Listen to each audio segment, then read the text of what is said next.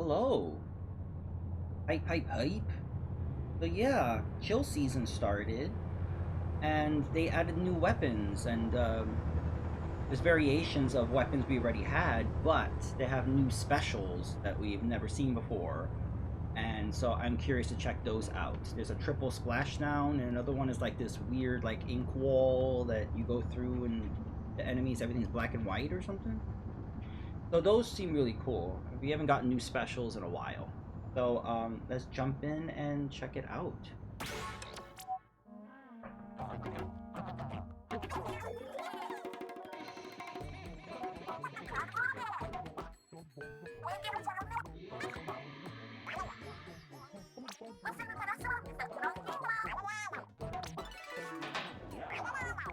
Breaking news. Oh wow, I haven't booted this up since last Splatfest.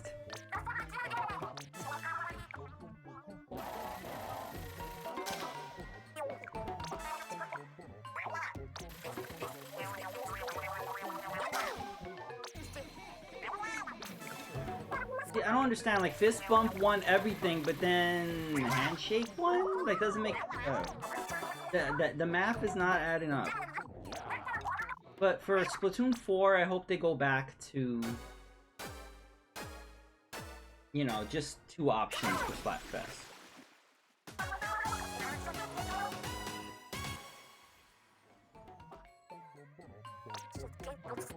Not again, keep your handshake to yourself. I'll take the handshake, but make it a fin shake. Certainly that my years of shaking hands with our fans and supporters helped. As for you two, just shake it off. No one's stopping you from fist bumping and hugging. Yeah, I'll fist bump everyone on Team Fry if I could. We lost, but we stayed cool.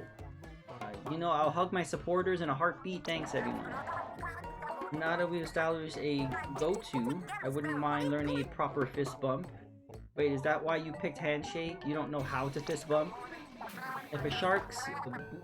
What? You in the wild, it's not a friendly move, and forget about hugging. That's so sad. Now I want to hug a shark. I want to hug you, Shiver. At least do a basic fist bump, right? Don't patronize me, I can do plenty with my fists, but one fist bump lesson. Okay, first make a fist, then act like you're gonna go blammo and hit somebody. And just tap knuckles, then flare it like bam, fake grenade, and cross arms and pose. I knew it would be complicated. Alright. I haven't done salmon run in a while. Update, what's in it? Here we go. So, oh, Paintbrush Nouveau. I really do like the paintbrush. And we got S Blast 91. I'll try those two. I think it's interesting they did it. Wow, they did a Booyah Bomb for the S Blast. They haven't made a new champagne bottle in a while, the foil squeezer, so I think that's interesting. I'm gonna probably use the dualies, the Enperry dualies first, and then maybe the undercover Brella. I don't know how many licenses I have to buy these new weapons. And we got a new stage, right? Robo Ramen? I don't think that would, yeah. And Bluefin Depot, that was from Splatoon 2? Cool.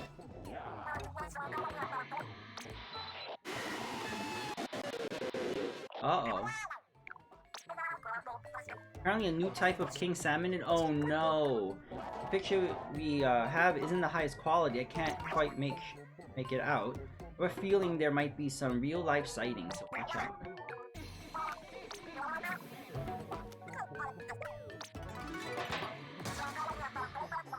Oh, new season challenges. I've never done any of those challenges. You have to play like during very specific times, and I'm completely random, so...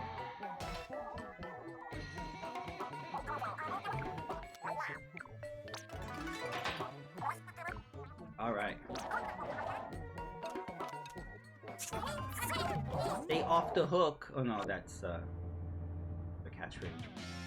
Hey, I got 21 super snails. Pipe. Ranking, okay. Got a new catalog. Got new rewards. Oh my god. Jeez. So much stuff. So they did add new items, but I don't think they're available yet. Like, they said you can get it from the news feed, but I don't believe that's a thing yet.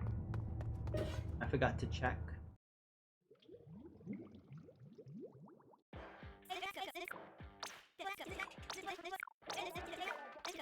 Oh god, hurry up. Blah, blah, blah, blah, blah. And you can't skip this. You can make it go faster. You can't skip it.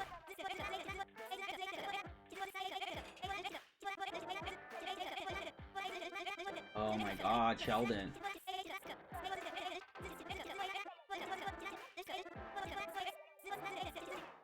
He's still talking. Oh, alright. Alright, yeah, I get it. Oh, I have 7. I have 7 licenses. Ooh. Okay. Oops. Imagine I had to do that all over again. Yeah, we're definitely gonna buy these. And I want the umbrella. I want the S-Blast. I want the foil squeaker. I want the paintbrush. I don't do chargers, so we're not gonna get them. I don't like the Reef Slux, but we might end up grabbing that. I remember this. This is not a new weapon, but I kind of want to grab it anyway. And is it a stamper? Yeah, we still have more stuff to get at some point. I think I have those goggles already, don't I? I don't? Weird.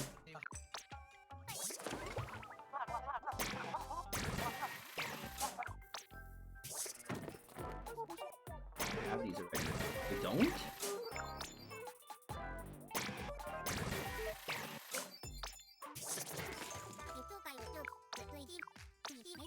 A message for you. Chirpy Chips coming at you with 2 new songs.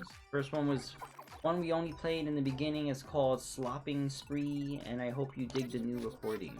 Harmony, you better be reading this word for word because I put a lot of time into it. Oh, maybe I wasn't supposed to read that part. What songs are they talking about?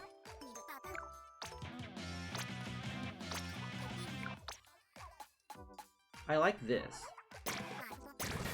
I tried to buy one of like everything. Oh, now we're completely out of money. I like to buy like one of everything. So we just need the blue towel right now. And then, oh, these 2.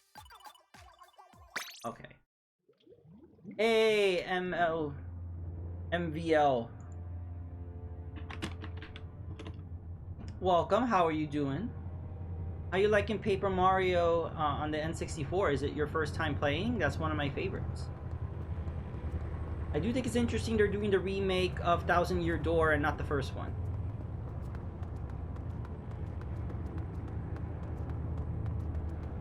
It's telling me to head to Grizzo. I don't want to head to Grizzo.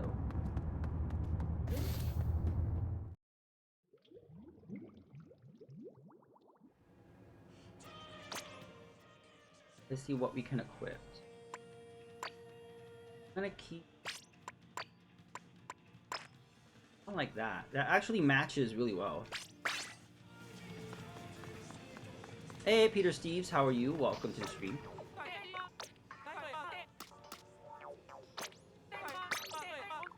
You don't have an appetite. No. Okay. Yeah, we haven't started a match yet, so you guys, good timing. Oh, you got the EverDrive? I love the EverDrive 64. Yeah, you have access to like all these N64 games that, you know, like for me, games I never even heard of, and I get to discover them. There's some games I missed out in the system that was awkward to get. Hold up over here. You had difficulty getting the EverDrive 64, or are you talking about just games in general? Because yeah, there were some games that I guess didn't get a power release or something.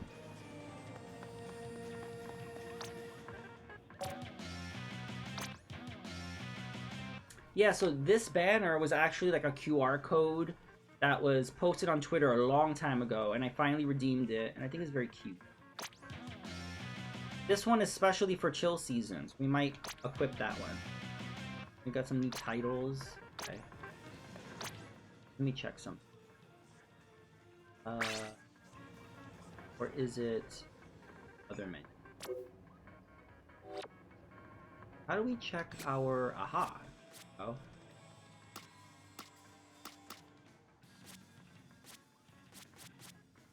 I forget how to change our... Oh, here we go. So, change our name. Like our titles. Early Bird, Exhausted, Foggy, Glam. See what the new ones that we got. Winter Ready, Winter Lovin'. Because, you know, we are in chill season. Winter Lovin' Wave Rider? Winter Loving Tempora? Winter Loving Snowstorm? Winter Loving Samurai? Winter Loving Executive? Blogger?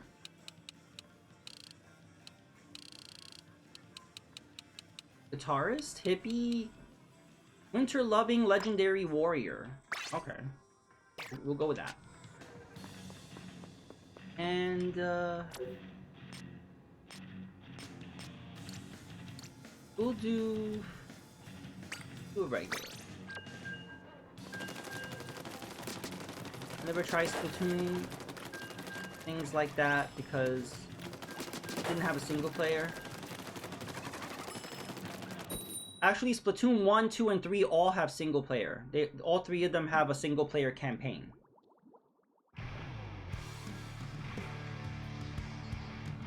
So, in case you didn't know. I think a lot of people don't know that. But no, all three games have a single player campaign. A pretty lengthy, girthy single player campaign, actually.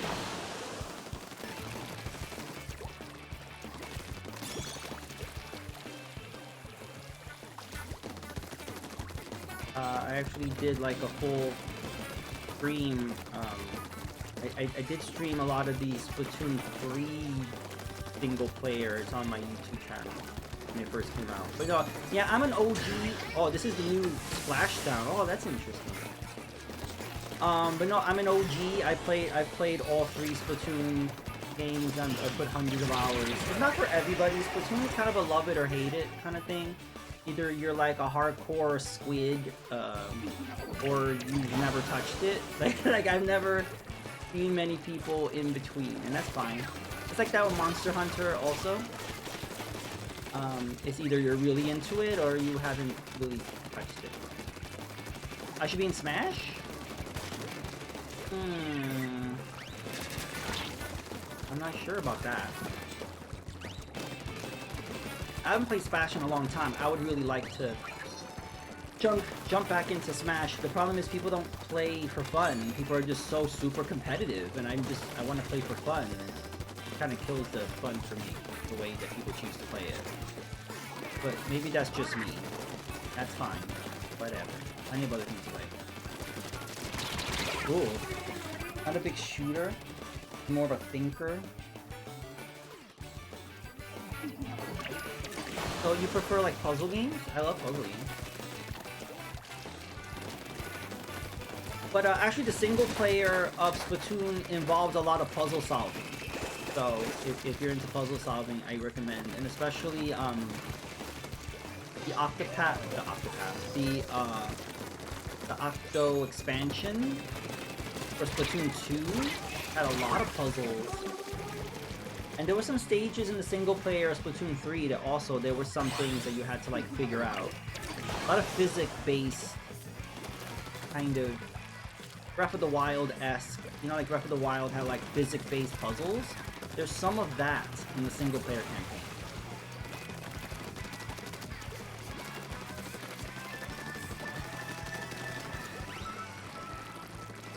Yes, yes. So Splatoon 1, 2, and 3, they all have single-player campaigns. I recommend looking up some video on it if you want to check it out. But no, they're pretty good, and they, you know, because it's like a map, and then you have the stage, and each area of the map has a boss. So there's boss battles, but they're single-player.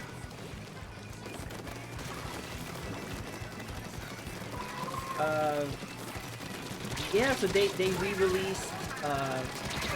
They did that with, I wasn't really paying attention in this match, but they did that with Splatoon 2 and Breath of the Wild, where they re-released it with the DLC in,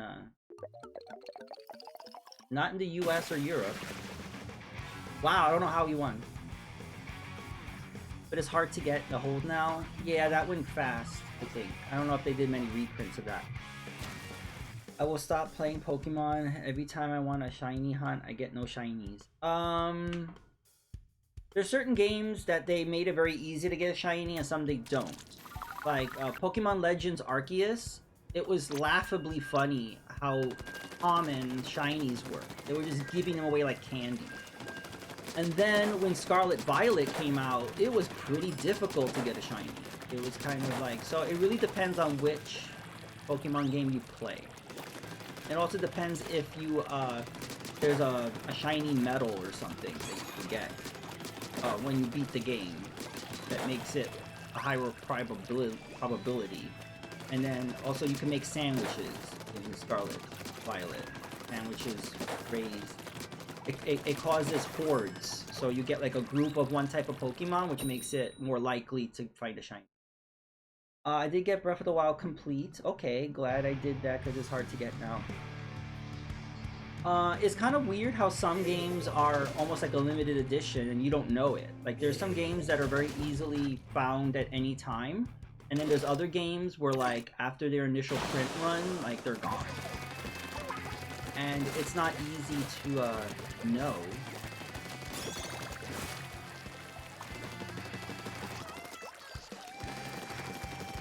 But yeah, I am surprised that they didn't do that in other regions. Like, they did not do it for the US and Europe. Why? You only play Red and Blue? Well, you have a lot of Pokey catching up to do. No, you don't have to play all.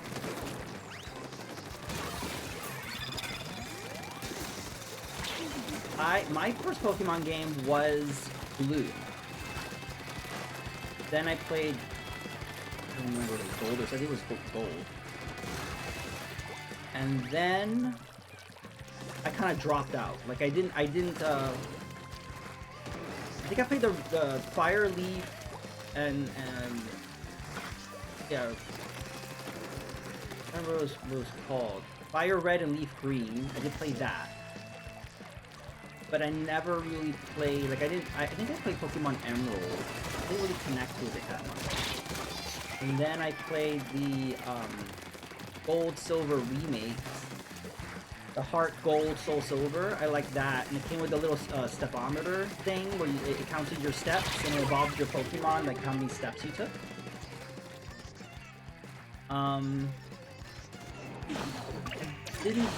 I played Pokemon Platinum. It was okay. I didn't really care for it. And then and Black and White and then Black and White 2 again, I played it, didn't really care for it. And then it wasn't until X and Y I was super hardcore about that. On the 3DS. The Pokemon X and Y was my favorite. And the online functionality was so great. You could search for any Pokemon and you could trade, and it was so great. And then Sun and Moon was not that great. Like, it was okay, but it was a big downgrade, I felt, from X and Y. And then Sword and Shield on the Switch, it just felt like a 3DS game. I didn't care for it that much. It was okay. And then Arceus, I loved. Like, Arceus to me is up there with X and Y. Like, Arceus was amazing, and I'm sad they didn't make DLC for it, because that was up there for me. And then Scarlet Violet was like, oh god, we're back to Sword and Shield now. Like, it was literally just, why did you take the step backwards? So yeah, it wasn't that great. I'm not getting the DLC. Not get the DLC Scarlet Violet. So yeah, it's a mixed bag. So with Pokemon, it's like there are some people that are obsessed and play every in the series. To me, I didn't play the remakes of like Let's Go Pikachu Eevee I skipped, and the remake of Diamond and Pearl I skipped. So I don't really play the remakes of the later games. But yeah, it's all over the place. The only shinies that I know are the trading cards. I've never been like, there are people that are just obsessed with getting shinies. I've never been one of those. Like I rarely ever find a shiny. In Scarlet Violet, somehow I found a shiny, is it Sableye? Yeah, a shiny Sableye. And it was so cute, it was like gold colored. Or like a goldish green color. So, and then he became part of my team. So I was like, yeah, he was just wandering like right next to me. I wasn't even looking for him. I found that shiny Sableye. I love him. But that was the only one I found like that whole game. So yeah, I don't ever really find shiny because I don't really hunt for them. I don't really understand the point of that. Yeah, I just I played the game and then I'm done with it. Like I don't really. And if there's post-game content, like sure.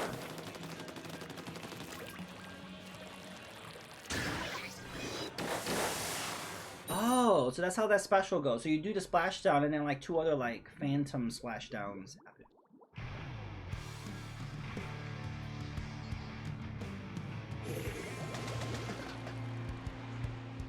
I can find pointless, but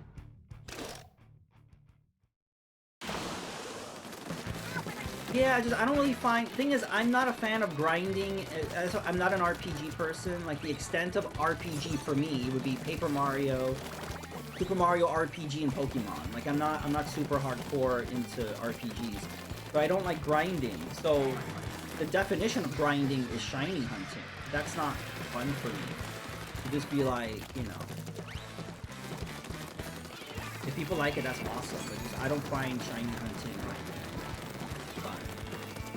I think it's fun if you randomly come across one, like what happened with me in Sableye. Like that was fun. I was like, whoa, where did that shiny come from? It's just like he just came up to me and was like, hello.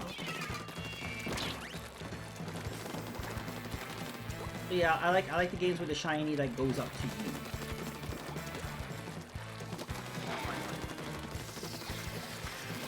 But you know, some games they lower the likelihood of getting them. I've known that Scarlet and Violet, it's not easy to get shiny. But yet they were giving them away like candy in Arceus.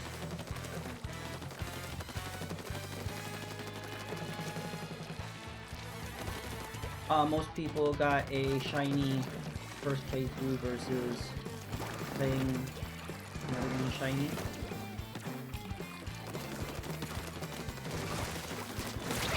Well, yeah, I mean, the odds can be against you. I mean, you could, like, not be looking for a shiny and you just randomly come across it. And then there are people that are desperately searching forever and never finding one. So, and people kind of have come up with theories on what will make it likely to happen, but it's just RNG. Oh. I didn't expect them to be, like, right in my face. You can see them on in the old world easily than just grass. It really depends. I think like some it's hard to tell whether it's a shiny or not. I mean, it depends on what version of Pokemon you're playing. Because some of them will like have that glow or whatever, and then some of them you may miss it. Again, I don't know. I'm not a shiny hunter. So. Just feed the Charmander to a laminating machine, instant shiny. There you go. But yeah, MLV, do you have any shiny cards?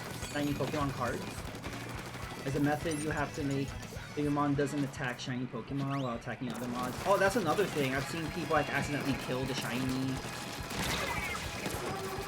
Oh, we lost.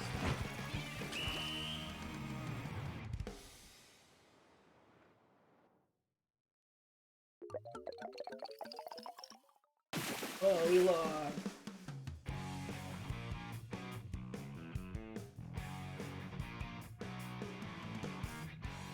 But like, I do know a lot of other streamers that are just really into that. Like, they'll just be shiny hunting for like hours. Plus, if you know the colors, and then you could spot the hints. Okay.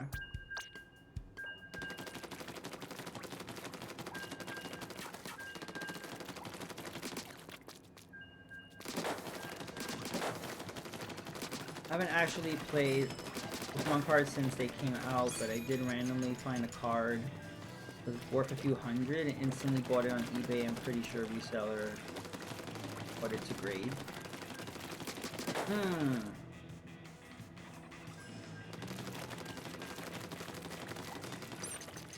Thing is, I have a whole collection of Gen 1 Pokemon cards, and I know that those are very sought after, and you could get a lot of money for them, and I have no idea where they are. And it really bothers me. And I have it in a little binder, too. I have it, like, in a little, like, official Pokemon card holder binder thingy. I have no idea where it is. So hopefully, and the minute I find out, I'm selling them, because I don't care. Just like, I'd rather have the money, I guess, because I don't know, I'm not into... I've never played with actual Pokemon cards. I've done the trading card game online, but I've never done Poke Battles with an actual deck.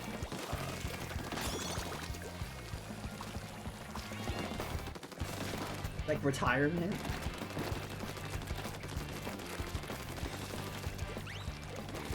I think the age of people now who would want them, I think it's the age of the people now who want those Gen 1s, or people that grew up with Gen 1, would be people in their 30s or so. And so, I think, right? I have several Magic the Gathering cards. They're very valuable. I lost them before I moved. Oh no! I'm sorry to hear that. How did you lose them?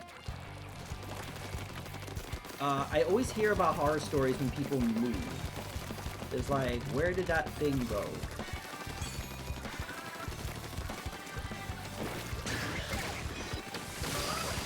That was nice.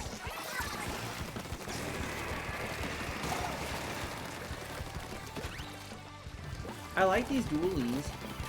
I like the triple splashdown.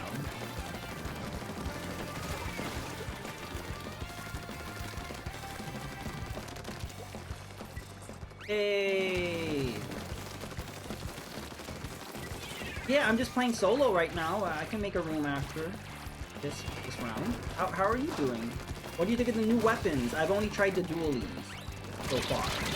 And I like the triple splashdown. It's kind of overkill, I like. I saw videos of people, like, taking people out after being already splatted. They did the splashdown, they got splatted, but then the two phantom fists that come out ended up splatting the person. You could take people out after death, which is pretty cool. Dude, you were just sitting there.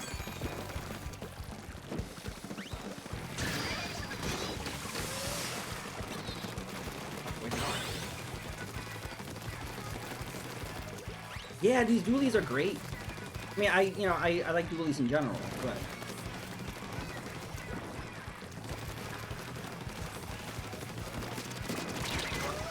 Whoa. Oh!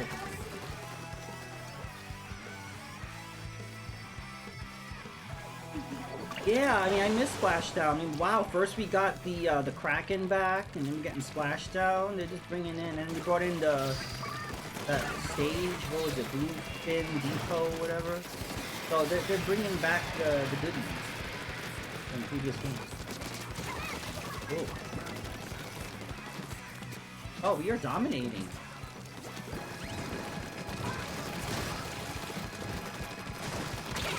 Oh no.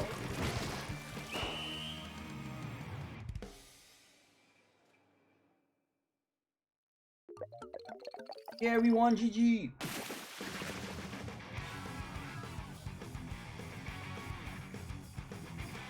Woohoo!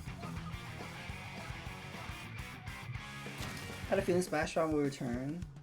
I think it took too long. I agree. I'm all for adding new specials or bringing back specials, but it took a while.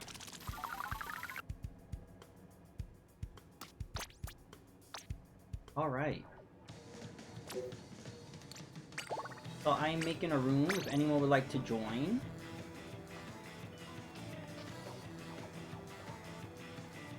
All right, room is made. Nice.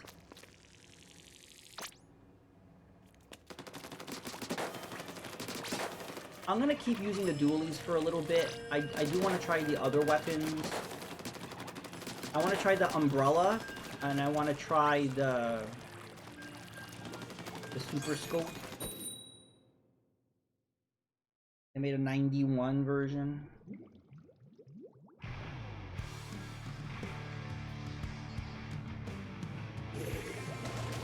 So they did announce Frosty Fest, what they're calling the new Splatfest, but they haven't said what the theme is. We know it's Christmas themed, but we don't know what the specific themes are. Like what do folks think it's gonna be?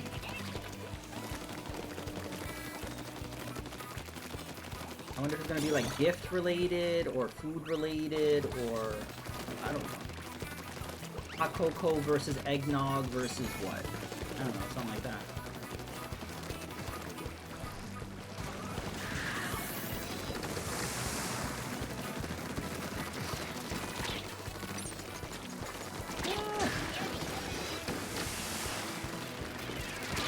Cool. Glad it not been.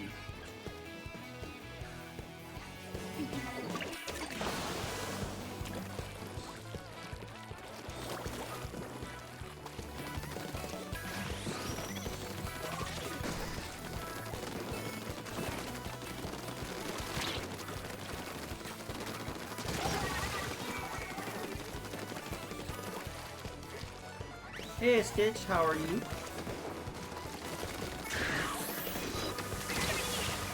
Welcome to the stream. If you'd like to join in, let me know. I could remake the room. I'm playing with Mega Retro Man right now. So I've only used one of the new weapons so far, the new dualies, and it has the splashdown height. And it's a triple splashdown.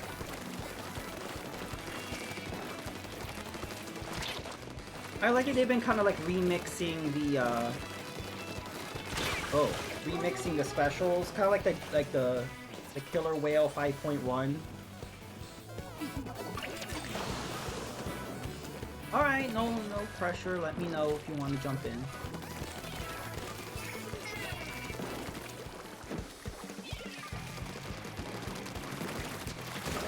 There we go.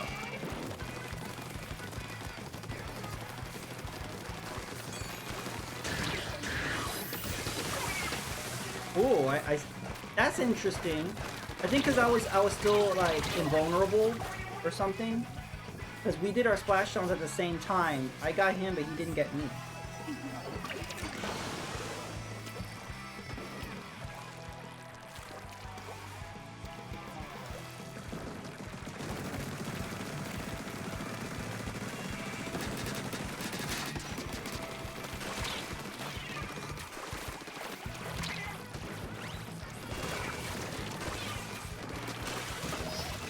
There we go.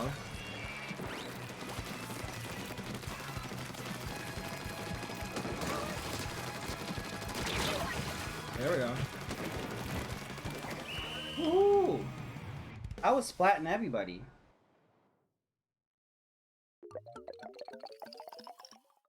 Woohoo! GG! Big kick booty. Our team actually didn't suck. Hey, fist bump height.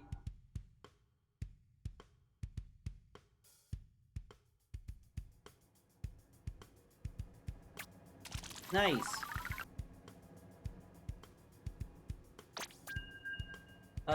Yeah, I got 6 out. Overall splatter, popular target, enemy splatter. Thank you for the GGs.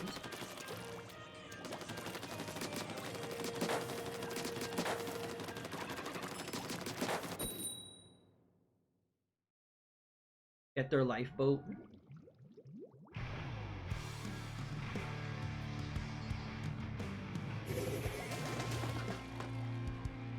Lifeboat, I keep forgetting about the lifeboat. Just that little space on the side, like I forget. But that counts though. That definitely will count.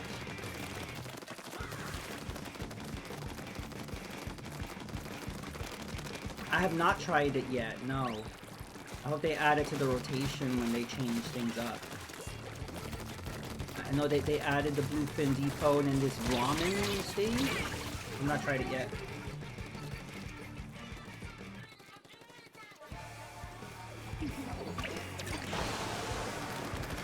What do you think of it?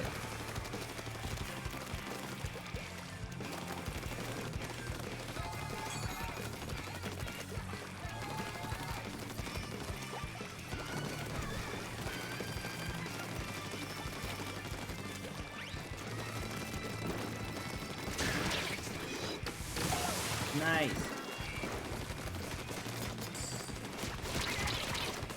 No.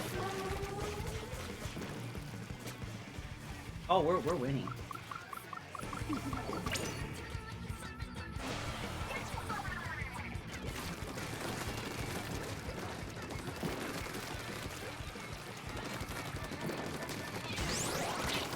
Ooh.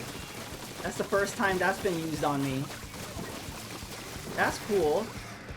I can still tell what our color was though. The one color's white and the other's like a light gray.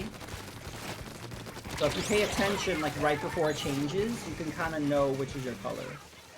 But it does get you disoriented for a second, which leaves you vulnerable. That's an interesting special. I don't know how effective that is. I guess it really depends on your situation. As far as I know, no, they did not add a new Salmon Run stage. They added a new King Salmonid. So there's a new Salmon Run boss, which I have not seen.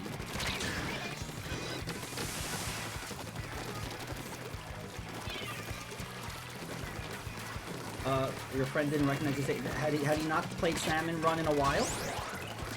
Because I don't believe they added a new stage. Maybe Mega Retro Man can correct me.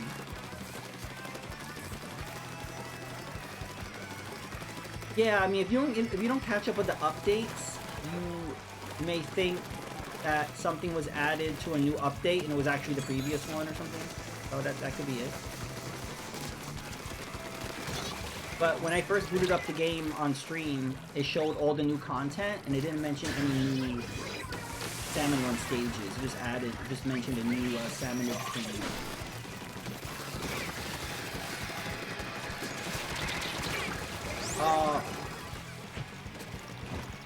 We were winning. They cut the middle at the last minute.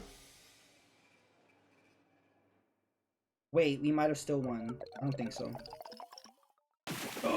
Whoa, I was seeing a lot of green in the middle there. But we got it. Woohoo!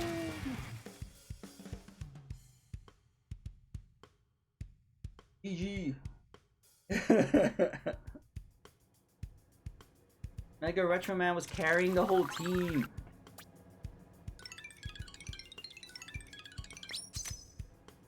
But yeah, MVL. This game is fun with playing with other people. It's not as fun playing with like random, but like I said, there is a pretty extensive single player campaign.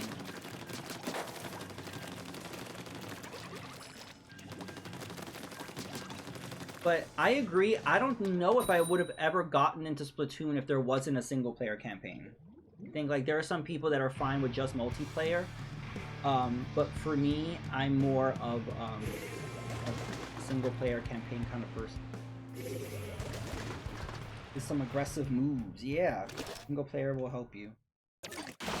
Yeah, also single player is great practice. Like if you, it gets you familiar with the gameplay, and a lot of it is puzzle based, just kind of like navigating, like the whole stages are kind of constructed as just kind of figuring things out and how to move along it. It's not so much where like the main multiplayer game is about, you know, putting down your ink and splatting each other, but the single player is more kind of a puzzle, like kind of figuring things out, just kind of going to a level and...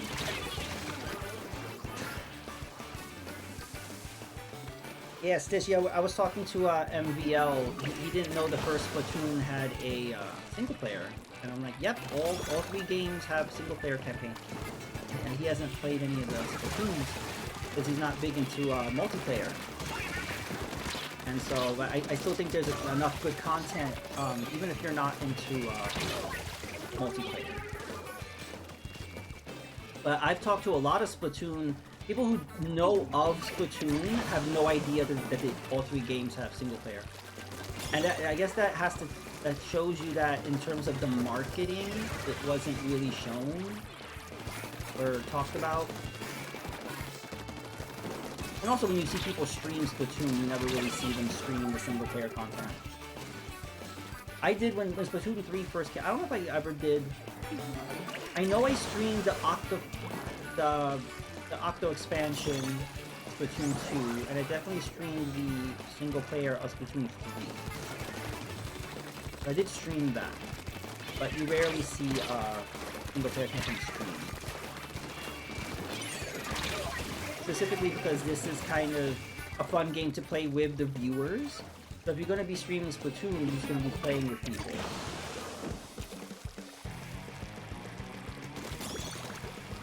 Yeah, it's definitely hard to catch. It's hard to, you know, it's not something that you see or... It's kind of like games that you don't know are 2 players. There's a lot of games like that where it's like, what? There's 2 players? It's because you either never see anyone playing a specific game 2 players, or it was like never talked about. But yeah, there's many games like that.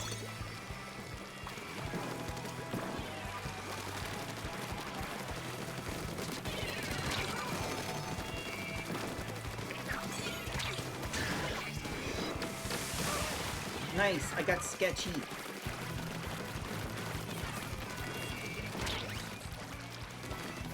I remember when Stitch's name was Stitch Sketch or Sketch Stitch, something like that. That's going way back.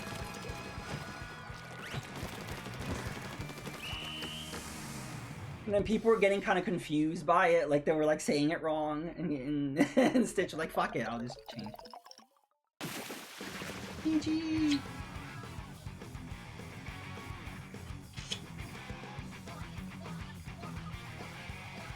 Alright, we've been on a winning streak. I forgot what it means to lose. Well, we're probably gonna lose now because I'm gonna try another weapon. I don't think I can lose with the dualies. Thing is, with the dualies, I'm good, so we can't lose if I change weapons right now, we're probably gonna lose. So, okay, be prepared for a possible loss. So I do want to try that one. I'm gonna try the new undercover brawler. I just jinxed myself, I know. So I like the undercover umbrella because you have the shield while you basically have a shotgun. And then I have the little torpedo things. And I'm gonna be trying this wall thing. What is this thing called? It's not a splash wall. So I'm gonna try this for the first time.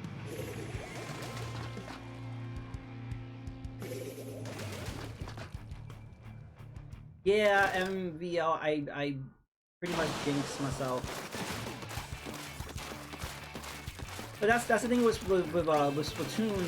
You're either on a losing streak or a winning streak. It's never back and forth. Pretty rare that is a back and forth win and lose. It's either you will win 10 rounds in a row or you'll lose 10. It's kind of funny how that works out. Ouch.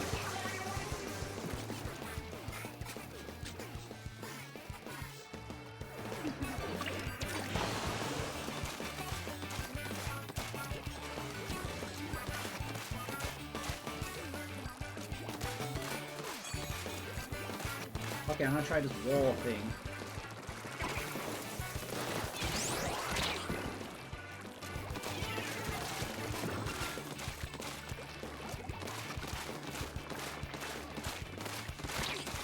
Oh, he has an umbrella too. Oh.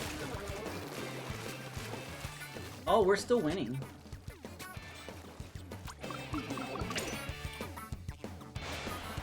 Oh wait, no, they got the middle.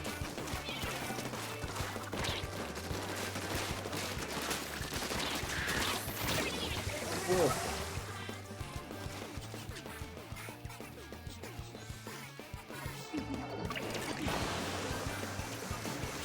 Excuse me. How rude. Oh.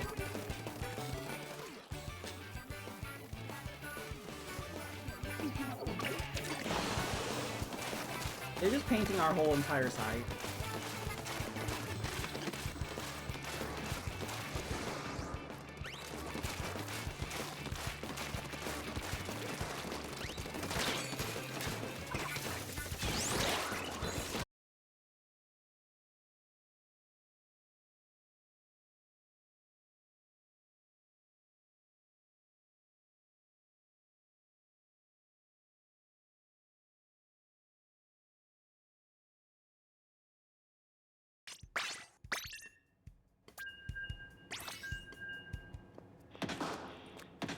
Oh my god, this is so slow. Just as slow as the other S-Blast.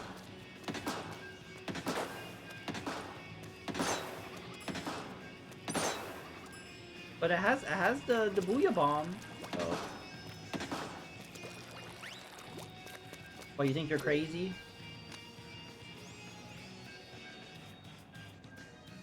Yeah, Wuzzle did really good on our team.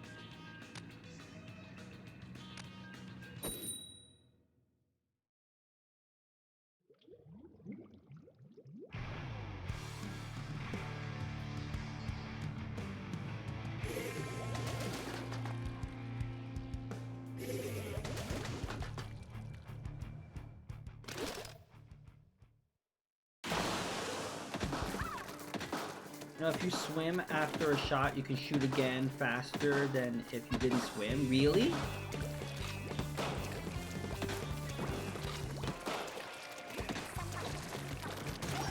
I gotta try that. Whoop, whoop, whoop, whoop.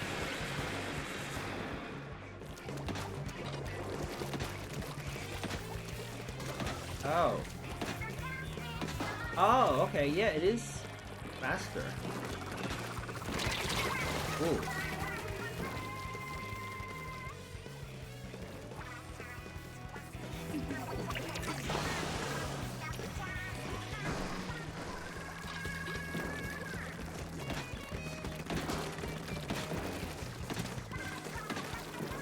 I noticed Dank joined us. Is that the Dank?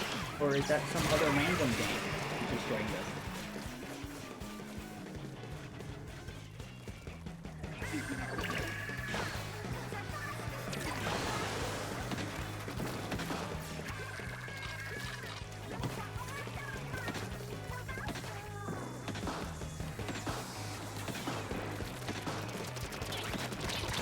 Cool.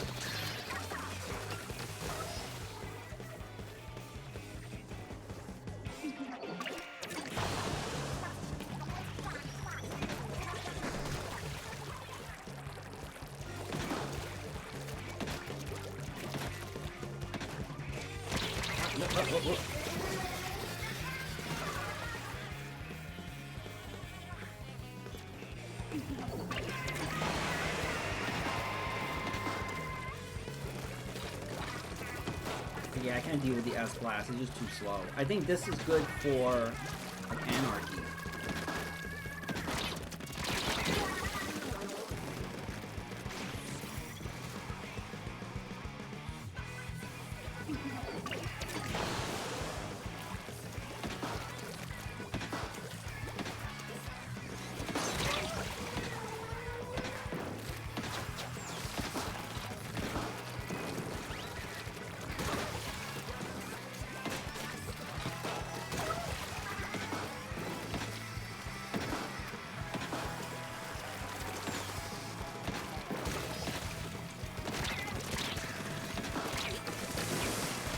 Oh.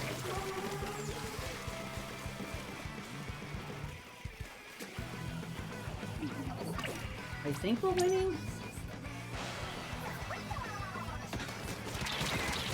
Oh. couldn't see.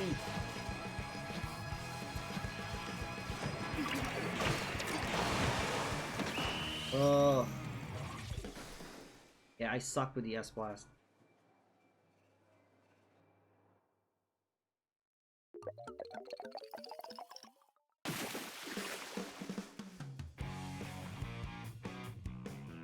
I'll go back to the dualies and then we'll get more wins.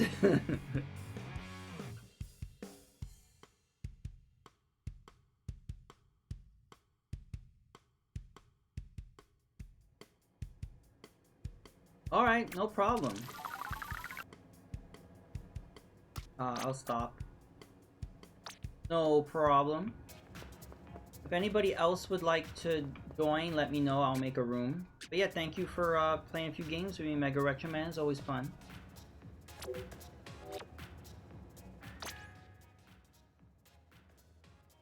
Hey, Breadbug, how are you?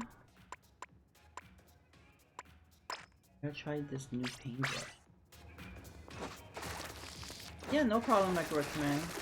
Yeah, yeah, let me know when you come back. And Breadbug, did you want to play a few rounds?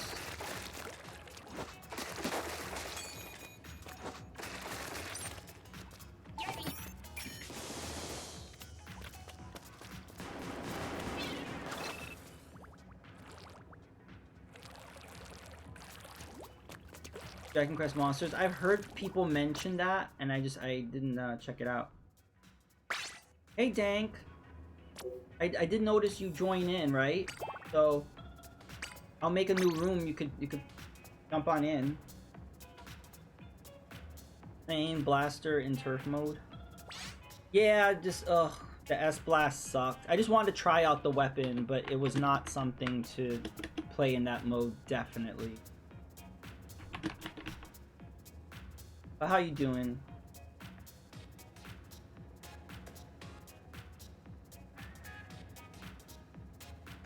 I know neither of you stream, but I shot you out anyway.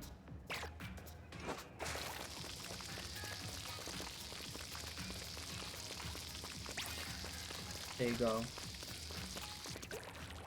And Breadbug, would you like to join?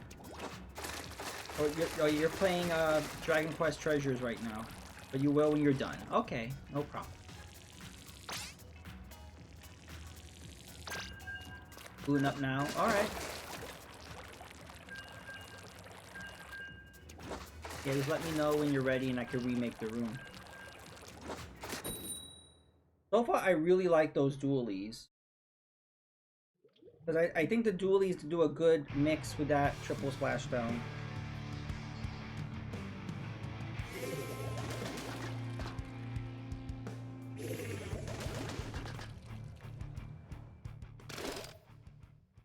That's awesome.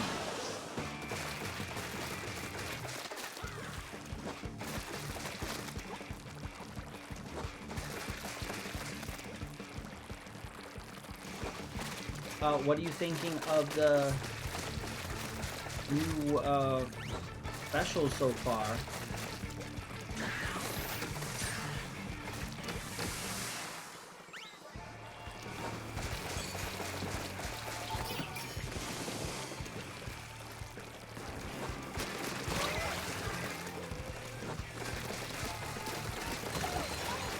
This paintbrush is OP. It brings the pain.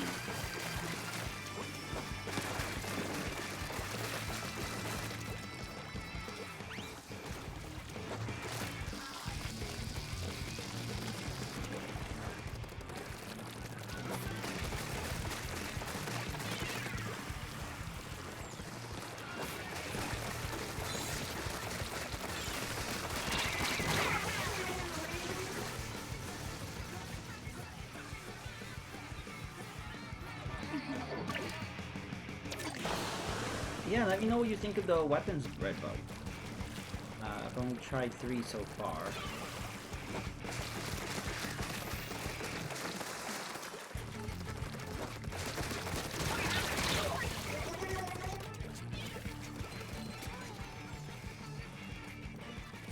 I'm jumping at Agent 87. You have to see a splash. Best announcement from last fest. That's what happened to me when I booted up the game. That was the last time I played. And then I got my seashells.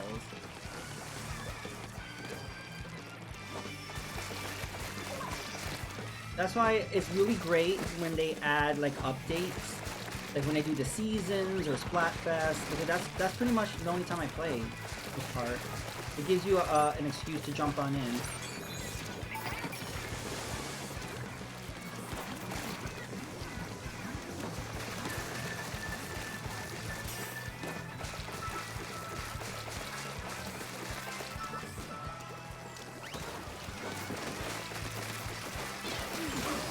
Nice, got two of them.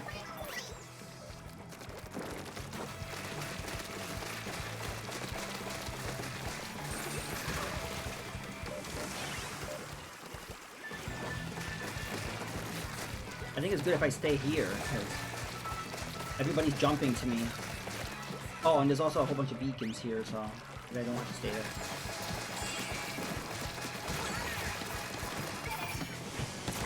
Cool.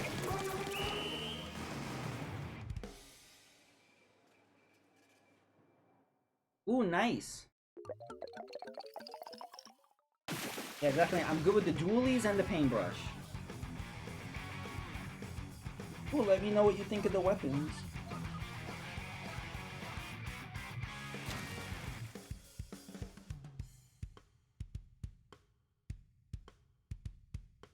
Yeah, GG.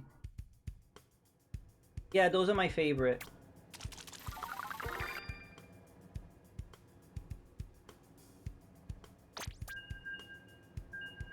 Wow, I got 7 splats.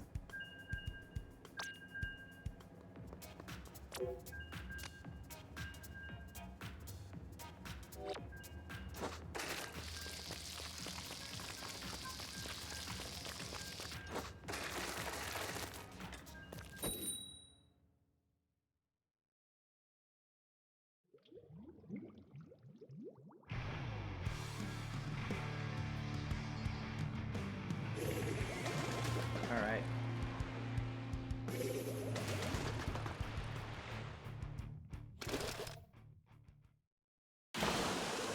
Only really dabble with the dualies. Yeah, I gotta try the foil squeezer next.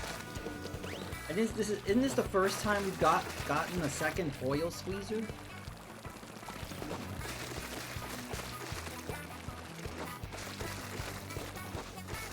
It's weird how they have certain weapons like that. Like they make one and then they never make a variant of it. Whoa!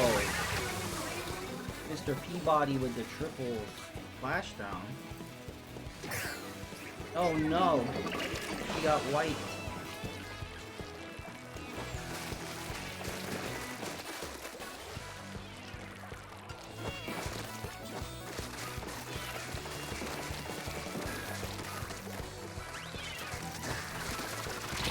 Oh!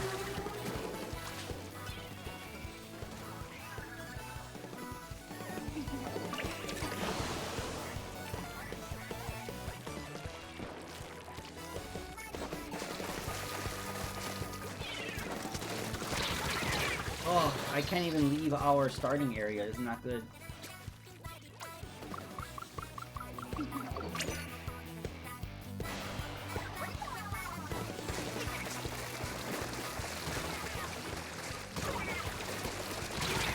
Oh, at least I got one. Take out Mr. Peabody. He's annoying.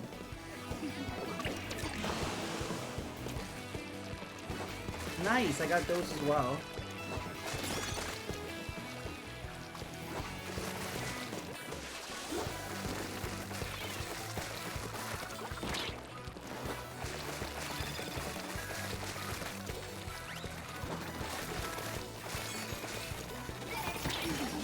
I'm gonna take out that jerk up there.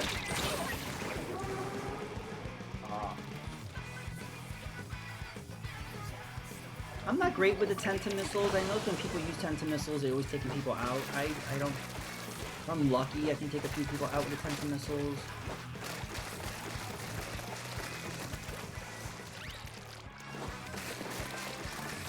Okay, can you join without me remaking? I thought I had to remake the lobby, but I think it's not a full. I don't think the lobby's full, so I think you could join in. Okay, that's good. Wow, our team keeps getting wiped out. Yeah, we need your help, Redbug. It's only like that in Splatfest. That is true. I keep forgetting that. Why is it like that?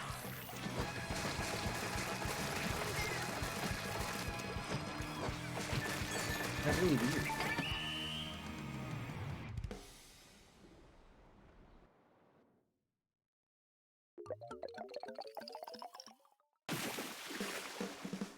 That was rough.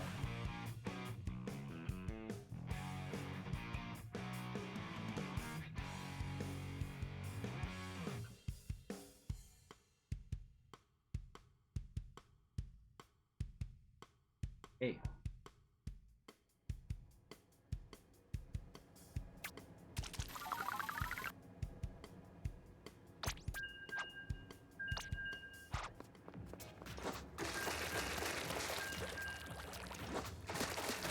Are you able to get in? There you go.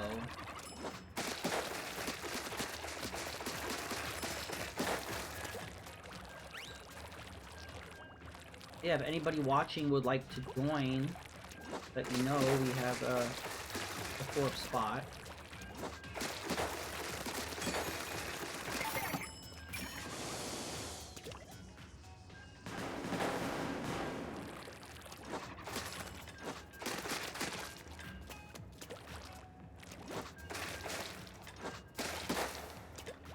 With 2 hits, I can.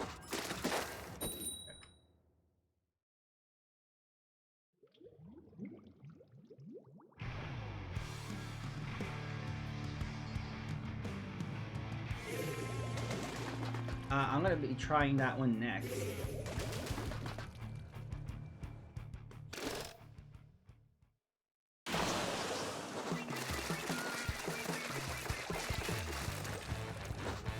What's cool about the squeezer is if you hold down the button, it's good for putting down ink.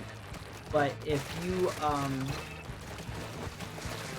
just spam the button, then the hits are stronger.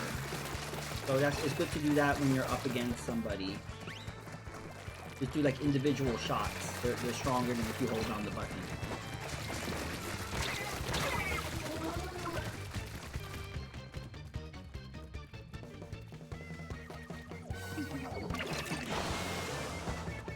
No! Who is responsible? I will check.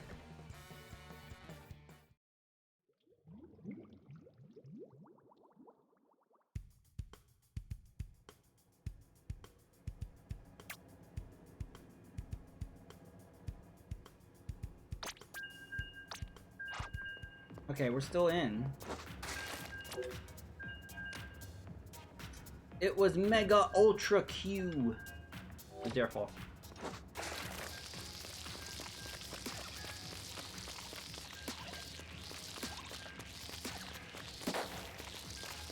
One.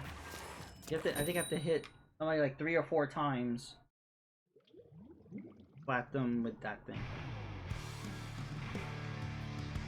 Pickle bats. That's a good name.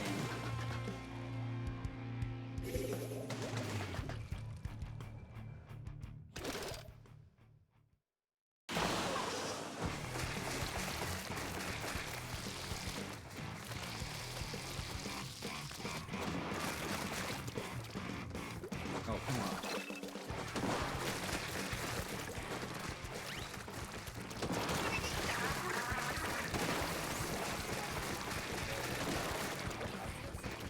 We got some snipers.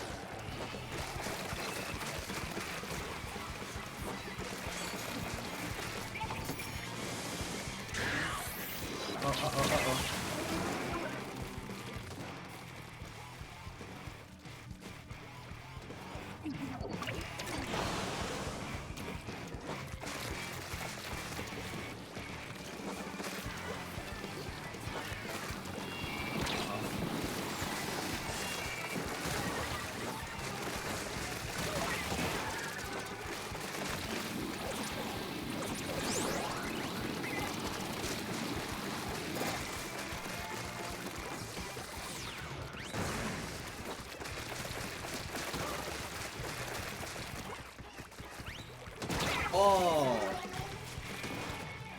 Damn pickleback.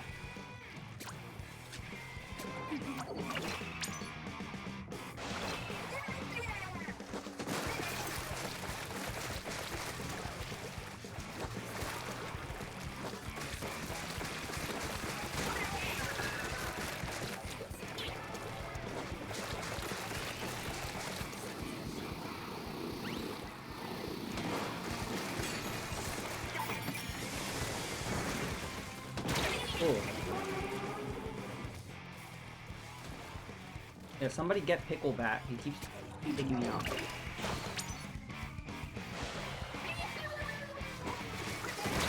Yep, there we go, third time.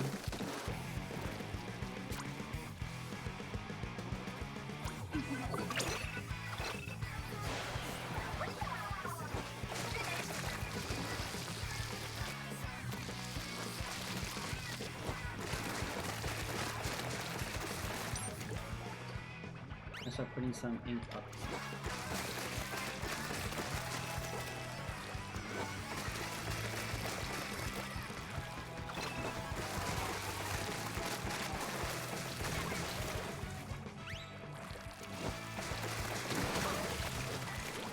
Yay, Pickleback is out.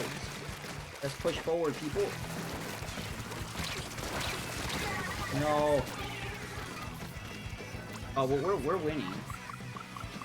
Oh wait, they're getting the middle. Watch out.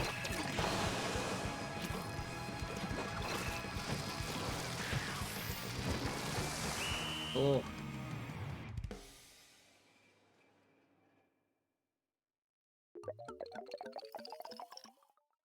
Yeah, GG.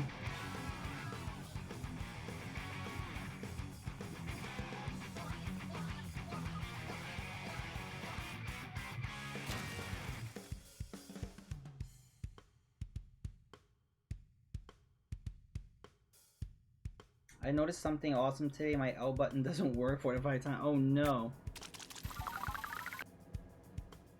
Yeah, usually those are the ones to go.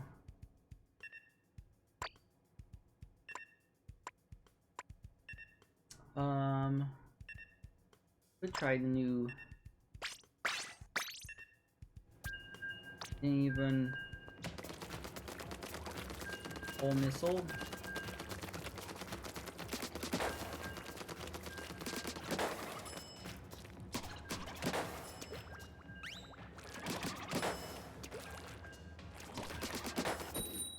Try and find a Hori split pad. Yeah, I have the Hori split pad. It's a really cool to like in portable mode to have a full-size controller. So when you're playing the Switch in handheld mode, it feels like you're using like an Xbox controller. Welcome back. We need you. We have a spot if you want to jump in.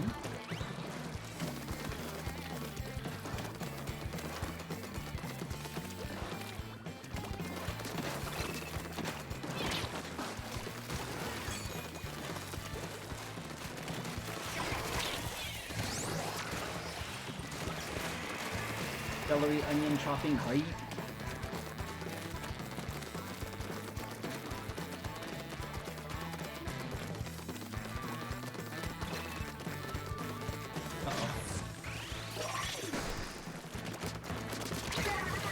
Got him.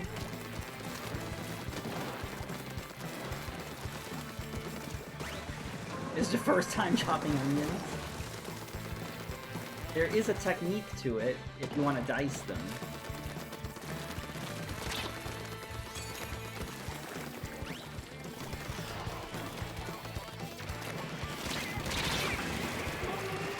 I can't even remember the times I've chopped onions. Once or twice, maybe in my entire life. I don't really... It's so funny, like, for people who do that all the time, it sounds shocking, I'm sure. Like, what? Never done it? Or you only done it like once in your life? Like, well, I've never needed to chop an onion.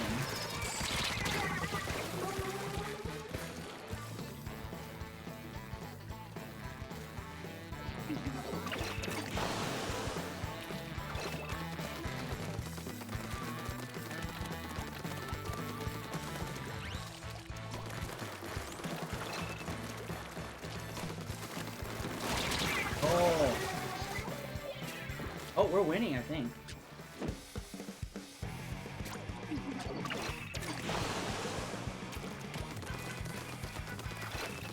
Get rid of this orange.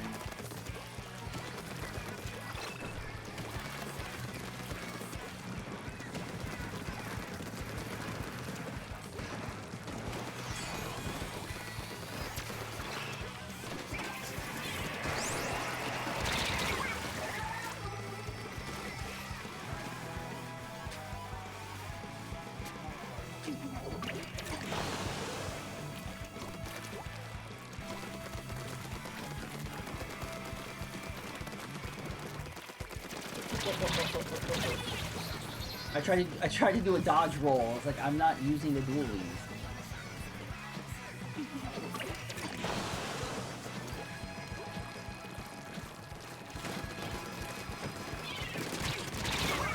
Nice.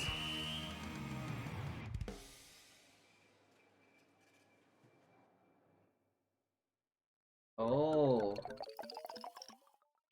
Oh. GE. Yeah, the undercover umbrella is good.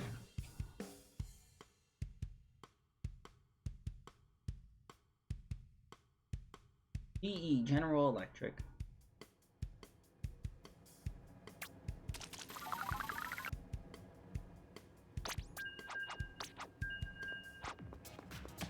Alright. Yeah, Mega Retro Man if you want to jump on in.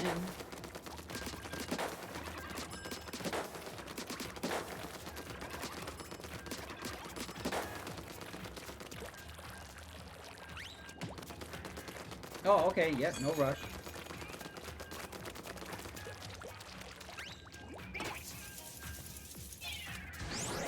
I don't know, what do you guys think of this screen? You know what I wish the screen would do is, I wish it would do like a trail. It would be overkill if it did that, but I kind of wish it would do like a trail of ink.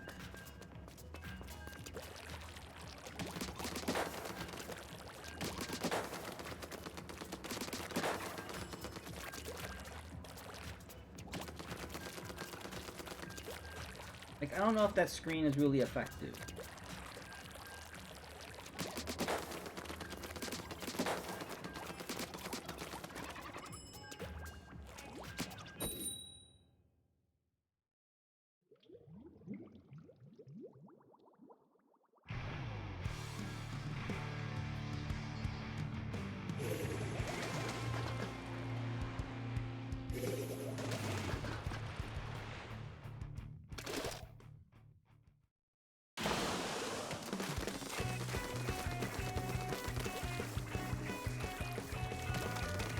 Oh god, we have someone on our team just sitting there. Oh, it's the Mega Retro Man!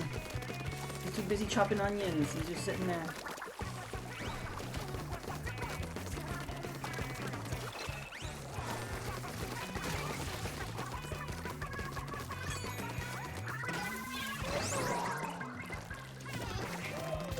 Oh, everyone's doing their streams.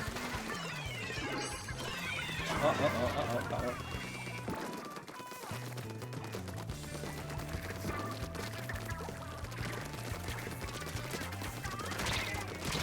Ooh.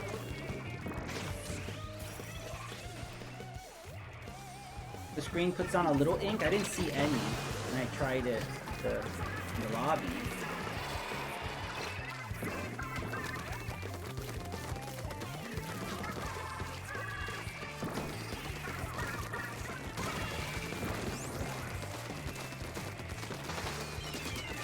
Ooh, that felt good. Got Sharky.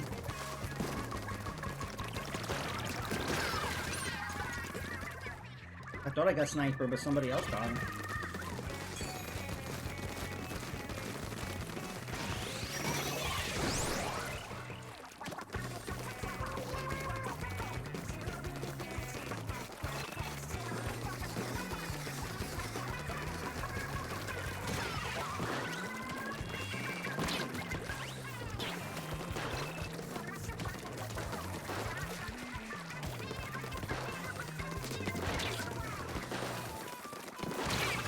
I was shooting that person multiple times.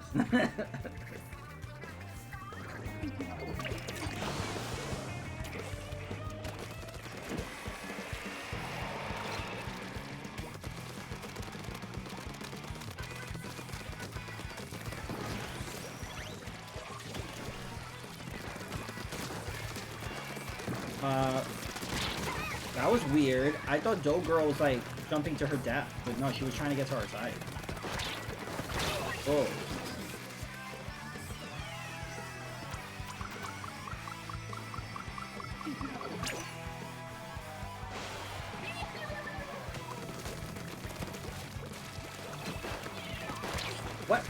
What?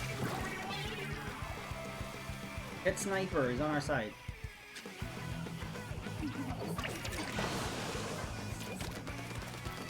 Oh, we didn't paint our life code. Oh, I fell off this train. No, they're on our side.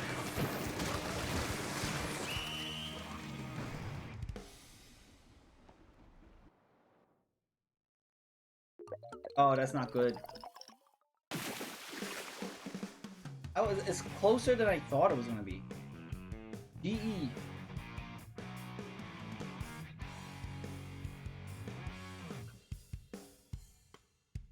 I'll go back to my dualies and then we'll definitely win.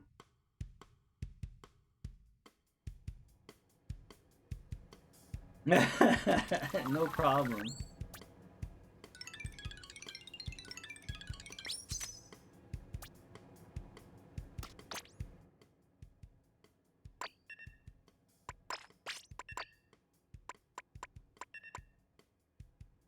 Should I wear a swim cap? I'll wear my bleak beak. Yeah, that goes. That goes my outfit.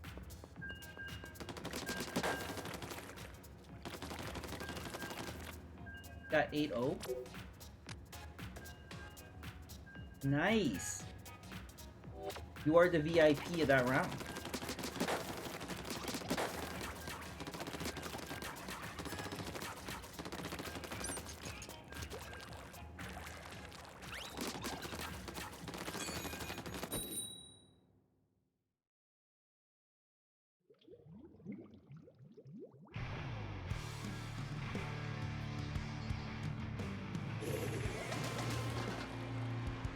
Fuck with the arrow. That's good. Take out that arrow spill. You found your split pad? Nice.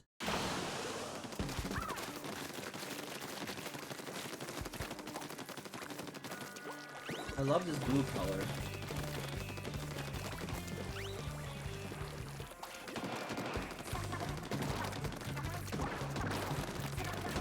No! I was having too much fun with the dodge. No. That's embarrassing. Wits can't swim.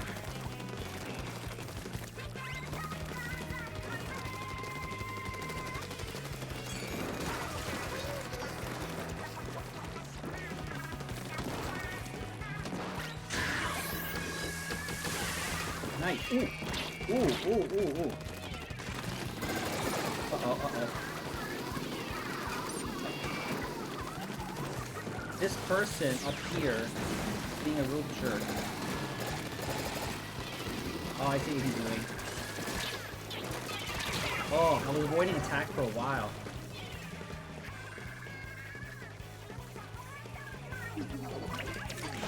They got the double vacuum.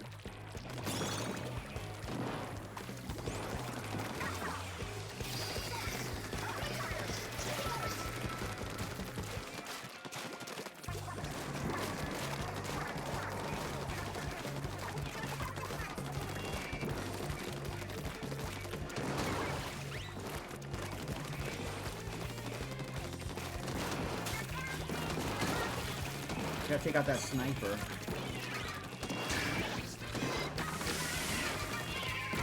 Oh.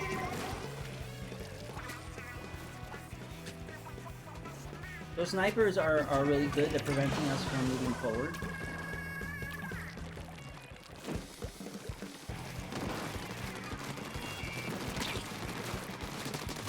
Nice.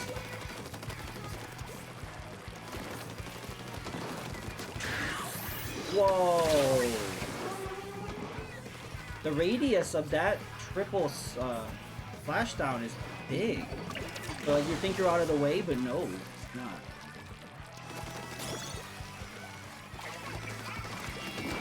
What? No. What? Oh, that was like, hard to see on there. I guess that's a really good combo, like the charger with the ink back, because they're dominating right now.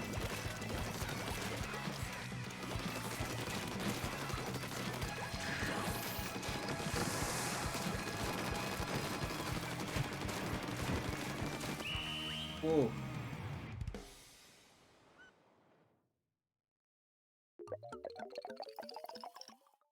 Whoa! And it's because I used the dualies. If I would have used another weapon, we would have lost. And that's not saying I got good skills. I'm just saying if I would have literally picked a different weapon, we would have lost.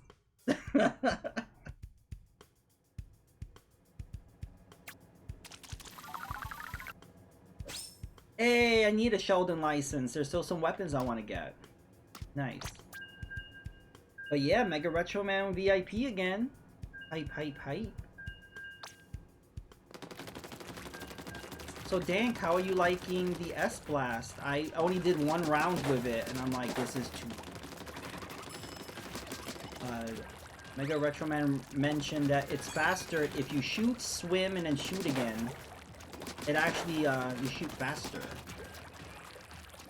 But even with that, issues. My God, they're gonna patch this splashdown. That radius is way too big. They're gonna make that smaller in a patch. I have a feeling. The best part was when you said those snipers are good, but keep us from moving up. The weapon is solid. Just Reef Slider was bad. I like the Reef Slider. You don't like Reef Slider? Already in their base tearing it up. Yeah, I had trouble moving forward, but you were able to get in there.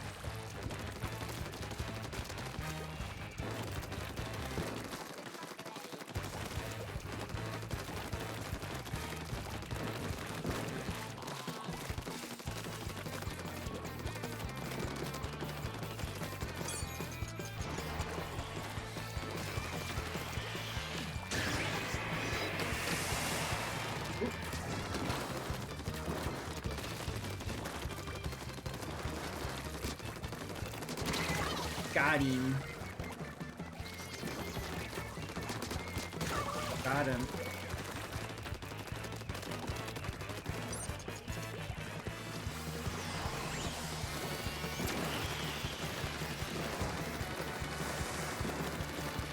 For some reason in this stage I do well when I'm on this spot.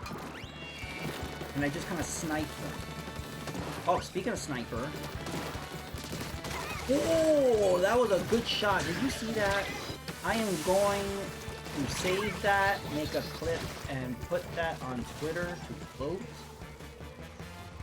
I took out a charger that was really high up with the duel. And I'm sure he was like, what the fuck? He was able to reach up there. Like, yes, I was able to reach up there. I'm gonna do it again.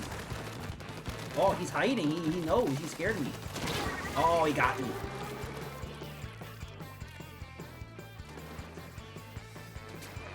I'm gonna keep going after that sniper. Usually my go-to for getting snipers is with the bathtub, the bubble. That's usually, because it has a really, goes up high. What? Oh shit, Krusty Sean.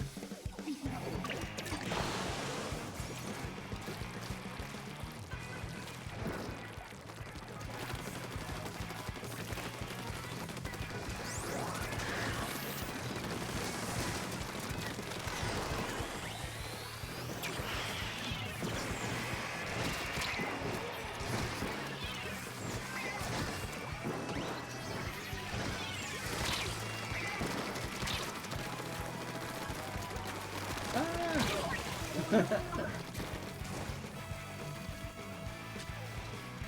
think we're winning.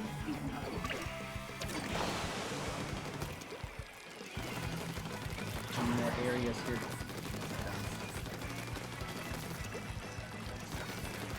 I'm surprised they didn't add a new roller. The new roller variant. I mean, they did in the previous, so they didn't have to.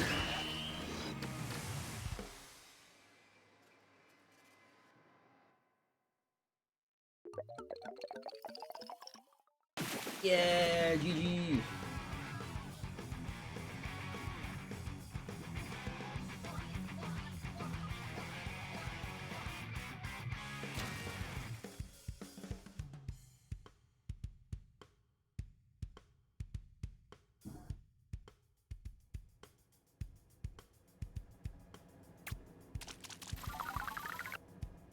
Thank you for the GGs. GGs to the rest of you as well. Hey, Breadbug, you were the VIP.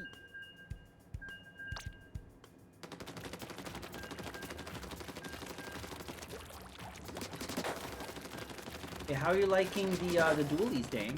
It's my fave. Nice, split pad. Did you see that they made like a little thing that you put in the middle that you can use the split pad docked? I wanted to get that, but what they do is they bundle it with the split pad, but I already have the split pad. And to buy it separately, it is like 30 bucks. I was like, I could buy a whole new controller for $30. So I would like that little attachment thing, but not a priority.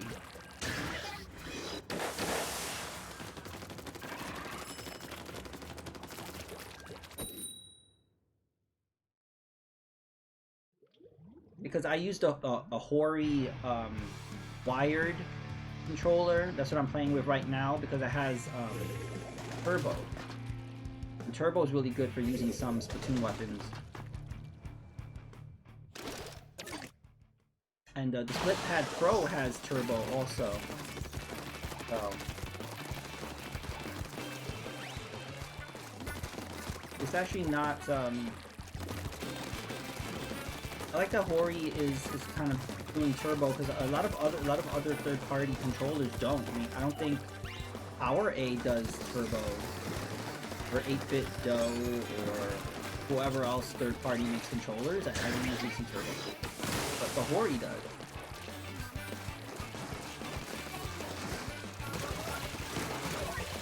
Oh, sniper.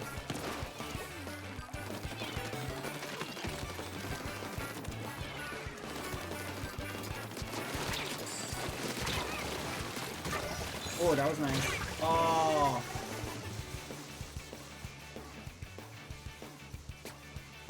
Oh, we're dominating. Jump in the bread bug.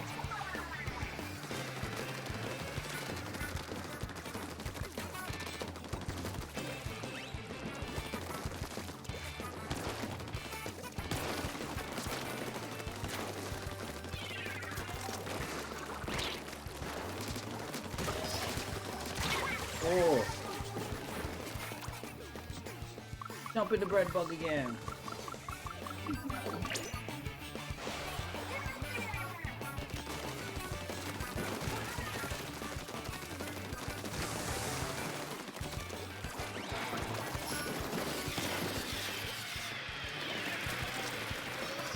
You trapped them.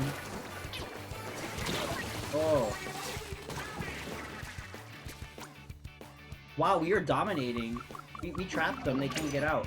I'm usually on the other side of that. I'm usually on the team that gets stuck and can't leave our spawn point.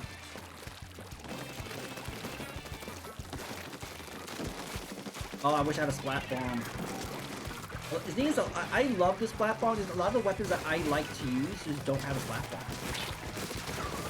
Ooh, got one.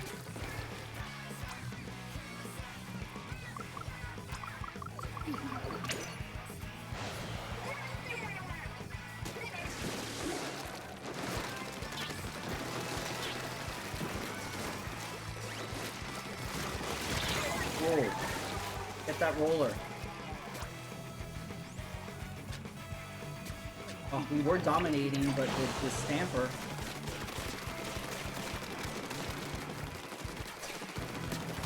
There we go. It just blew crap off our side.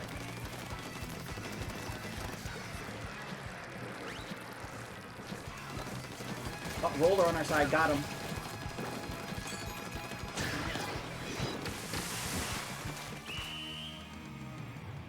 Yeah, they got out the last minute. It's always the last minute. It's always like the last 10 seconds.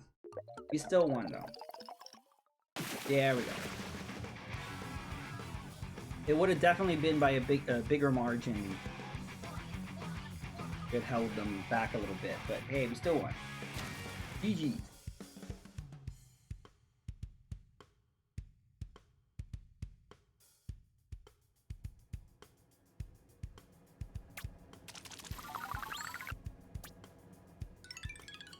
Woohoo!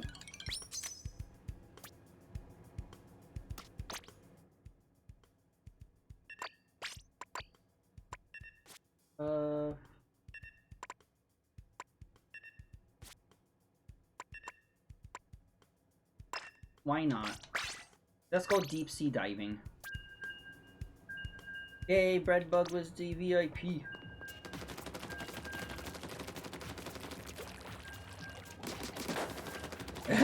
You're gonna why? Are you not good with the dualies? Our team is 3 dualies and an umbrella. I think if all 3 of us pick, if all 4 of us pick the dualies, would we get like a name for our team, or do they only do that for Splatfest?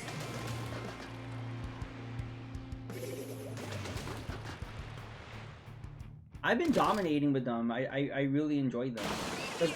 They're fast, and the dodge is great, but the problem is that we run out of ink pretty quickly. You gotta constantly like remind yourself to like refill.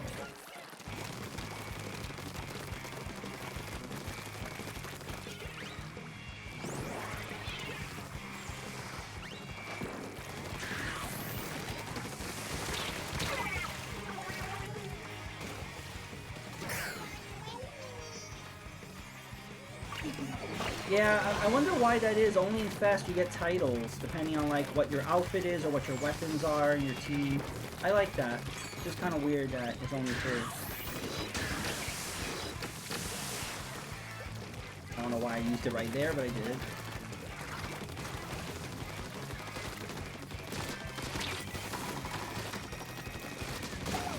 Got it.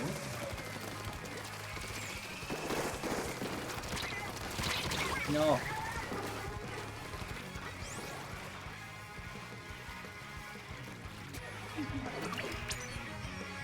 Jump in the bread bug.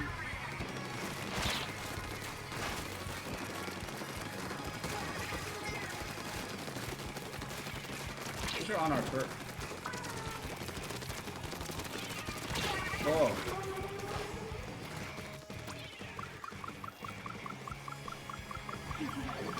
Yes, let's paint their side.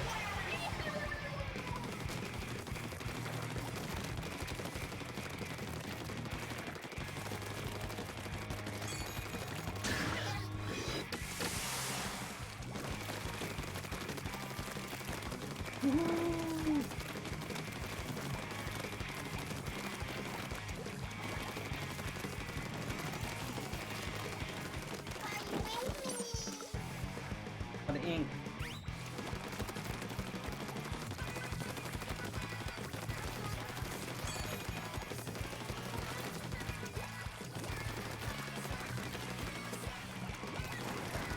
I don't know where everybody is. I guess they're just dominating our side.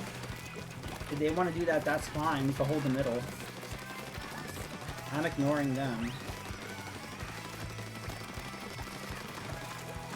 Oh, they're coming back in the middle.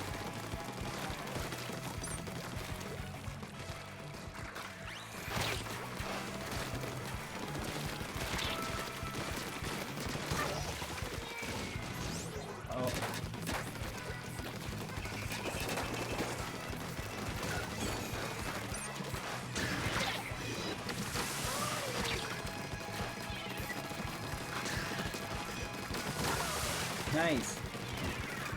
Whoa! That would have got me. Oh, wow. That was insanely close. I was gonna say if we lost, it was because Mega Retro Man picked the dualies, but we won, so I won't say that. Hey, fist bump, Redbug and I. I should save that.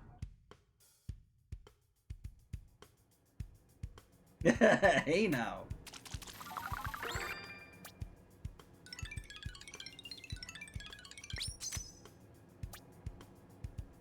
Okay. Yeah, what are you thinking of the dualies, Mega?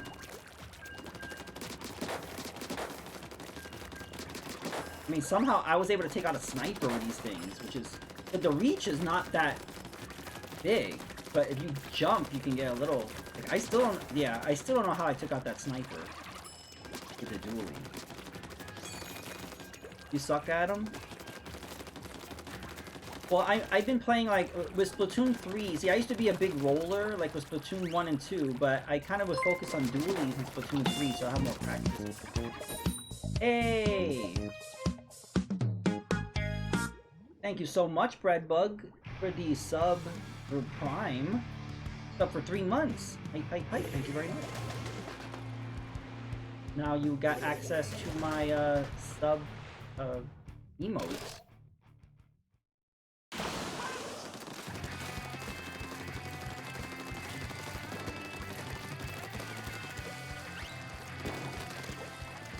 There's some weapons, even with practice, I'm terrible at.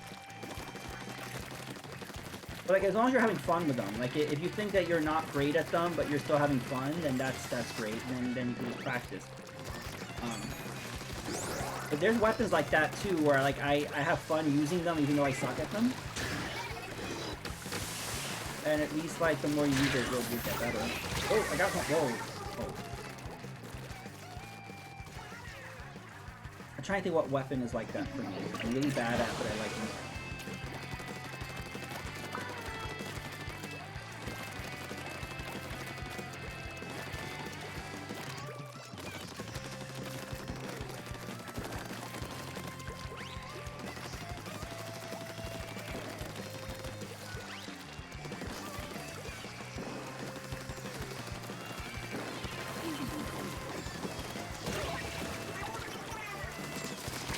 Oh, that person just whoa.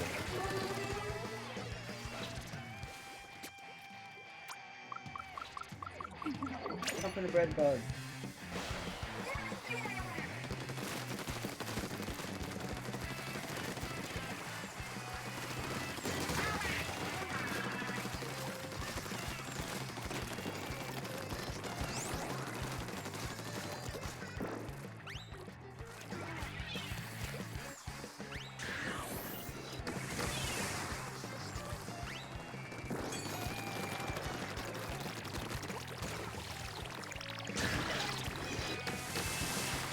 Whoa.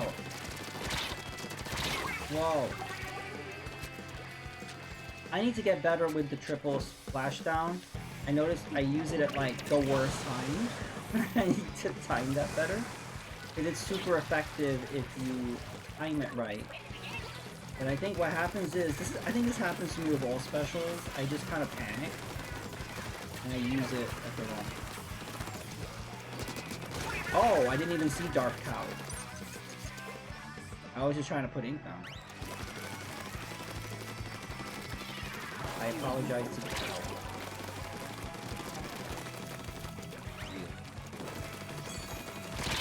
Oh!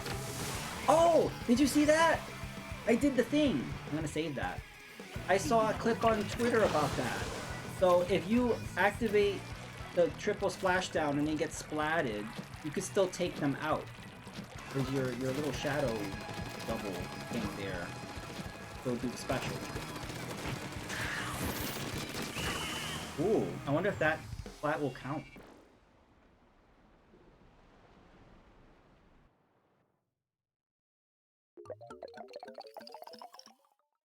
Nice. GG.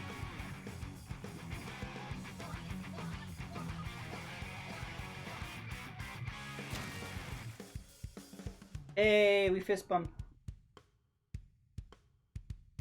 The bump, the bump.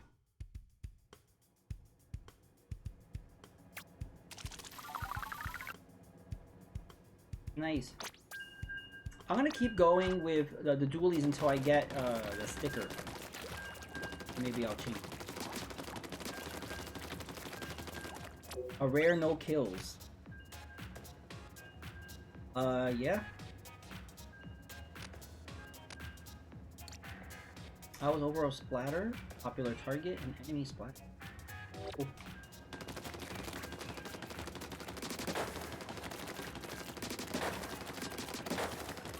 You were doing your pacifist run.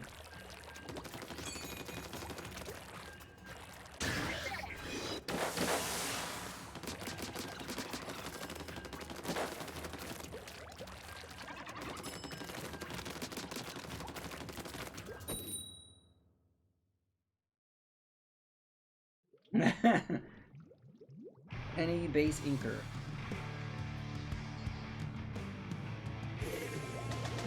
That's interesting. The next time I use it, because in the lobby it didn't put down any ink. Maybe like it has to go for a bit, or maybe it's completely randomized. I'm gonna try it again in the lobby.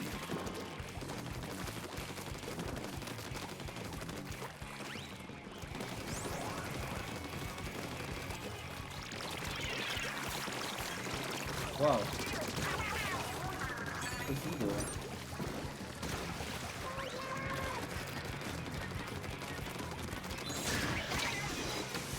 Oh, that was nice. That was nice. I took out the stamper with the splashdown. I should maybe save that.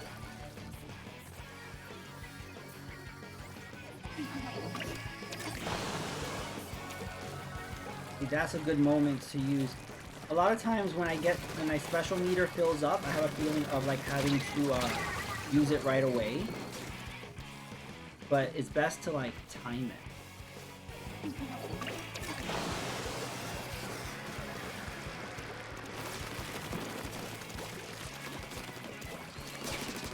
Oh, that was nice.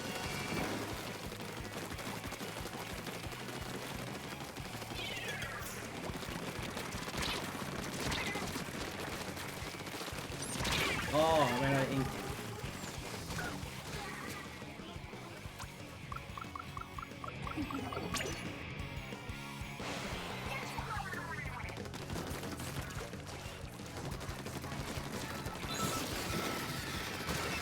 Nice.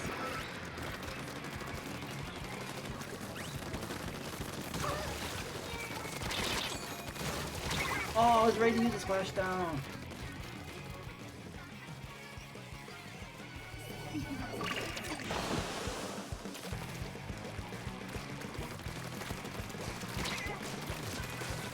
No.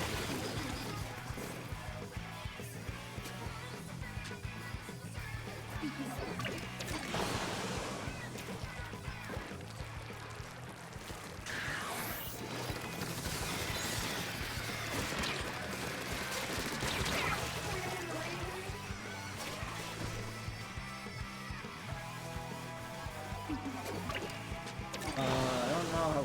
Uh-oh. There we go.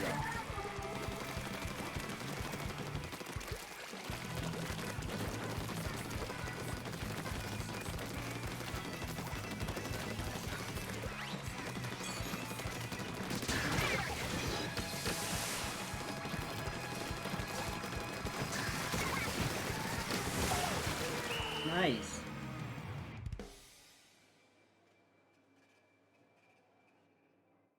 Woohoo! GG.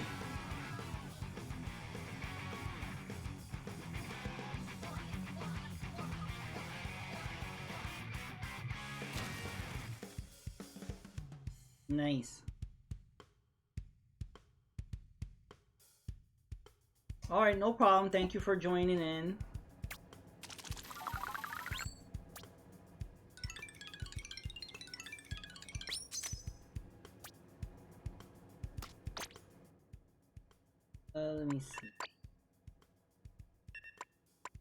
I like this. I like the lime hoodie.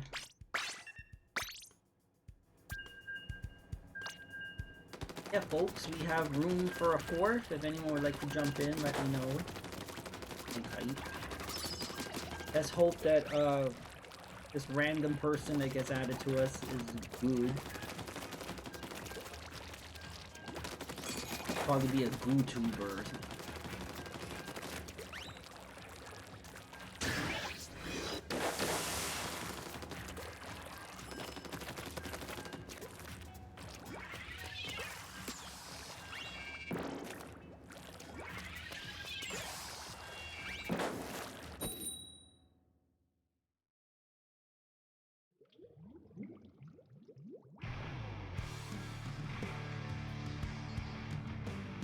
Hey, Bratz doll. Got the ends out. Oh, we got, Inoculus? Really?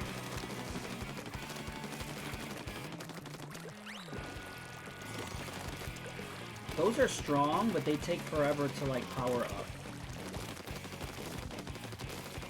So, we'll have an advantage if we could take them while they're charging.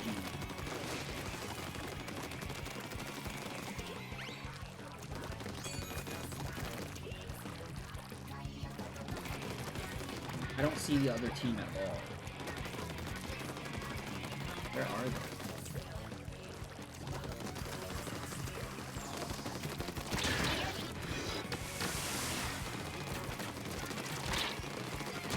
Cool. Oh my god. We got them cornered. Wait a minute. Is there just one person on their team? Where's their team? Oh.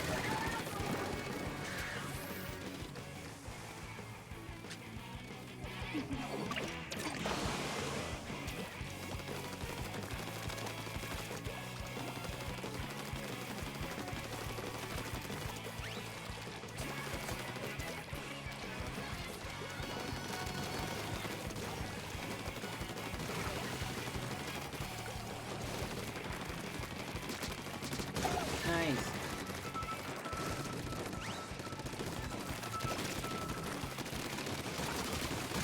That was satisfying. Oh, that was good. Oof. They wiped us out. We got them good. We gotta just rush to the center and make sure they don't catch up.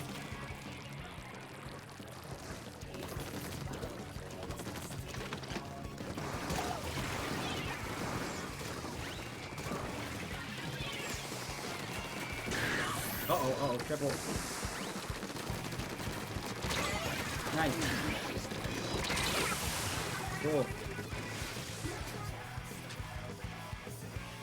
Yeah, they're above now. I'll get them.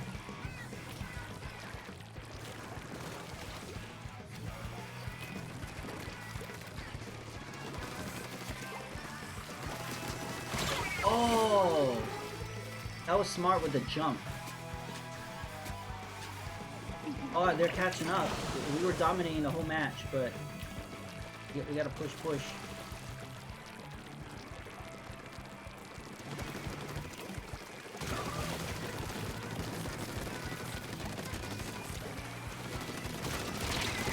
Ooh, got Teletubby.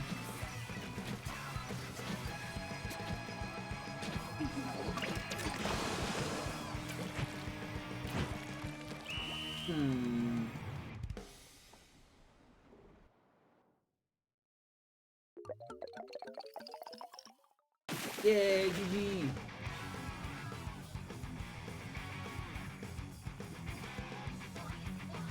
Nice!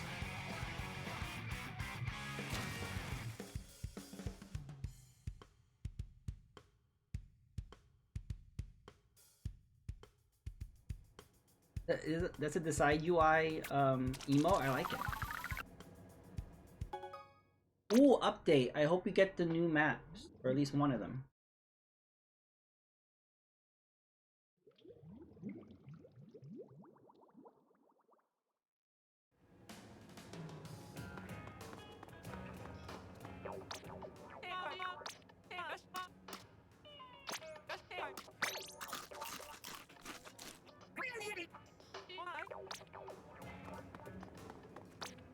Take it out.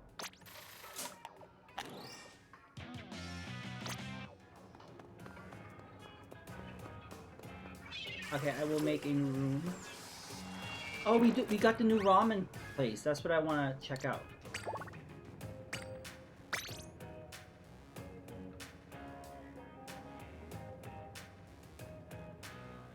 Okay, room is made. I still don't understand why they do that. Why did they, end lobbies when the match change? Completely unnecessary.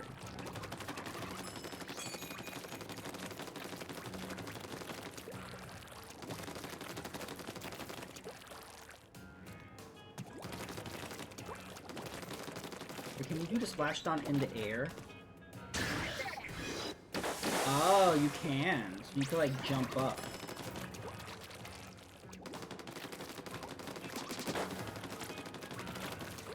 Oh, you jumping in, Dank?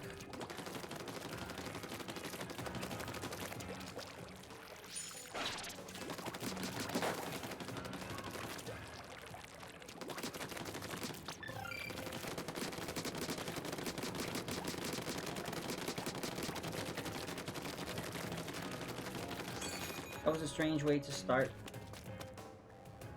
Strange start to match. To do it from super jump is good. Okay. Are you in a match thing? I'll join back in a bit. Okay, we'll do one match and then you can jump in when you can.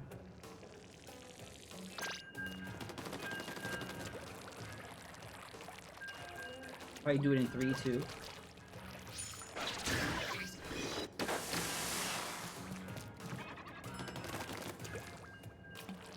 It would be cool to like climb up a wall like really high and then do it.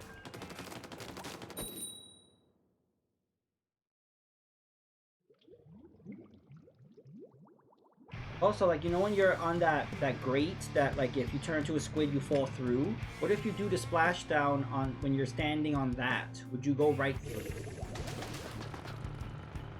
Like I'm thinking like in the middle of the boat. Like that would be a cool place.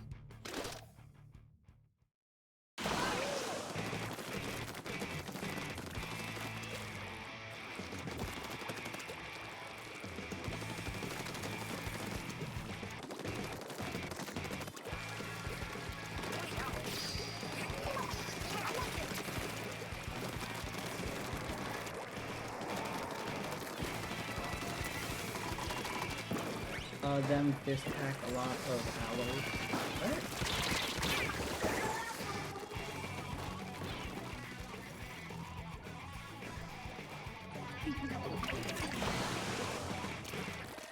I think the triple splashdown is OP. I see them nerfing that. To be honest, like the radius is like huge.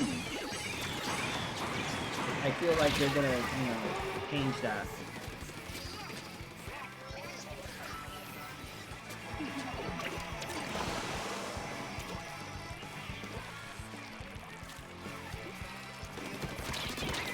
Excuse me. Fucking S-blast. Fucking...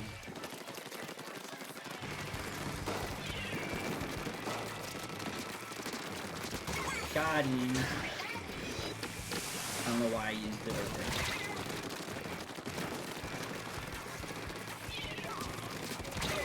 there. Oh. Got pushed forward. We're doing it.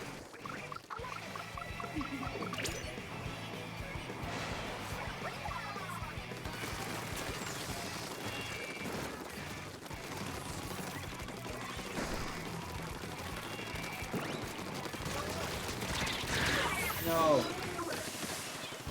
See, with 3 of them there, that would have been a good place to use the splashdown.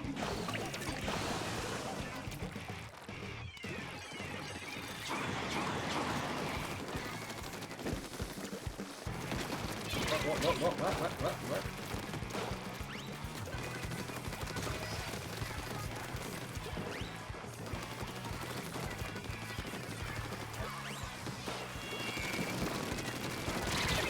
Whoa, they're good.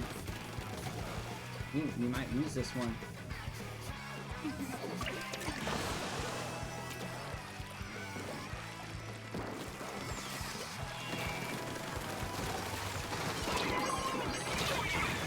yeah. They trapped us. We haven't had this in a while. Oh, we got wiped out. Yeah, we haven't got trapped in our side in a while. Usually we, majority of the matches we've been dominating. Whoa, where did that come from? Wow, that guy with the S-Blast.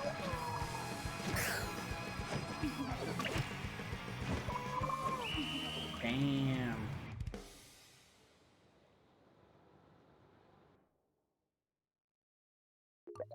That was rough. Youch! We haven't had a loss. We didn't have a loss like that in a while. Our winning streak has been destroyed.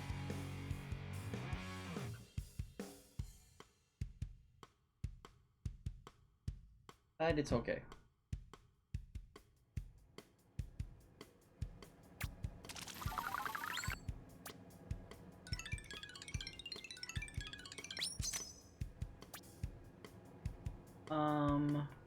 Keep going.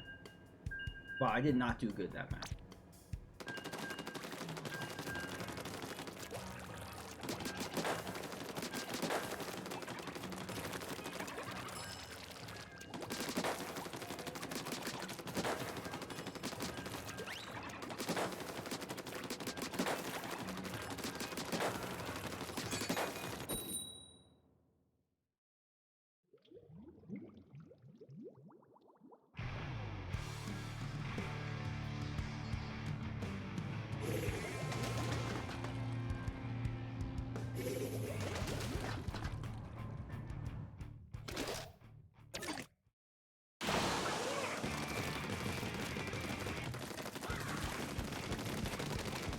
Oh, okay, this is a new level. I haven't seen this yet. Oh, look, there's the jellies. There's ramen down there.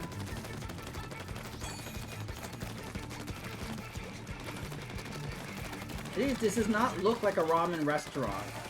Hey, look, he goes chop, chop, chop, chop, chop, chop, chop, chop.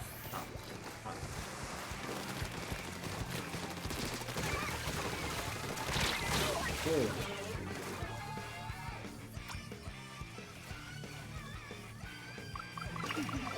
We're all jumping to you, bread bug. You're the only one alive.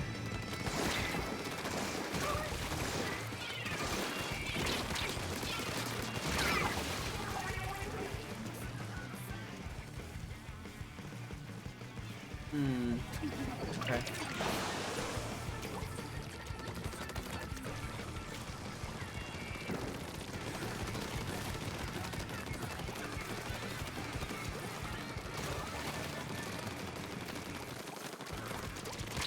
What? No.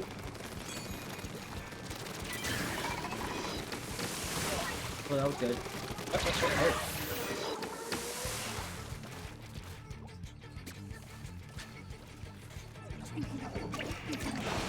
I don't know how I feel about the design. I like that giant ramen bowl on the ceiling, but like, other than seeing the jellies kind of, you know, sitting at the table and chopping, the whole layout of this stage does not look like a restaurant.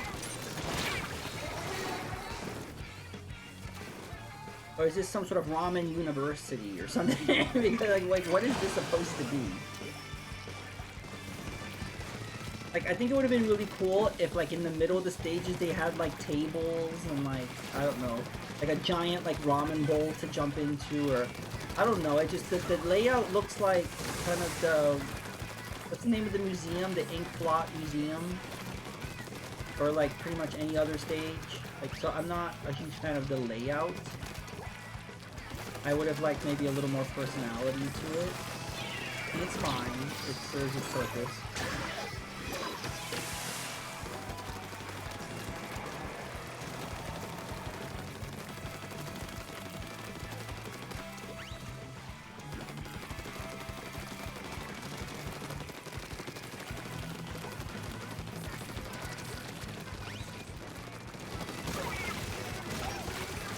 Cool. Oh, we dominated.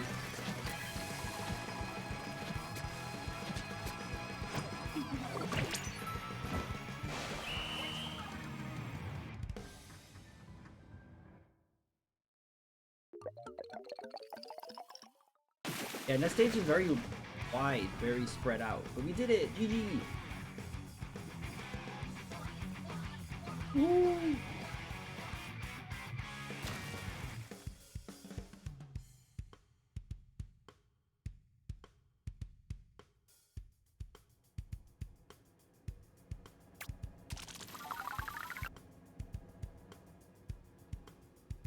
I might change weapons. I haven't tried the new stamper yet.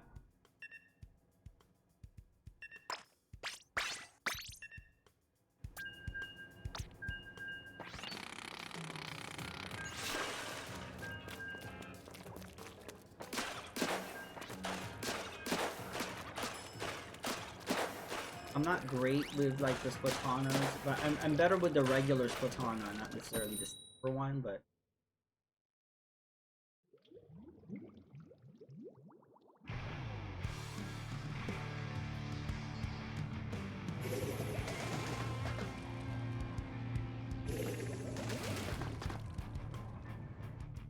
I was fighting with my life, barely dodging the splashdown and putting the user through this battle. I see you in the ink, looking at the jellies, going chop chop. You're fighting for your life, and I'm like, look at the jellies! Chop chop chop chop chop. I don't know, because I didn't do a recon of the stage, so I'm not seeing... That's why I like doing recons of the stages, so you can see, like, in the heat of battle, you're not really seeing what the jellies are doing in the background. So... Look at this guy, what is he doing? He's like, he's trying to get in, but he doesn't know how to get in.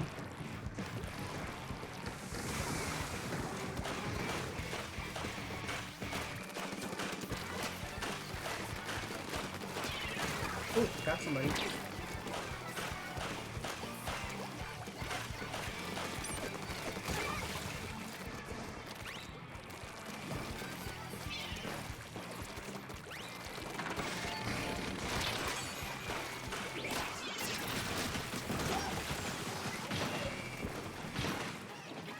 Crab height.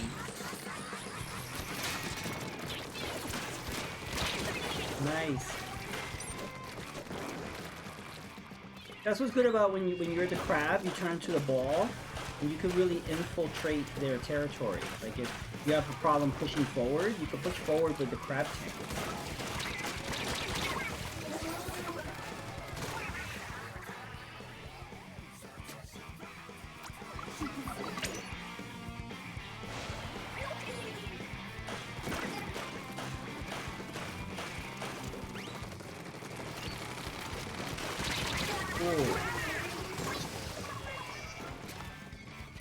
Only splats right there.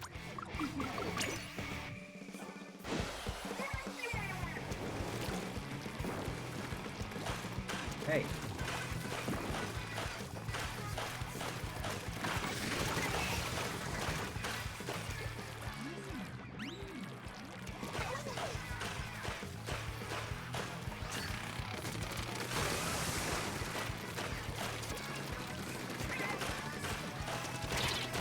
Oh. You got him cornered though.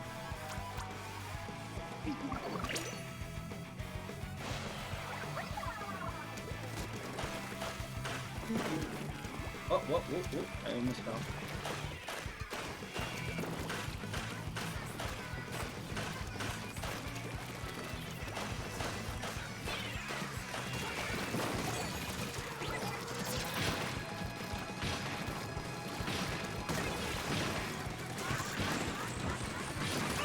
Ooh, I wonder if that counted. Crab tank height. Nice.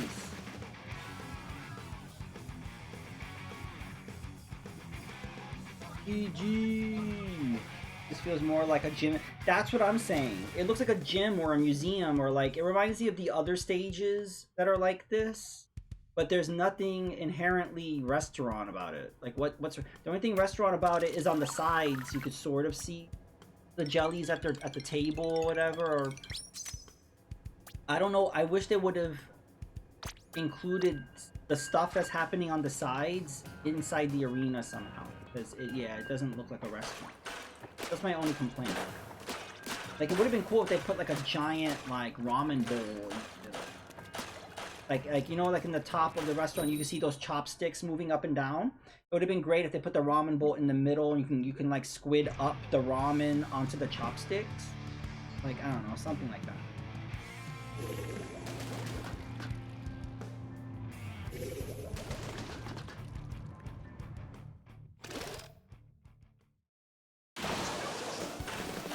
Yeah, this looks like the I forgot the name of that stage, but it looks like the basketball court. Like it looks like a gym.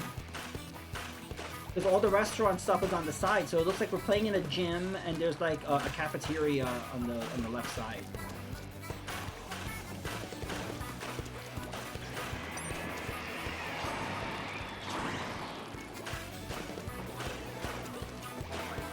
So yeah, I would have liked a little more personality. Oh, I was ready to use my crab tank. I would like a little more personality in the stage design.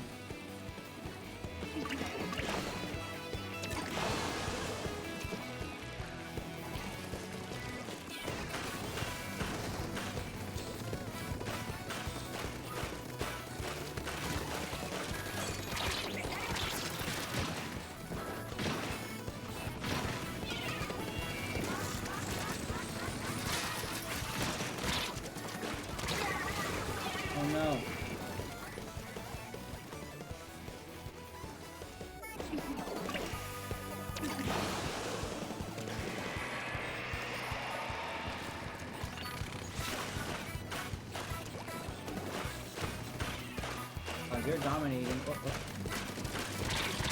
Oh no.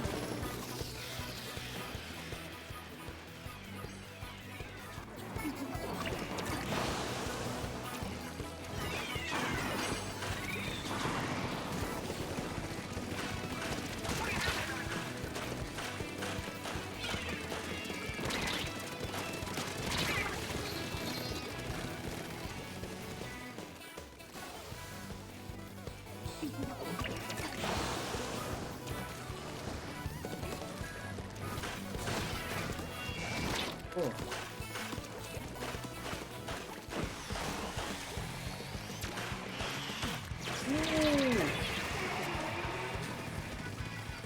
I'm not gonna break it.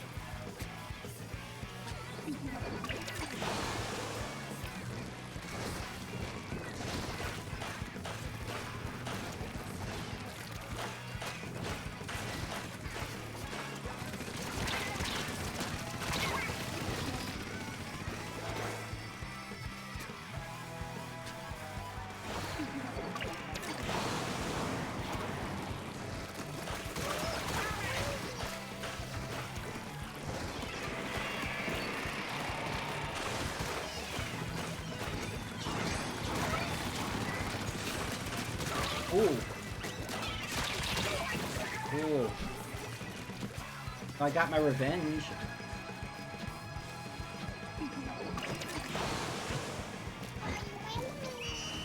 Ooh, that was rough.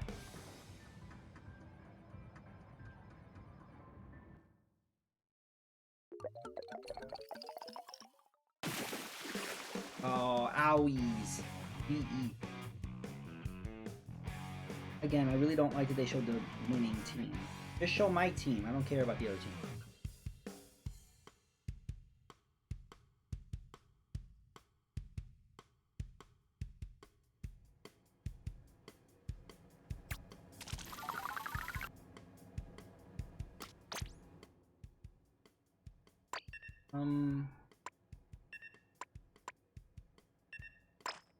I try to Ass Blast again. Uh-oh.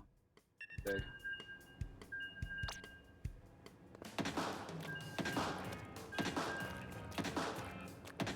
You see how slow it is? But then if you do this...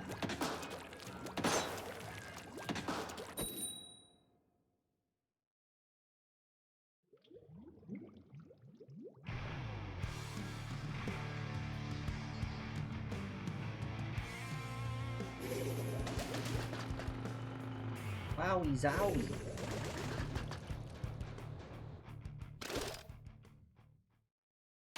No one wonder if they'll make DLC for Super Mario Brothers. I really very much enjoyed that game, and I would like more content.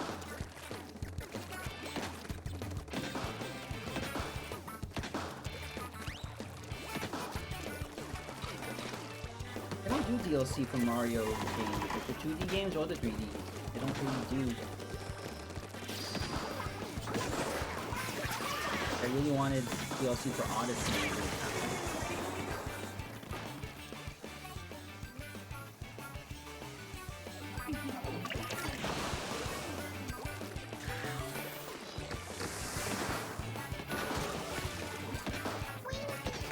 Ooh.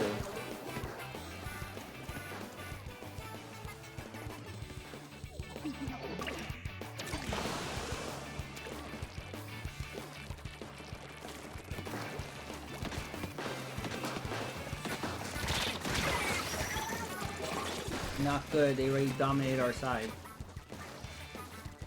I could sneak off on the right side. Get out of here.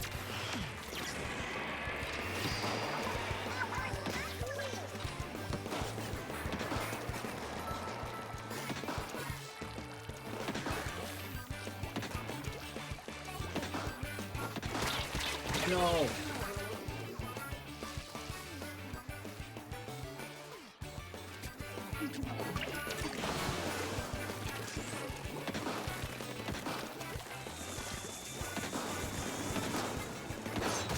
Ooh, got one. Oh.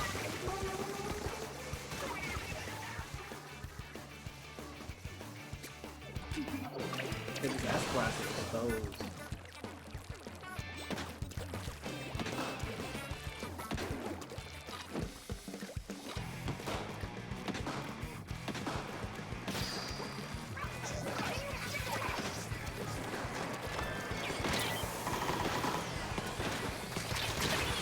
Oh.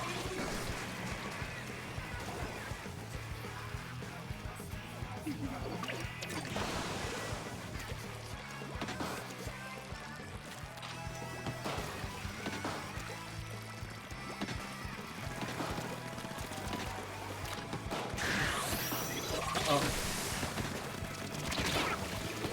Oh.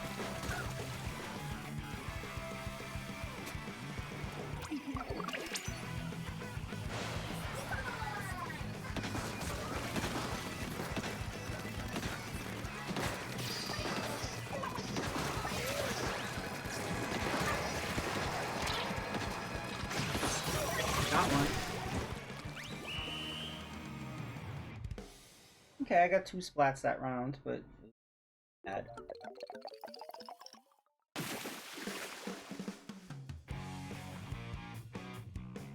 That's the freaking S blast.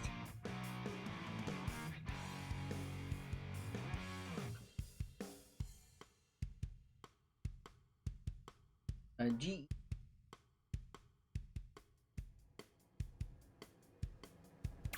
I love the design of the S blast though. This looks like a classic Super Scope. Go back to the duel.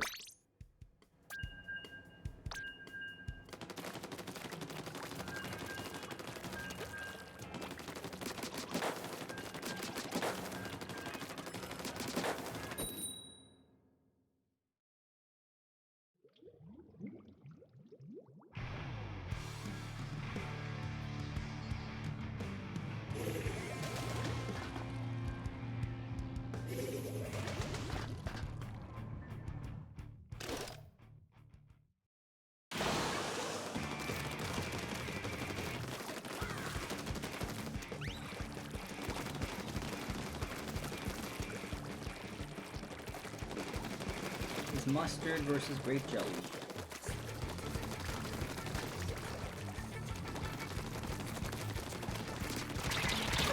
Oh, I didn't dodge.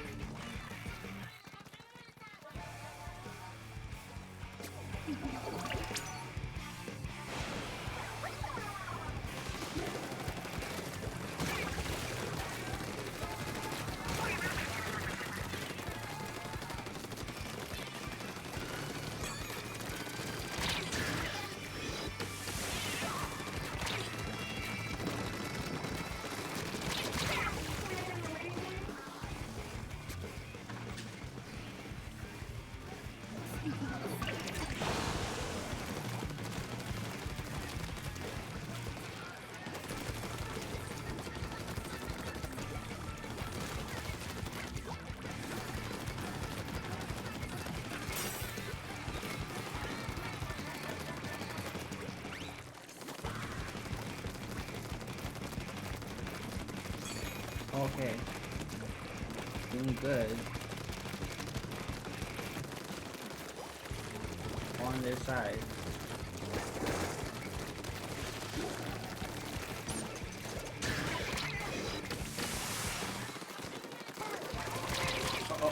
Oh.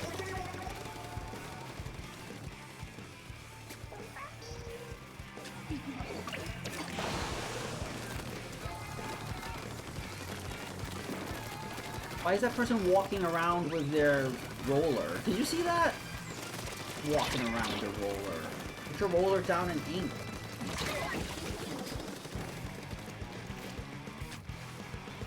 Maybe they're checking out the squids, the jellies in the ramen. Oh. That medic guy keeps taking me out.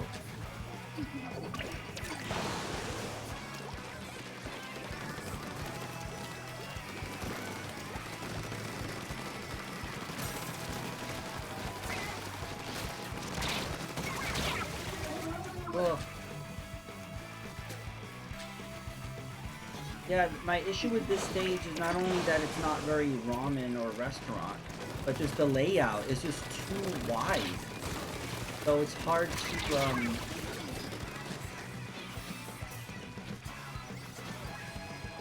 get the upper hand on the stage. Ugh.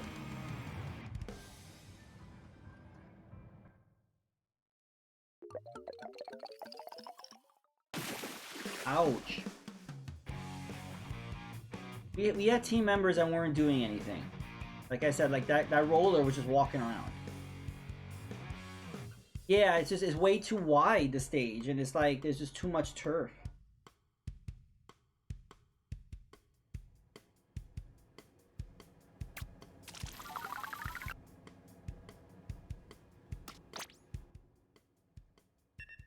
Let me change.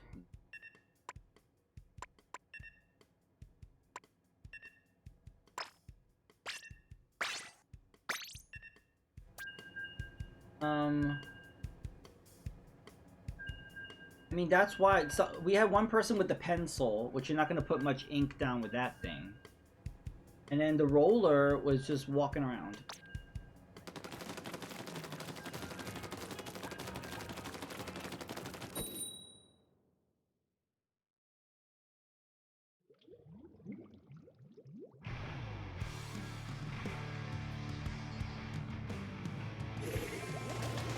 The bread bug I just saw is a spineless fishbowl.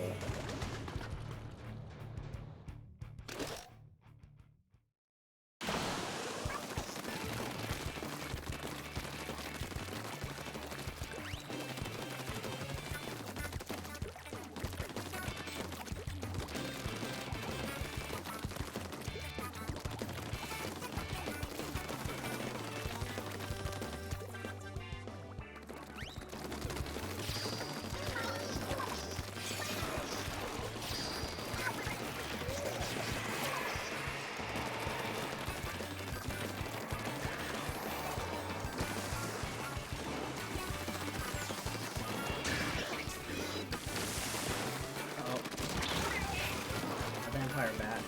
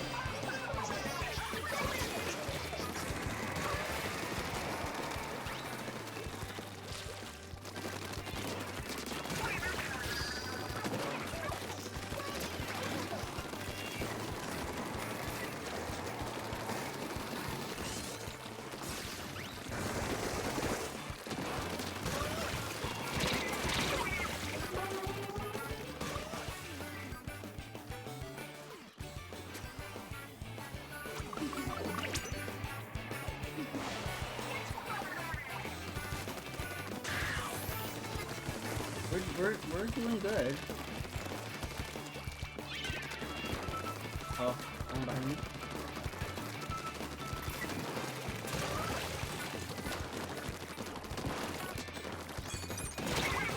I was ready to splash down. Take a sniper.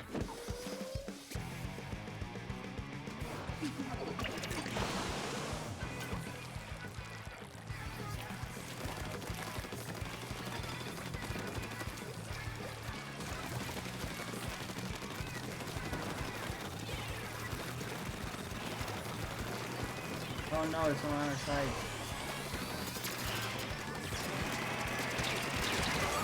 There we go.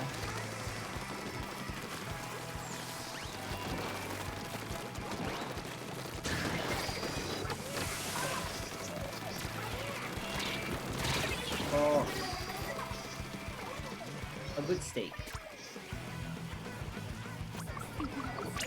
I'm jumping to Professor Egad. I didn't know if he liked Splatoon. Yabba wabba.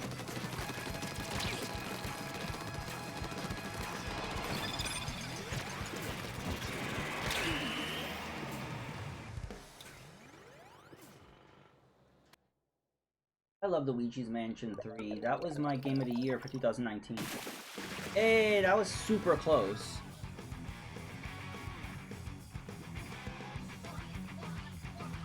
They are releasing a remaster of Luigi's Mansion 2, but I already played Luigi's Mansion 2 on the 3DS. So like, I would have preferred a new Luigi's Mansion. Or I wanted to port that arcade game, that Luigi's Mansion arcade game, which should have been... They should have ported that on the Wii U. I don't know why they didn't. That was a wasted opportunity. Egad makes the paintbrush from Bowser Jr.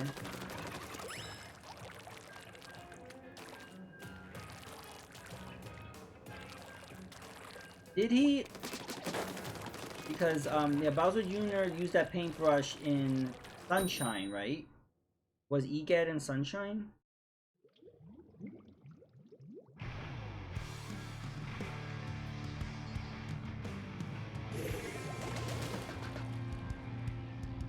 It has his logo on it. That's weird. So is that the only mention of it? Like, that's interesting. I didn't play much of Sunshine. I didn't really care for it. It's one of the only 3D Mario games I don't care for.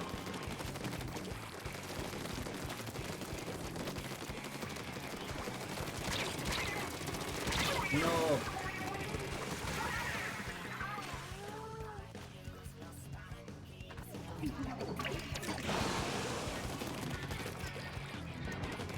Why are we always this yellow color? Why can't we be purple?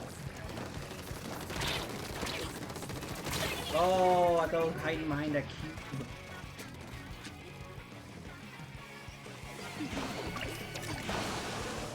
I want to be grape jelly. I don't want to be mustard.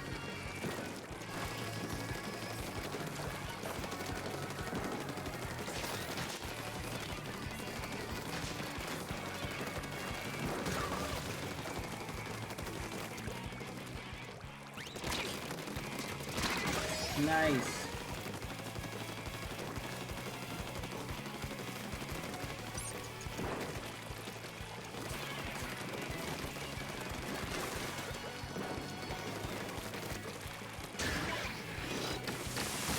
Nice.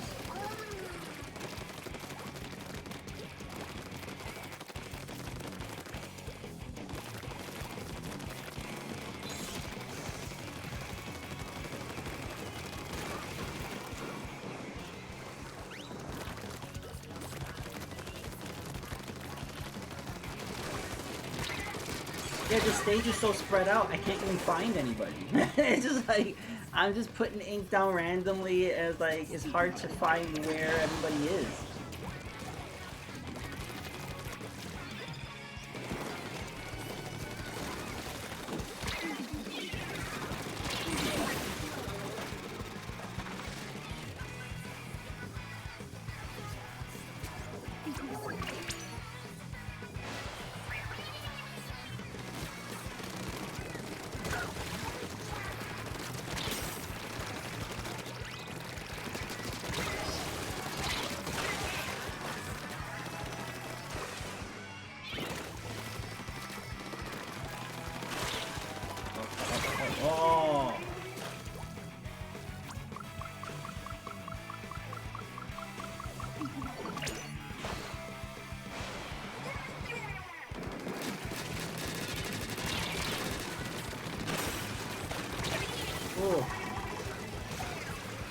much going on there.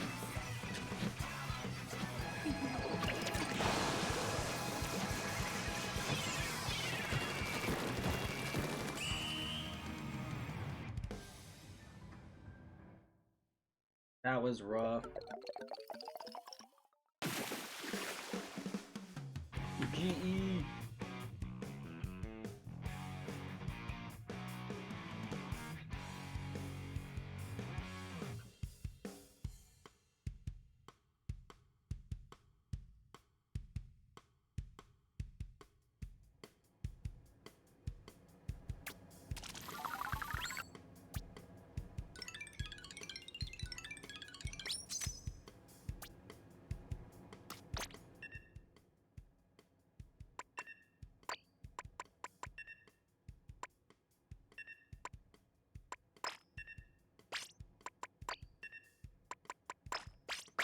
I'll do the foil squeeze.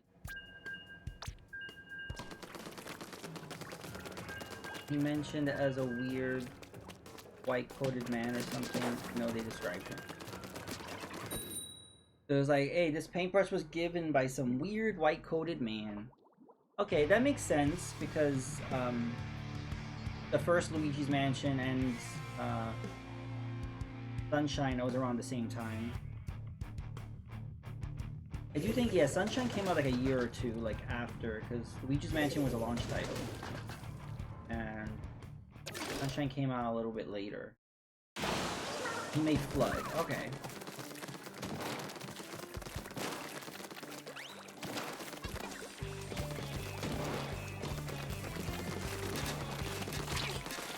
I wanted Professor Egad in Smash Brothers.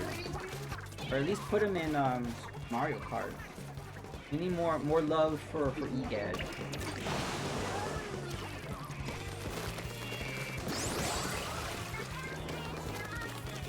He's in Mario and Luigi Superstar Saga.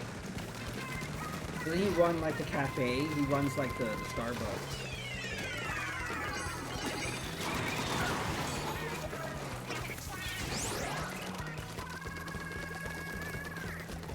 Maybe he doesn't. Maybe he just finds him in the cafe.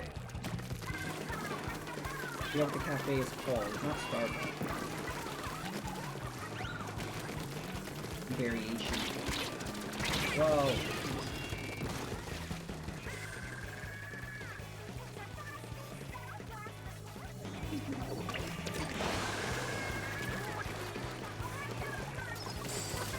Oh no.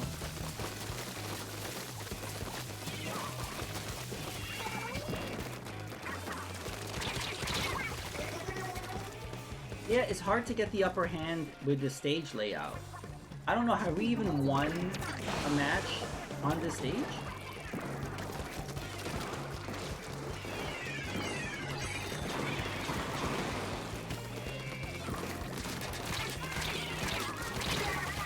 Like, I love the concept of this stage, I don't like how it was executed. It was just like a wasted opportunity to make a very unique stage. They decided to make the stage as generic as possible.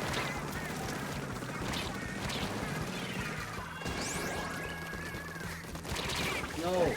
Everywhere I go, I'm... Ugh.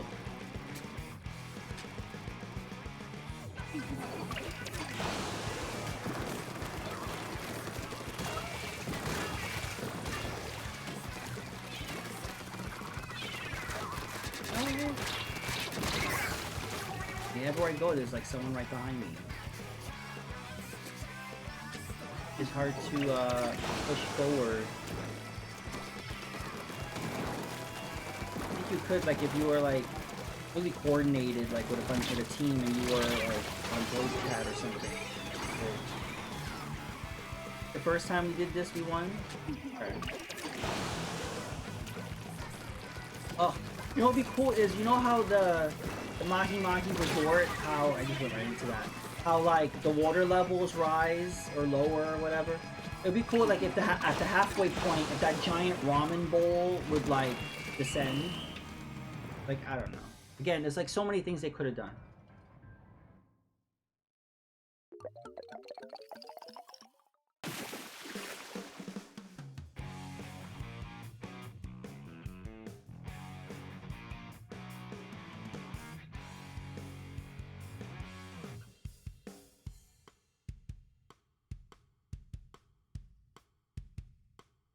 Yeah, ouchies.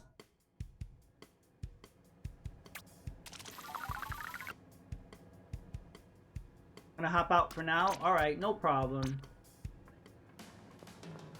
I actually think I'm gonna do some salmon run. Because there's a new boss that they added that I haven't seen. Hey Stitch, you were in that match? I didn't see you in there.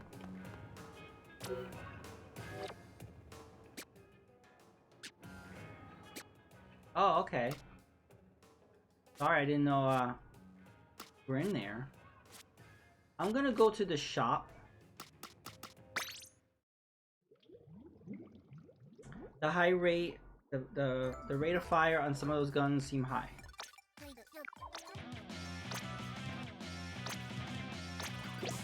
Oh, I got a lot of stuff. Stitch, would you want to do salmon run? I want to see what that new salmonid boss.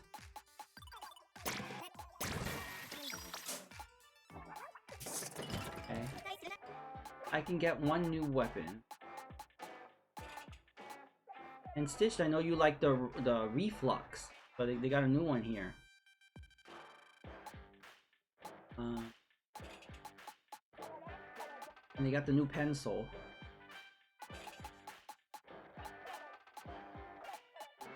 Okay.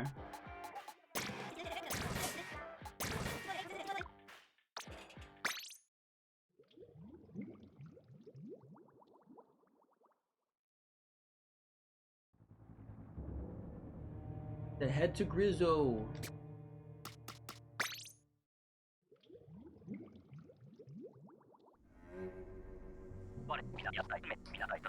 Congrats on making the kind of sound business decision that future you will have no... What? I take it to my advertisers for help with the big run. You are somewhat short-staffed at the moment. You've kind of just over time. You're aware the big run phenomenon with Samurai Straight. Yeah, I only did one big run and I didn't like it, so I never did the other one. Is a business critical that we prevent the salmonids from damaging the city. Stopping them is no small task, but Grizzo employees are willing to risk it all. The primary objective of stopping the salmonids just so happens to dovetail nicely with our core business model of collecting golden eggs. It's all about synergy. Now, we at Grizzo recognize the risk associated with this challenging task. That's why we're increasing our payout. You've even prepared a special decoration for everyone regarding their job performance. For more details, press 1. Okay. Oh, okay. I didn't know Big Run was on right now. Okay.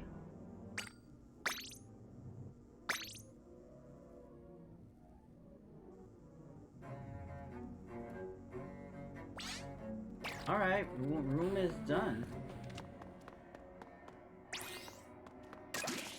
Hey, bread bug.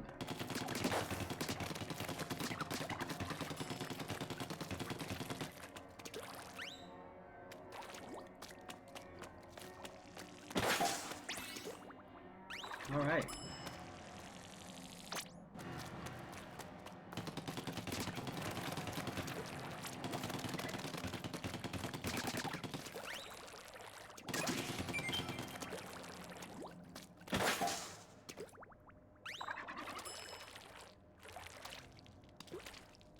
So I wonder, I wasn't really paying attention during when I first booted up the game, but I wonder what stage they're doing big run.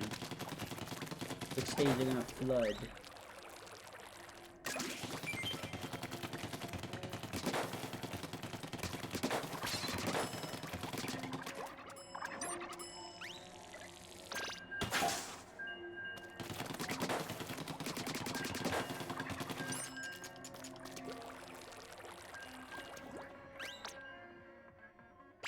Don't give me the splatter shot.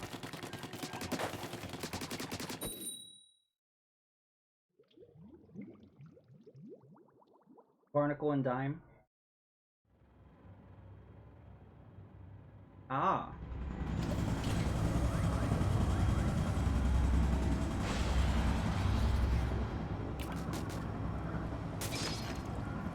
Oh.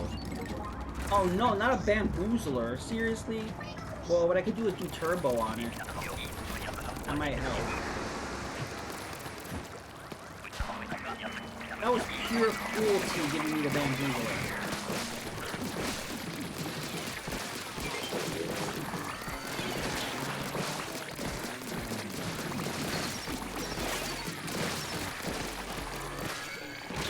Whoa! I was trying to get away to get to the basket. Thank you.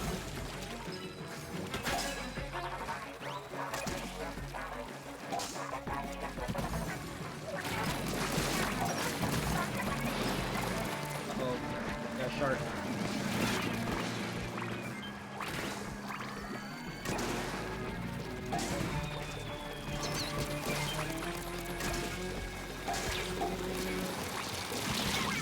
Oh, chum! I got splatted by a chum.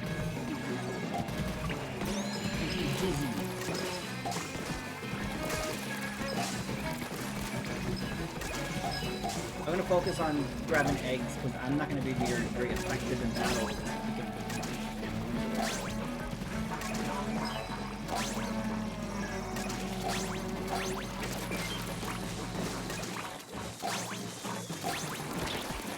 Uh-oh.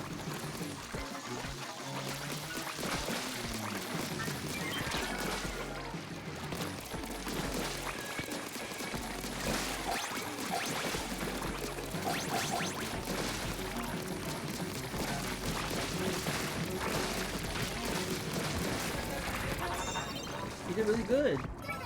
Booyah!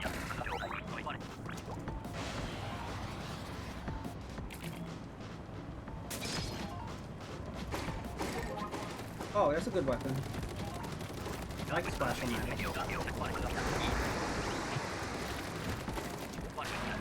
Cracking you.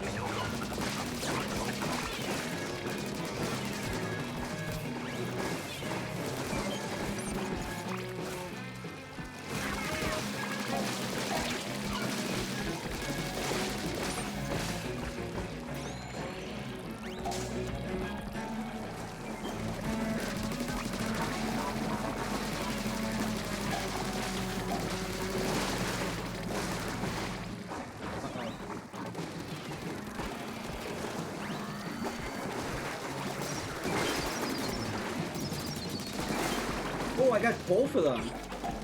I'm not usually good at getting those.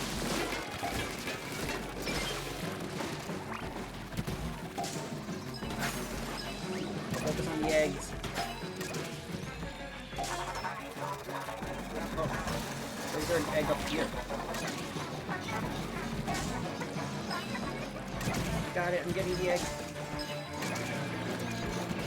I'm the egg bro.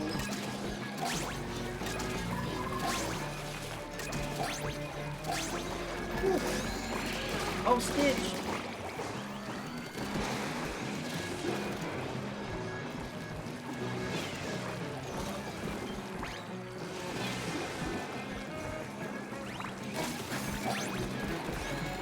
No, I'm just gonna throw flat bombs.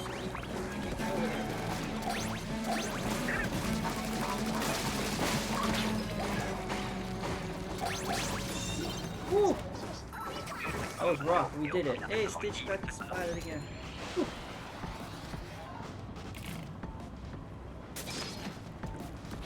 Oh, I don't know about the Grizzle Splatana. I guess. Yeah, this takes a long time to charge.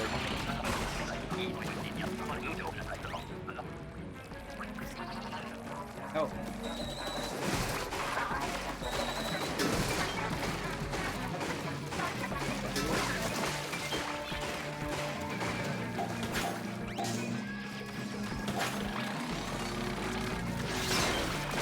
Ooh! Did you see that? I took down that thing before it dropped down. Uh-oh.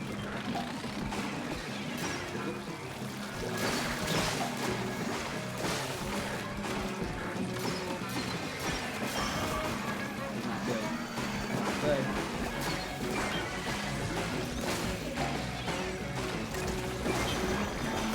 Ooh.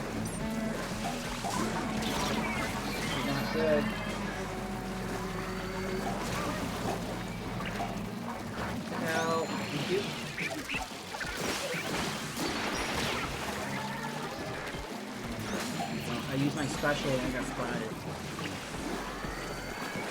This is not good.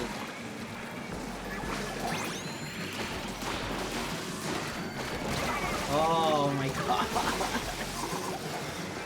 Oh, this is rough. That was rough. That was a clusterfuck at the end there. We were doing really good too. Oh, and we had it. We just had to survive. Oh. That was rough. That was a really good run though, up until that round.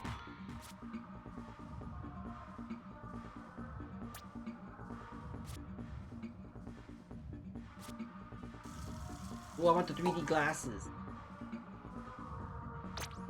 Again.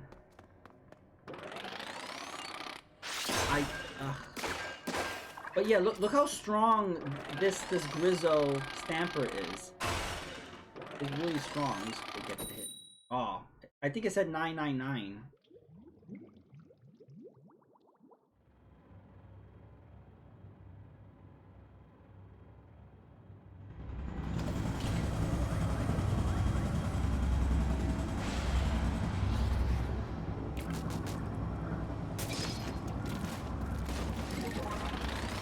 I'm just not good with the Grizzo's Katana, so this is concerning.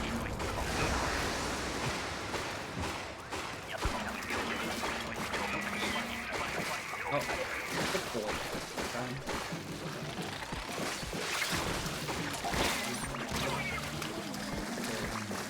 Divided by a chum.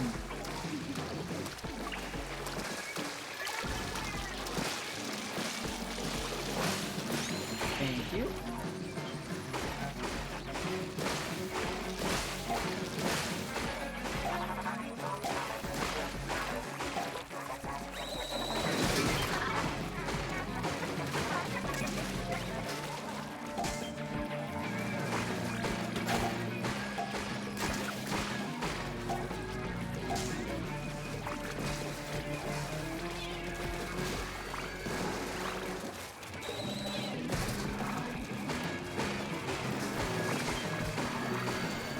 Oh, I didn't have time to avoid that. Thank you.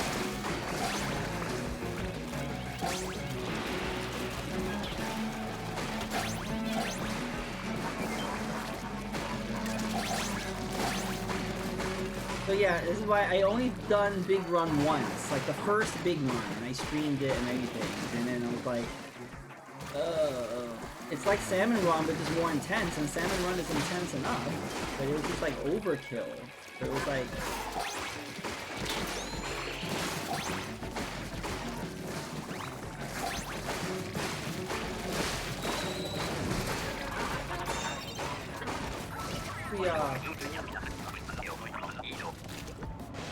I'm happy for another weapon that is not the stamp.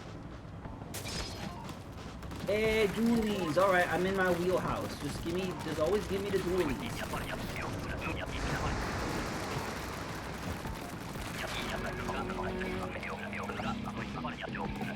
Oh.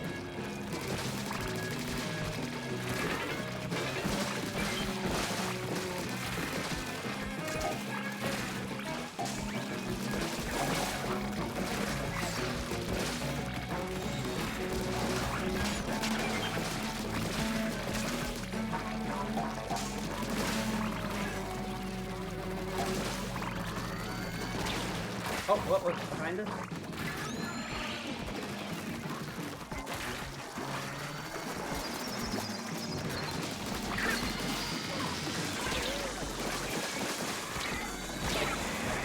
I wanted to attack him, but the fly fish like literally landed on top of his head and I couldn't aim.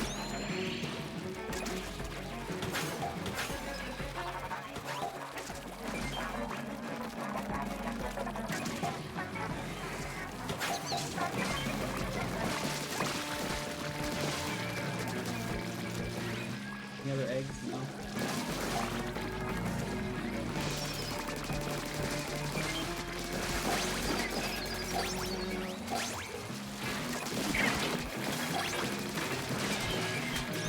That's the switch.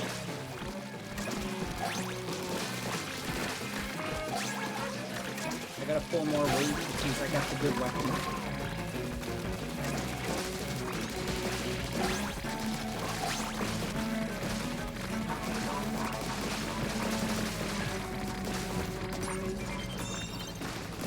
Woo.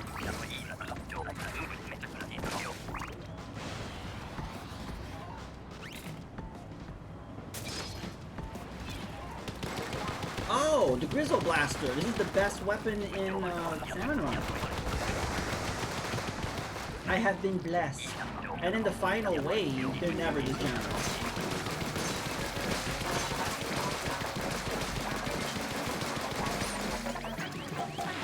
Oh, I got more.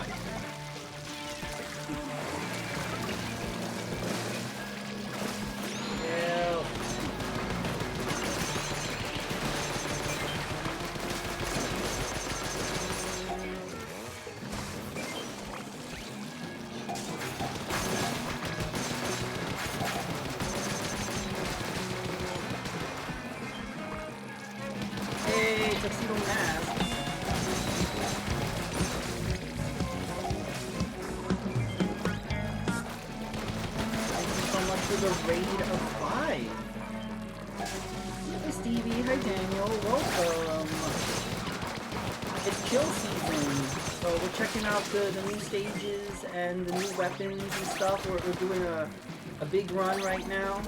Very intense. I'm joined by Stitch, new bread bug, playing with me. Hope your stream went well. Let's give you a shout out in a minute. There's no pausing. But I hope your stream went well.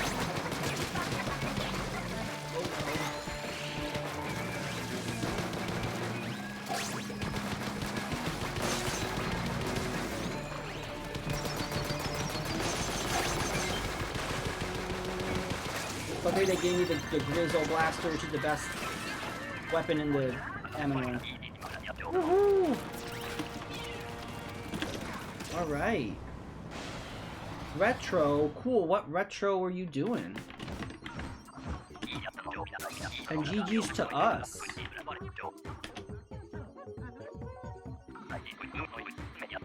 Sega Saturn, awesome. I love the Saturn. I haven't done a Saturn stream in a while, but I love the Sega Saturn.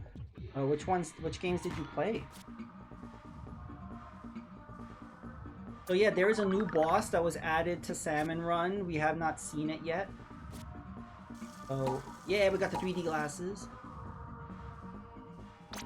Oh, I just only want this weapon. Can I get this weapon for every round, please? Every wave.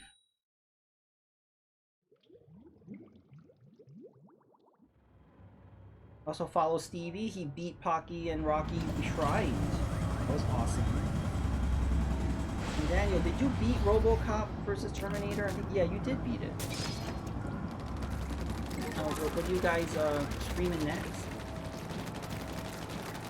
Virtual Fighter Remix, Fighter Alpha, Virtual On. Okay, cool. Those are good ones. They're good, they gave me the dualies.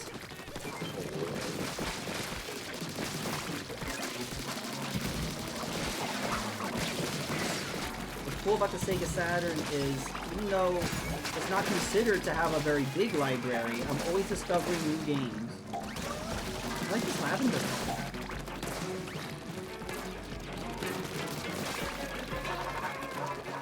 No, red bug.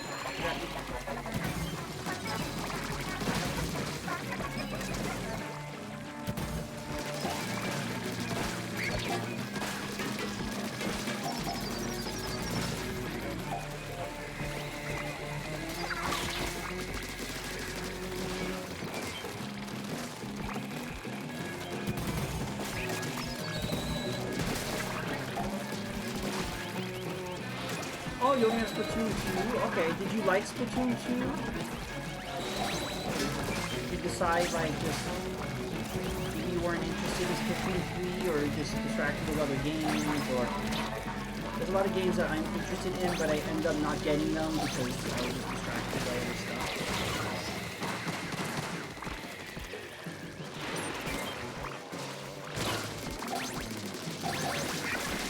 Red bug. Oh, I'm coming.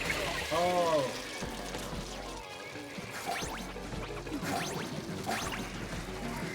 Oh, okay, so you bought Splatoon 2, but you never played it? Is it still in shrink wrap? I'm a OG Splatooner. I played you Splatoon 1, 2, and 3, hundreds of hours, super hardcore. The Grizzo dualies! I wasn't even aware that there were Grizzo dualies.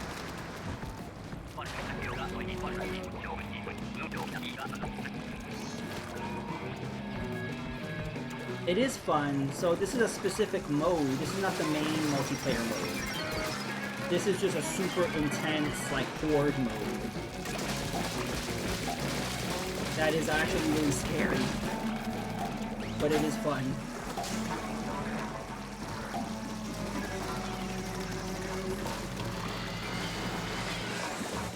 I'm gonna try to take out this guy, because he's gonna be bothering us the entire match if I don't. No, I missed! Got it. Alright.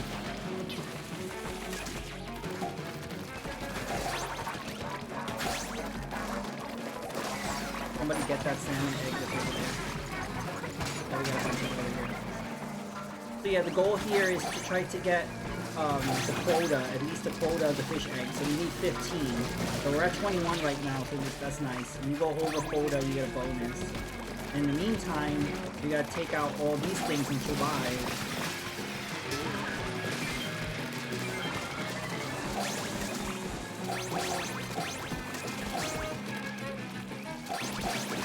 And Stevie, we have a space in the lobby if you want to do it. Or anybody who's in the chat if you want to join the spot. Yeah, wave 2. I'm scared. What weapon are they gonna give me?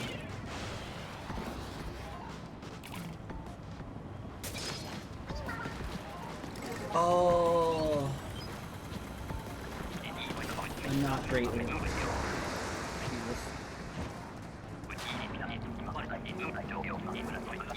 Oh, this thing. I can take out this thing with a Nautilus. Oh!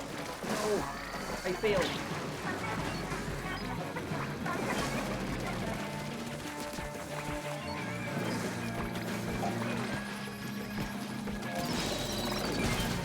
Got him.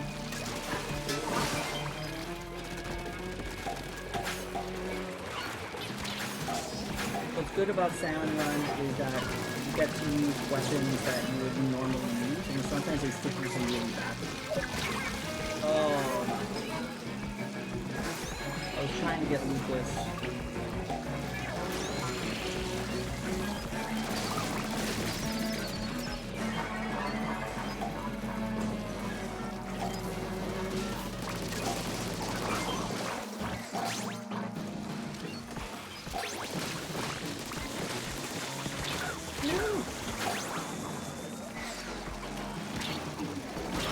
Ooh, one player left. Stay alive, please. The person with the 10th umbrella. Stay alive. Yes. Oh, that Kraken saved us, Stitch. That Kraken saved us.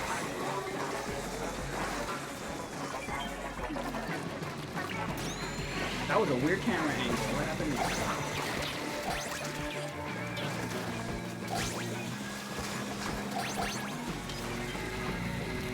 Oh, you're the one with the 10th umbrella. Okay. Yeah, Stitch, you were the last one alive, and then you turned into the Kraken and saved us. Oh, I was the last player alive. Right there, right at the end. We did it. That was rough. Woo. Yeah, GG's.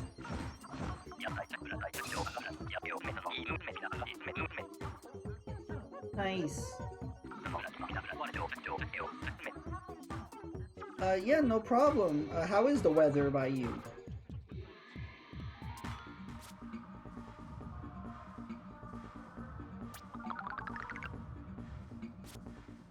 I know, it was worth a shot though. I thought maybe since it's not Splatfest, he would join. refuses to play Splatfest with us. Okay, so I think we just have 1 or 2 more matches, and we'll check out whatever this new boss is.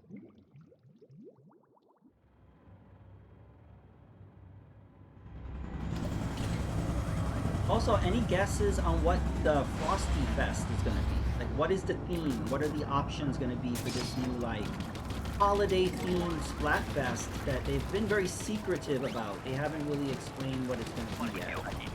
I'm expecting an exclusive stage. You know, they don't do that all the time, but sometimes we do get an exclusive Splatfest stage. At least I'm hoping for one.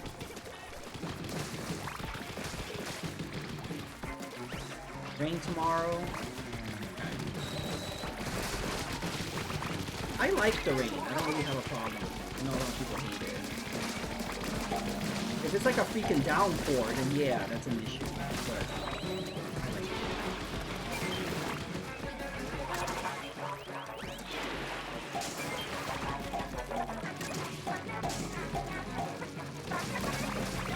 What am I using?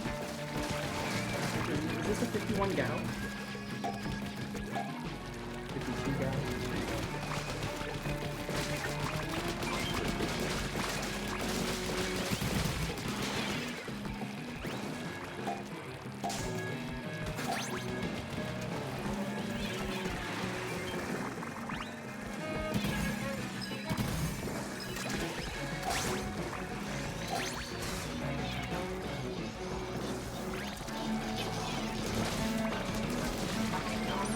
Oh, I didn't even see that up there. Spiky thing. Okay, what was all this ink coming from?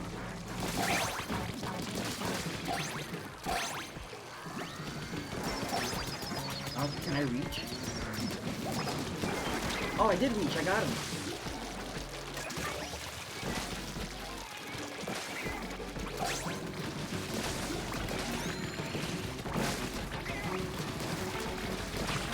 I noticed I have not been using my specials. I just forgot about them. I got 2 crab tanks.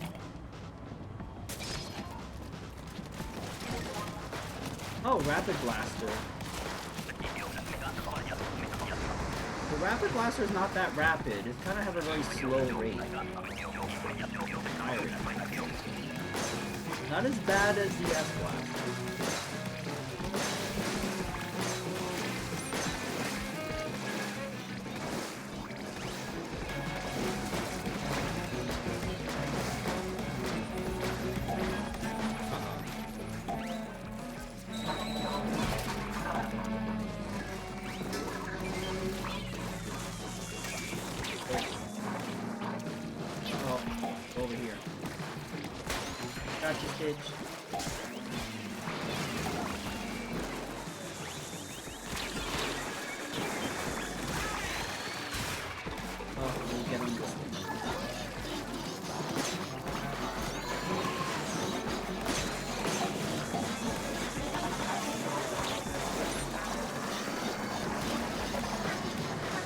Trying to get this stupid. I can't get him.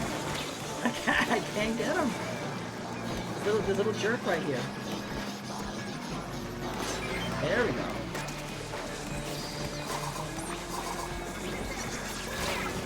Oh! I used my crab tank to try to get you guys, and damn it, I failed you. To answer your question, like this successfully beat RoboCop vs. Terminator. Thanks for coming. Check out the action. Yeah, it was fun. I mean, that was the arcade version, right? Or was that Super Nintendo? That was messy fat. Yeah, like I was caught off guard how quickly that turned bad.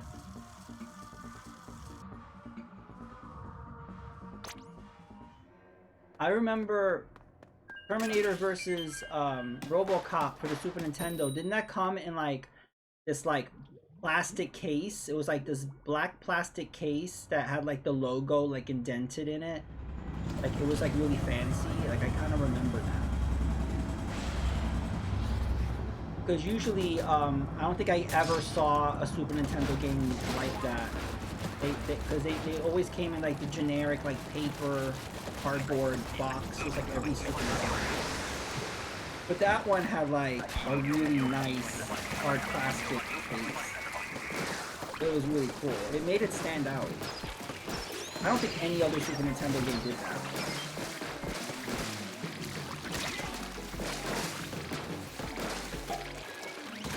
Of course, I love the color variants, like the Spider-Man Maximum Carnage had the red card, and Doom had the red card also.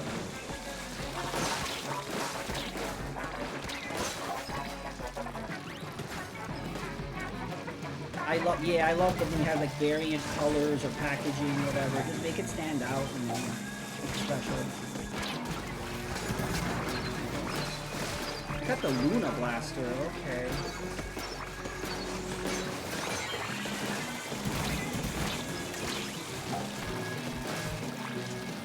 You gotta get rid of that fly fish or not plastic.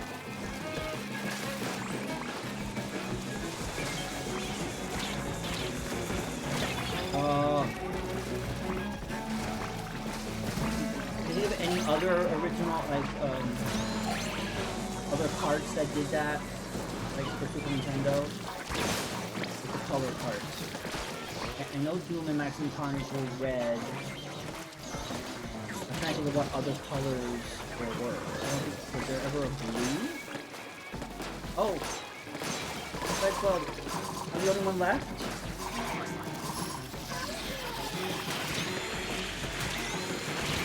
Oh! That was rough. Oh, GG's. I feel like that was a sports game. There was something that was a blue card. Hey, Splushmatic! This was my name for like the longest time.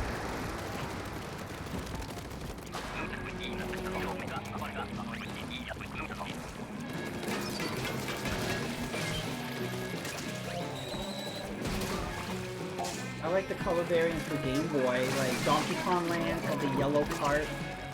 Of course, Pokemon Red and Blue had the red and blue cart.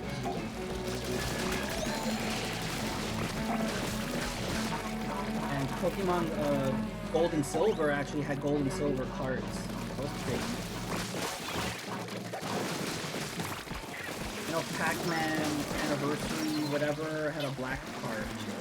That's what they did, like, if the game was compatible with Game Boy and Game Boy Color, they were usually black cartridges.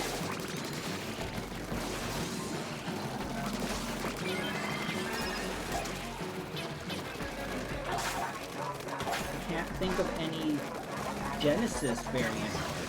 I don't remember any Genesis games being different colors. I know, was it EA? EA had those very strange shaped cards. They were bigger than a regular Genesis card. It had that weird little yellow notch on the side. It reminded me of those Tengen NES cards.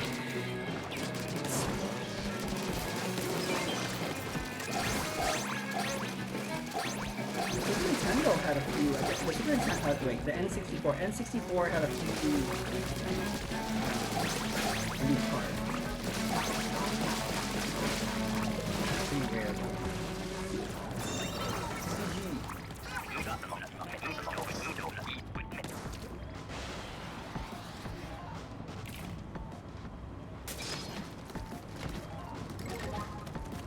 Oh, Dynamo Roller. This is a very slow roller, but it's very strong.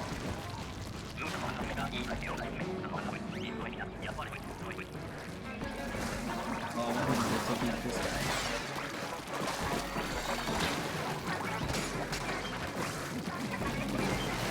Nice. You guys grab the eggs. I can take them all out. Oh, down. Oh, I already have one. Like, why can't I grab that egg?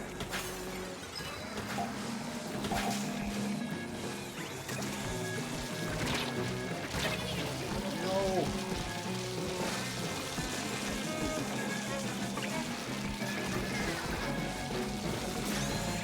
Oh, thank you.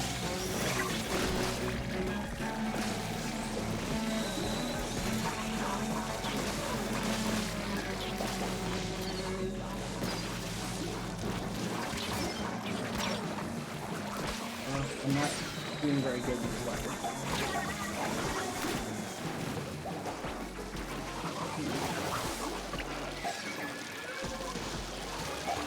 What I should do is focus on the... Oh no! One frame left. There we go.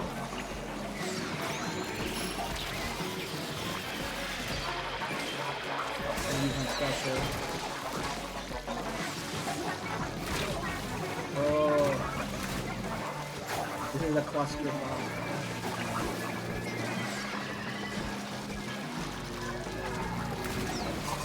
Stay alive. Just 5 more seconds. Oh, good. Oh, no! You only had like 1 more second, I think. No. Well, we didn't have the quota anyway. It's because of the fucking dynamo roller. I couldn't do anything with that thing. It was too slow. Because there's so many things happening all at once. You have to have like really fast reaction, and I can't with this weapon. Oh, we lived. You just ran out of time. No.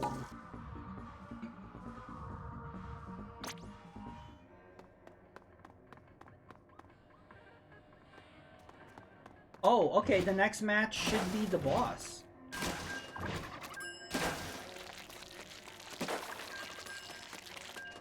All right. Whatever the heck this thing is.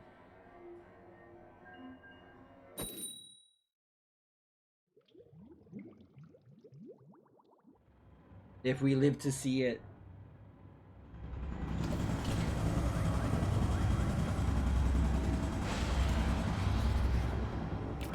That's true. That's true. We have to do like a regular round before the boss shows up, right? But like how many rounds? We have like a full 3 waves, then the boss. Oh god, I don't know if we can try that.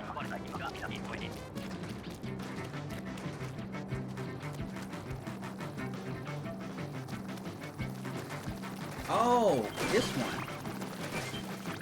I was looking around saying, why is there nothing?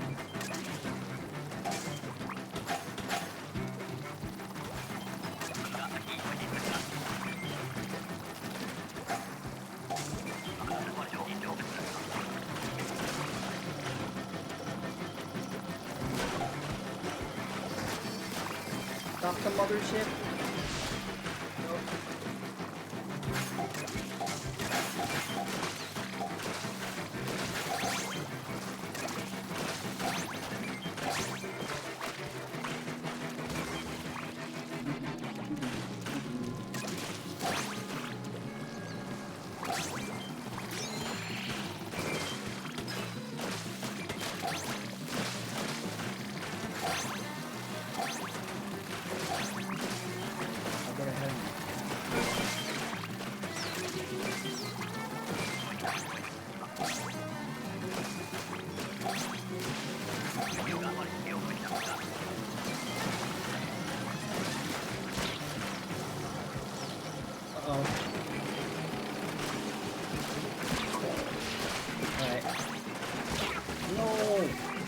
Chum.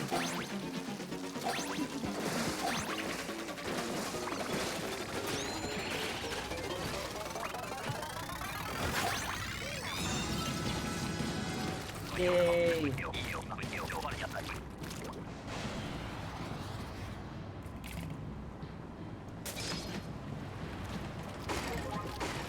They gave me the freaking Rizzo version, but it's the same.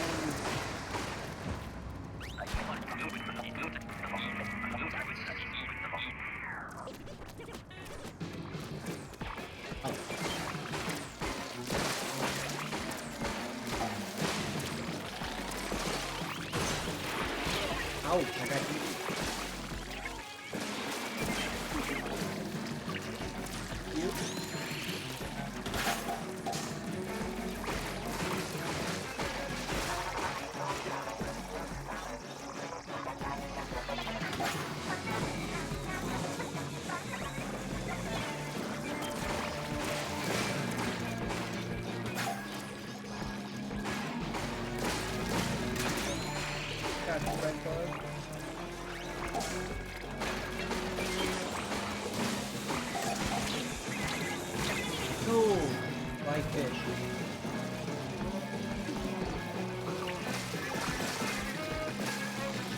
Ew. Thank you.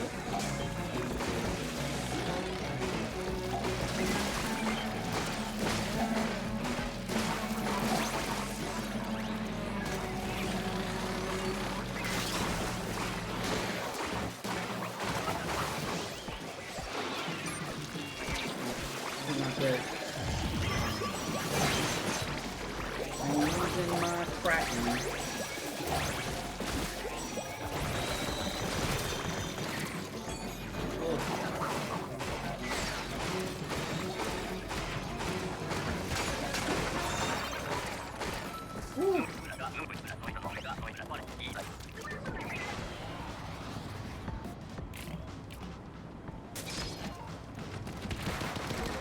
Oh, Grizzle Blaster! I have been blessed. I wish the Grizzle Blaster was in the main game.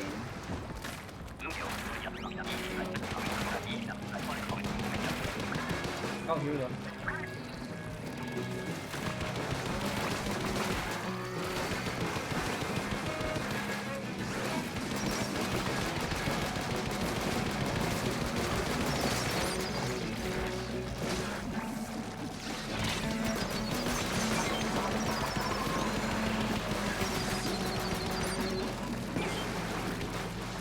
Okay, we got him.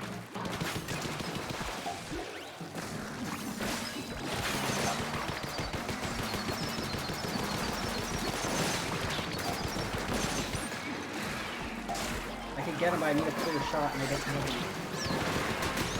I got some more bugs. I need to take out these. Oh.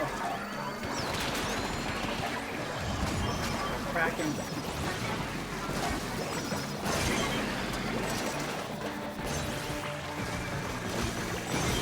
Whoa, did you see that?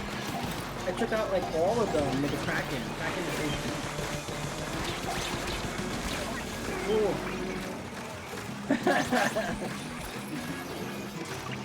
Help. Help. Thank you. Hey Daniel, have you ever played Splatoon?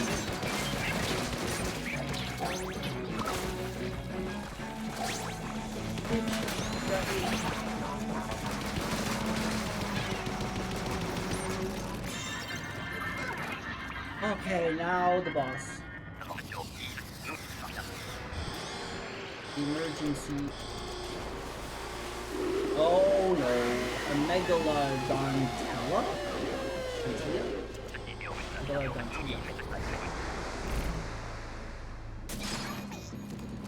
Special aircraft.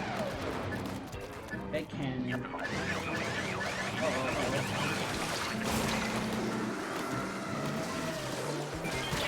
Oh. What weapon did they give me? I couldn't even...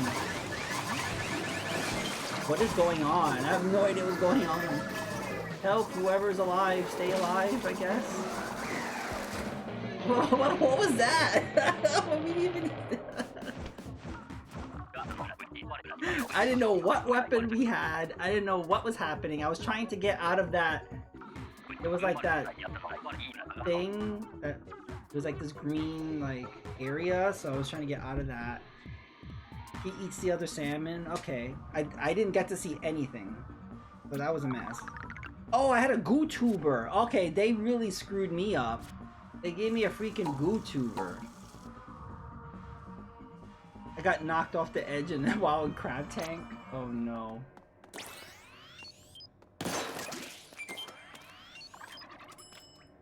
And they gave me the goo tuber. That was really neat.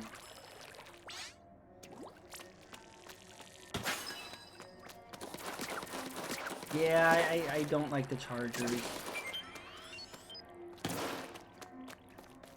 I hope they don't start the round with this.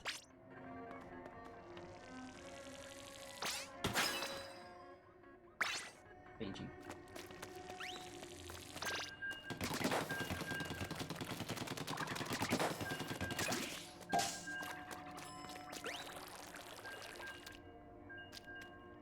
I just noticed you're lurking, Daniel. Cool. Thanks. Lurk. Bring back pizza and donut.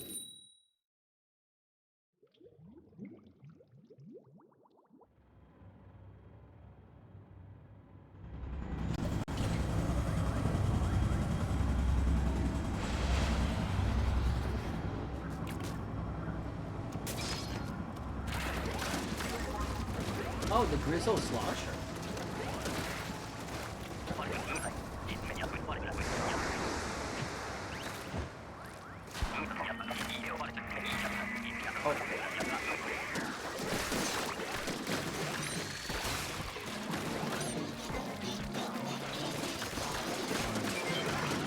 Nice.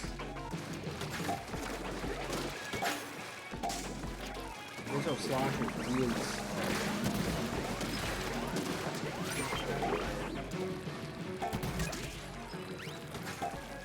And it uses ink like crazy.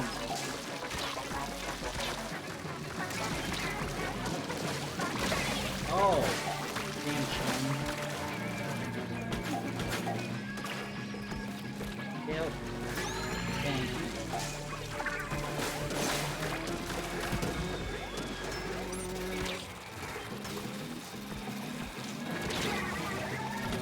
I don't like the Grizzle bucket. Too slow.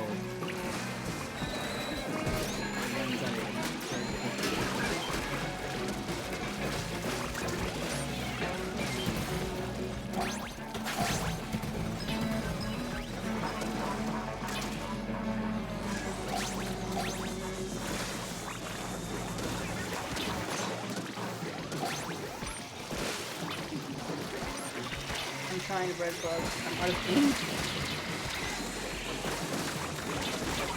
Oh, this is rough.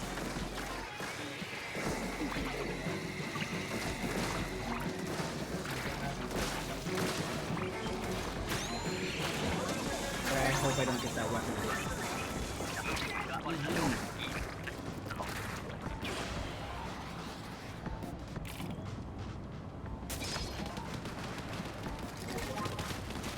Oh, I like the undercover umbrella. I don't know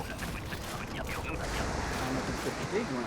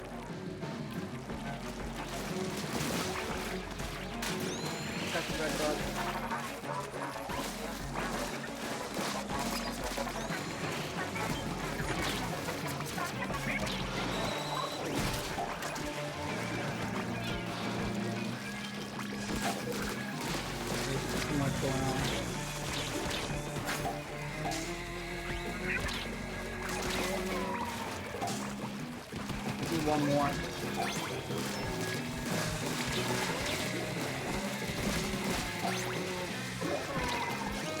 No, I'm stuck.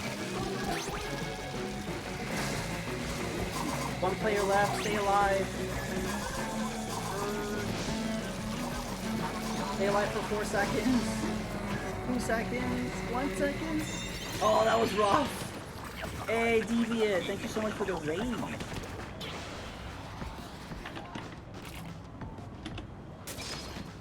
Welcome. How was Awakening? How's your progress going? Didn't start the new season. Yeah, I have to finish it. All right, it's good. They put new variations of the weapons. I really like the dualies the most so far, because they got that new splashdown. The new splashdown is so OP. They're gonna nerf that. They're gonna nerf that splashdown. I'm guaranteed. Because the radius of it is insane. And it's a lot of fun because you can get splatted, but the splashdown can still take out the other person. So you can get your revenge for that splashdown. That ink wall screen thing, I'm not really crazy about it. I mean, it's okay. I'm not really sure how effective it is to use against it. When I'm in it, I can still tell my ink, because like one ink is white and one ink is like a light gray. So if you know the difference right before you go in it, it doesn't really do much. It kind of catches you off guard a little bit. What else? The new champagne bottle is good, because that comes with the screen. And then... oh, the new stage, the ramen one, I was kind of disappointed because it just kind of looks like every other stage. Like, it kind of looks like a gymnasium or something. Like, the jellyfish are on the sides, like having ramen and stuff. There's like a giant ramen bowl above the arena. But then, that's it. I wish that, like, at some point that giant ramen bowl would like come down in the middle of the stage, like maybe at the halfway point, because it has like these chopsticks that move up and down. Like, it would be really cool if you could like ink the ramen itself and go up it and onto the chopsticks. But I don't know, I would have liked a little more interactive. Okay, I didn't get to play the, what was it, the tuna fin whatever, the one that they brought in from Splatoon 2. I haven't played that one. How they changed. But yeah, we're doing Big Run. They added a new boss for Big Run. We saw it for a split second, and I can't even tell you because we died so fast. So, flashbang special that removes the color. Yeah, I forgot what it's called. Something screen. With ink screen. Something. But yeah, it is interesting. But like I said, I don't know how effective it is. Squeezer, yeah, Squeezer's good. What other weapon did I try? Oh, the S Blast, which I've never been good at. It's just too slow. I haven't tried all the new weapons. They added a new stringer, the big lugs, the Lux. I haven't tried that yet. Last game, okay, no problem, Breadbug. But yeah, Deviant, did you want to jump in?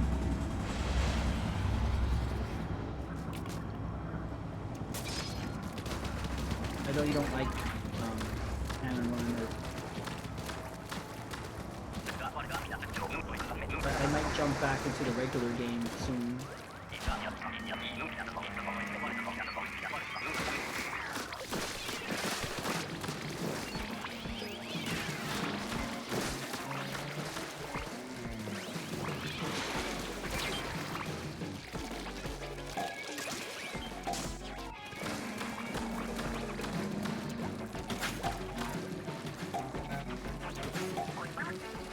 The stringer, it's just not a weapon that I use.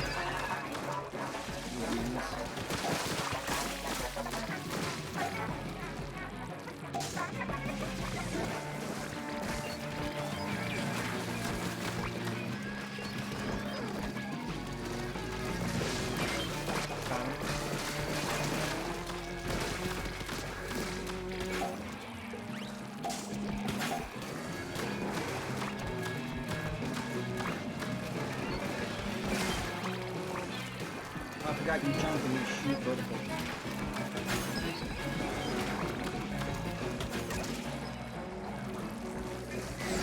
Cool.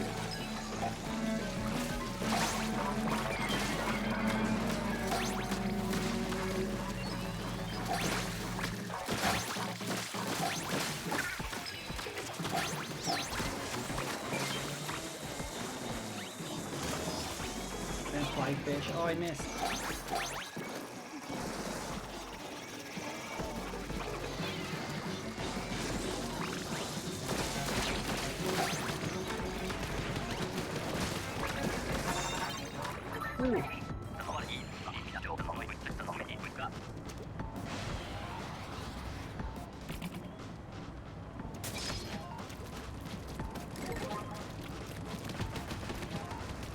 Hey, Stitch! Got the Grizzle Blaster? Awesome. I wish that there was like a round where we randomly like all got Grizzle Blasters, but that would probably be like oh.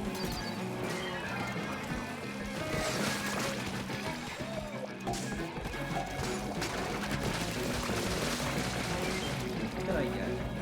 Oh, the enzyme. We'll need some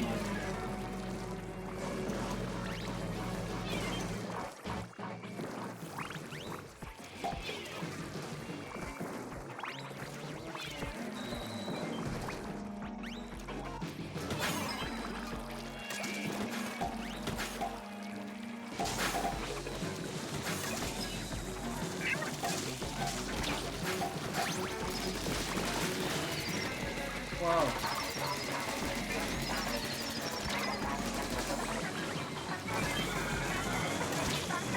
I was hitting him over and over again. Oh, Stitch. That's good.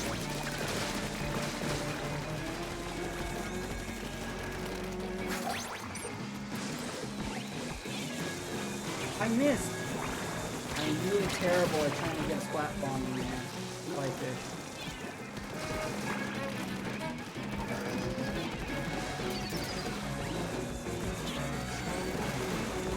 Stay alive. Oh! Stay alive, folks. GG. I just want to try to get to the boss one more time. It's like I didn't even get to see. Hey, Grizzle Charger, ew. Well, what's good about the Grizzle Charger is you don't have to charge it up, it's automatic.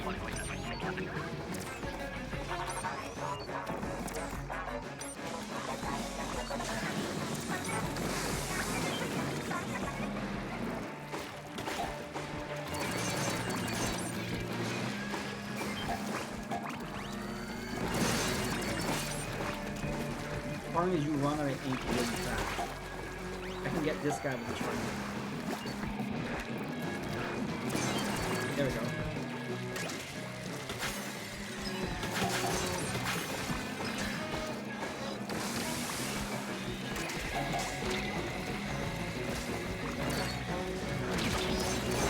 Got him. Okay, you run out of ink super fast with the Grizzle Charger. Whoa.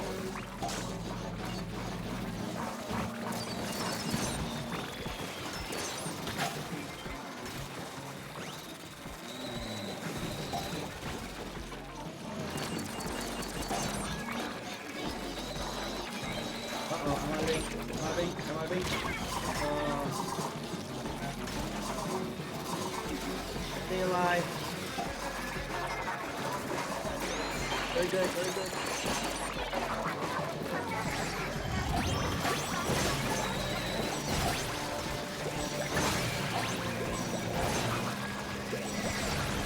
Trying to just split it.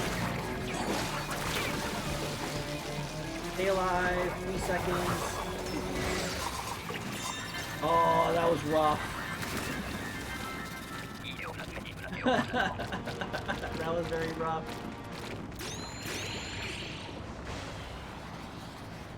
Nice.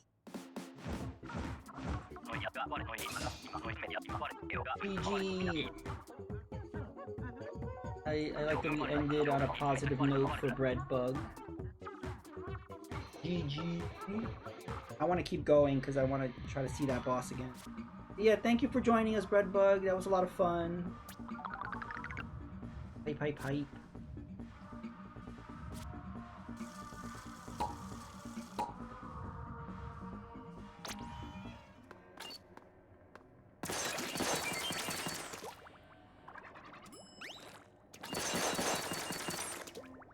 Yeah, I wish all the chargers... I hate chargers. This charger is really good.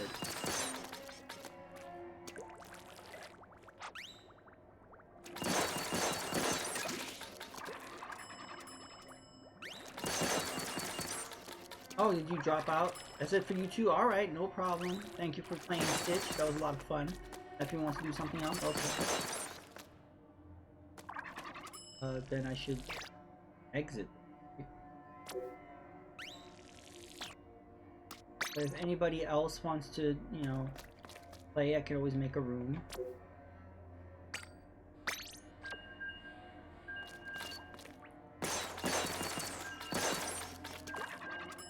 Yeah, so this is like, it's almost like a machine gun charger, but you run out of ink so quickly.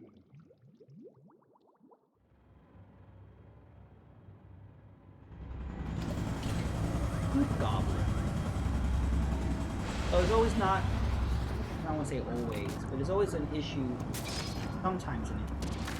When you're playing, oh, Grizzle Charger. You're playing Salmon Run or Big Run with randoms. It just feels like sometimes they don't know what they're doing. So we'll see. So far, our teammates have been good.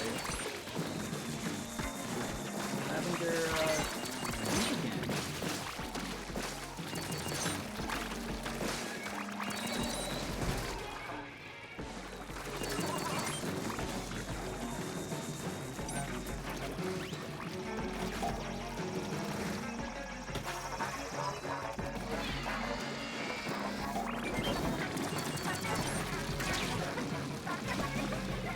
Take that guy out with a charger.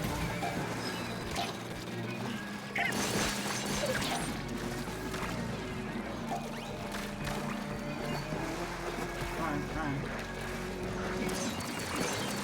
There we go.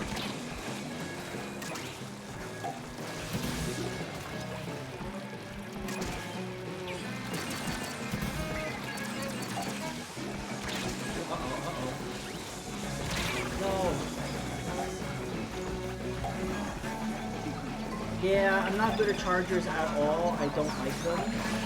But this Grizzle Charger is pretty cool. Because it has like a rapid fire. The problem is, then you're completely out of ink and left vulnerable.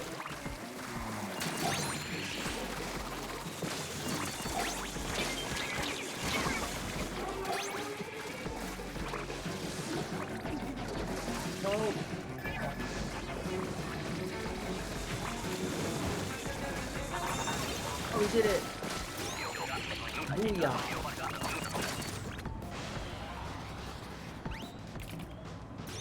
Be a good weapon. Hey, it's Deviant's favorite! The Dread Ringer!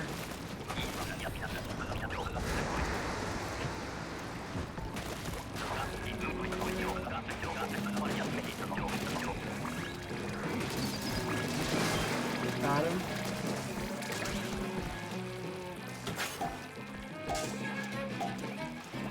Deviant, have you done a big run? Because I did the very first big run, and I was like, and I never did any of the others. It's because, I don't know, I think I was playing with people that didn't really know what they were doing. They were not very helpful team members, and also I just felt like it was like Salmon Run, but even more intense.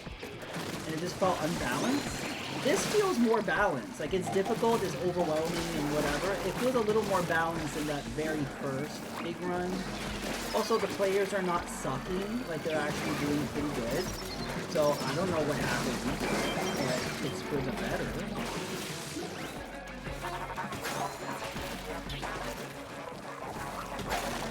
Machine has better range.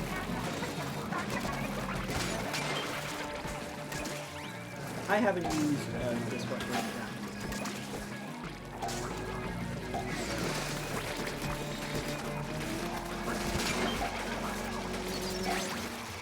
That's just have it right by me.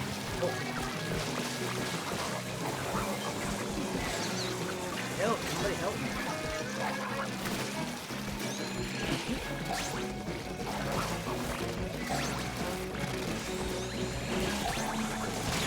Ooh.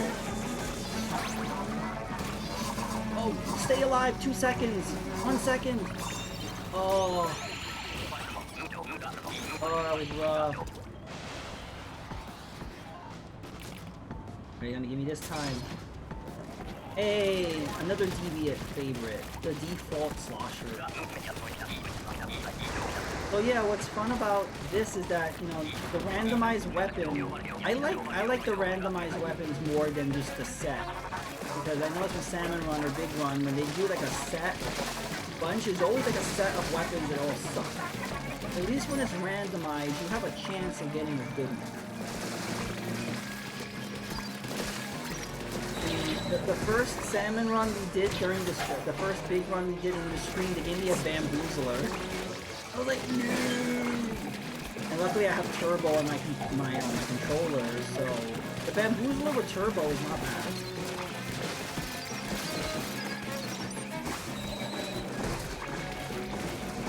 You don't like horde modes? I think modes like this are fun with friends if you're playing with people. It's yeah, it can be a little meh when you're playing random.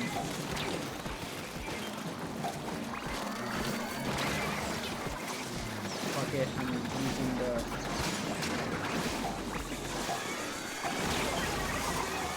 How did I not take out the flying saucer? I was aiming right at it.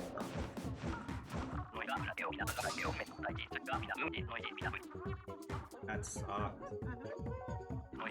There are people that are ridiculously good at it, like...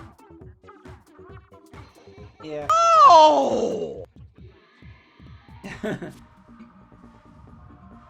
Yeah, Dank, if you want to jump into this, let me know. Also, Deviate, if you want to do a regular, you can do a regular match if you want. You know.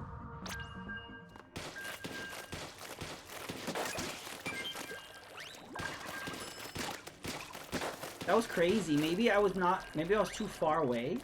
I don't know how my jetpack. Like I was shooting like right at the flying saucer.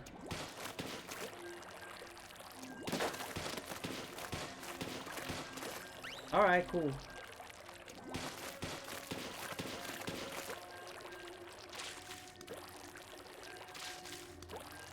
Yeah, let me know when you're ready and I'll make a room. I'm just playing against rando. Or with rando. You died before the shots got there? I got a few shots in. It's just they weren't landing. I think I was too far away. Or maybe like the shots were hitting the UFO and not the little dude on top. The Grizzle Splatoon is okay. I'm not crazy about it. The wind up, it takes too long. You gotta hold down the button. It just takes... It's super strong though. It's just... It takes a while to wind up. Hey Shinbo, your favorite game in the whole world. How are you doing?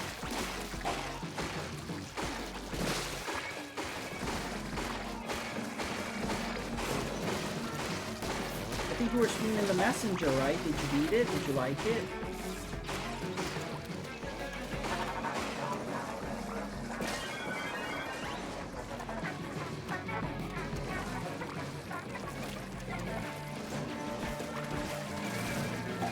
Oh, I'm like, why can't I pick up the egg? Because I already have mine.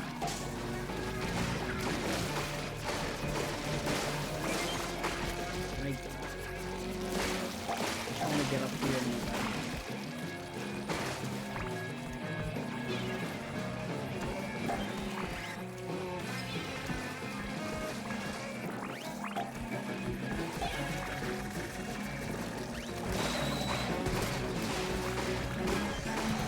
I beat the Messenger and I played a little bit of the DLC, but I never got back to it. I just got distracted. What turned me off is that, I don't know if you know this, but when they first put out the DLC, you had to beat the boss again, the final boss again, to access the DLC. And that kind of turned me off. And then later they released a patch, and now you don't have to fight the boss anymore.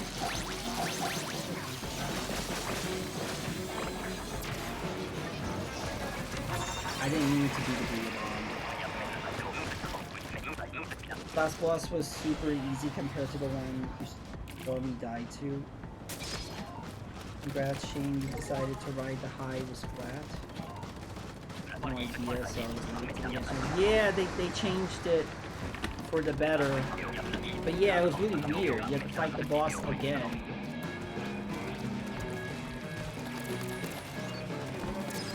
Oh no, they give me the damn bamboozler.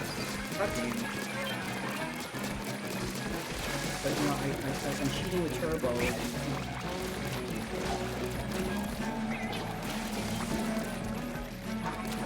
What is Arcade Paradise?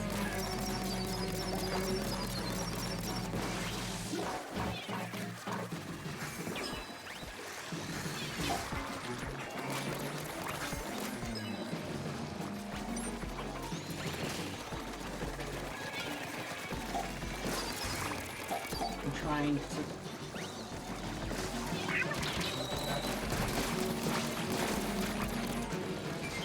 There we go. Similar indie title that basically has you running a laundromat that eventually turns into an arcade. Interesting. Help me, help me.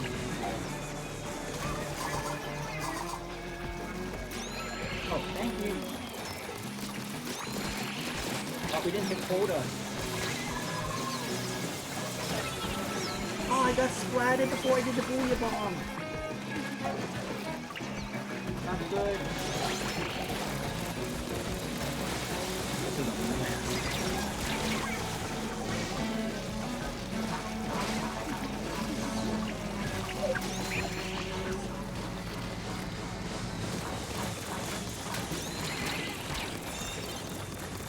Oh, I thought the round was over already. Does Aldo like platformers? I mean, like, well, the Message is a platformer. It's more of an action platformer. But, yeah. Oh, I like the nozzle nose. Nozzle nose is good if you have...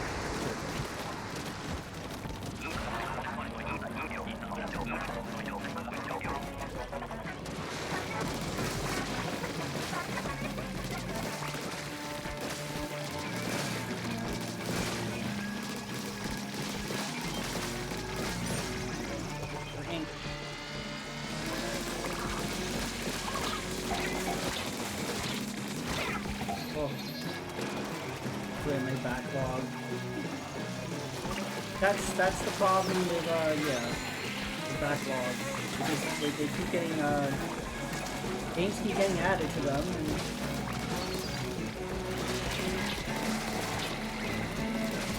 Oh, I just got, Ghosts and Goblins Resurrection, because it was on sale. No, don't! Hold on, hold on!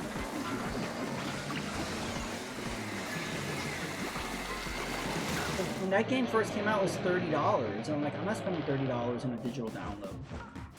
And then, it was on sale for $10, and then I had gold coins, and so I got it for like $6 something. So that will be a future stream.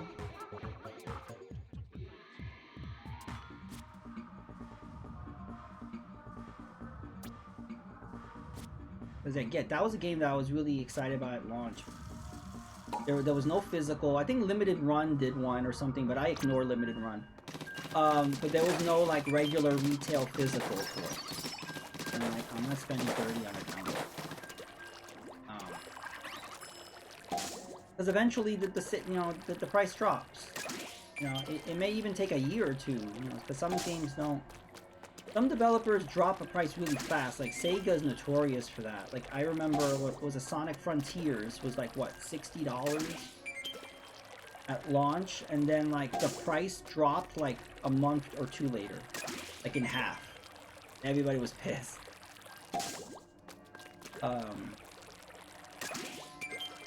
That's the way it rolls.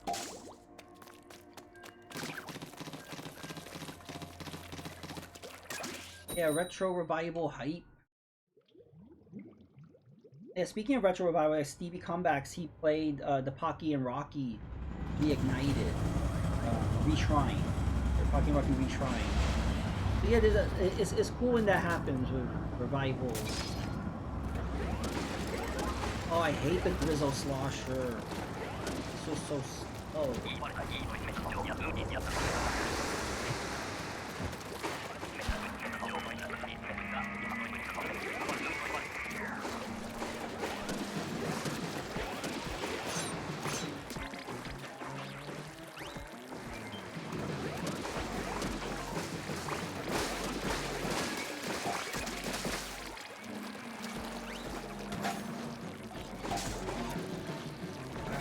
Alright, cool. I'll open up a room on the next round.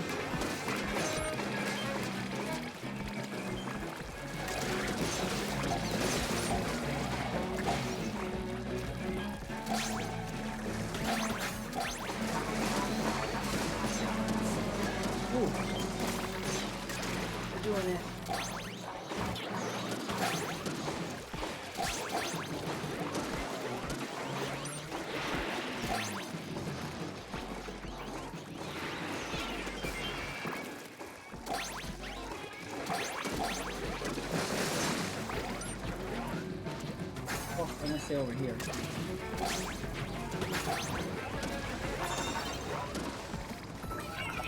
Booyah. Yeah, your 80th run of Shenmue.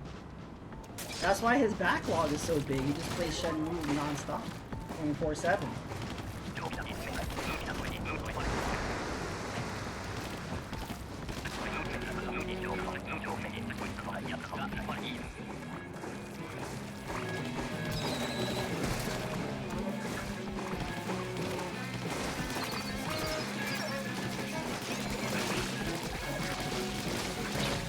Oh, I'm trying to get the thing and these freaking salmons.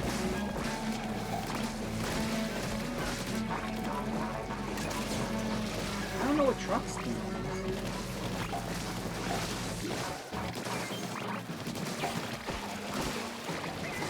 I haven't played Shenmue and the last time was like, I think last Christmas. You were in my stream, Jimbo. My little froggy was wearing the Sonic sweater. I love that Sonic sweater. I should break out that Sonic sweater for this Christmas. I gotta think about a good thing to stream for Christmas. I have a few ideas. I really love that Nightmare Before Christmas on the Xbox. I might want to play that game. That's more Halloween. We can play that on Halloween or Christmas.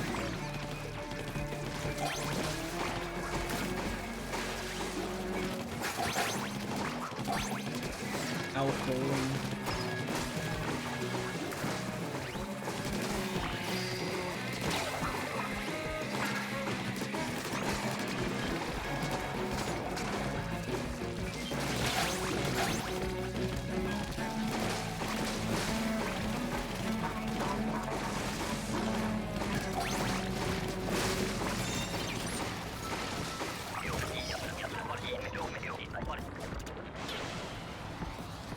Yeah, what are good games to play on Christmas? Shenmue is definitely good. Nightmare Before Christmas.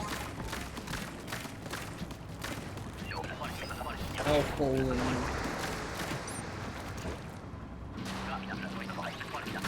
Oh, the grill.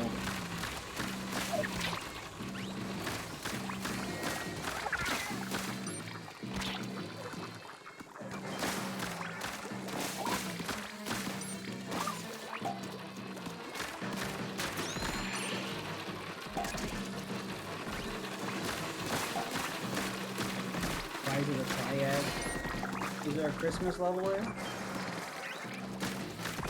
Xmas theme? Cool.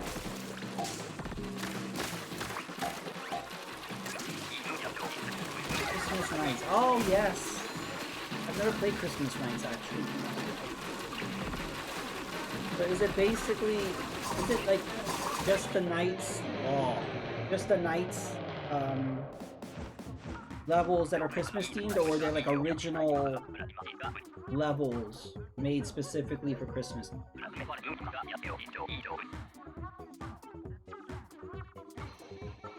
Okay, Dank, I'm gonna make a room. We still haven't gotten up to that boss again.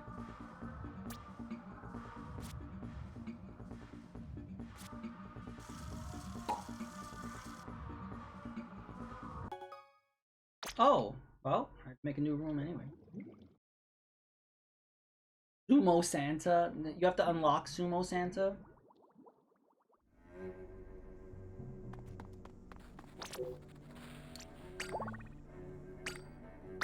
Okay, if anyone would like to join into a big run, a room is open. With a code? Okay. You gotta fight that thick boy again. Hopefully, we'll survive more than 2 seconds. That fight was rough.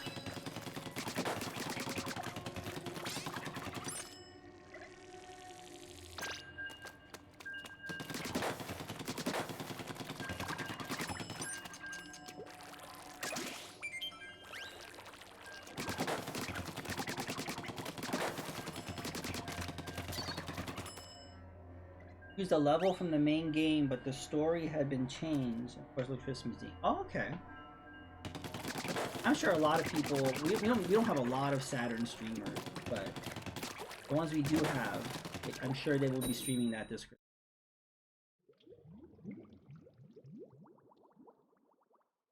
There was a Super Nintendo game. I think it was a PAL release, but it was a Santa like platformer. What was it called? Santa's Day Out or something like that. I've seen people play that. I've never played it. Yada Sisters has 2 Christmas levels and 1 Halloween one. Okay. I love this color.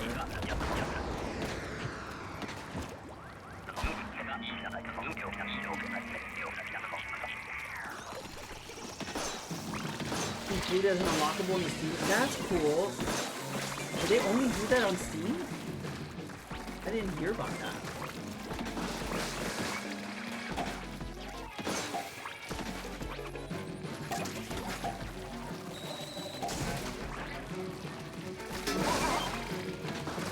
Okay, Tuxedo Mask, work away. Thanks again for the raid.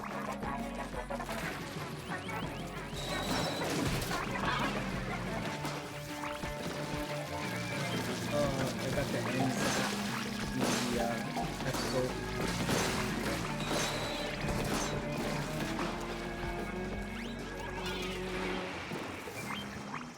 Semi-banned Xmas game on Steam.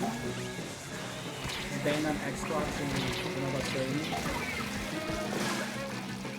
But it's like a naughty Santa game.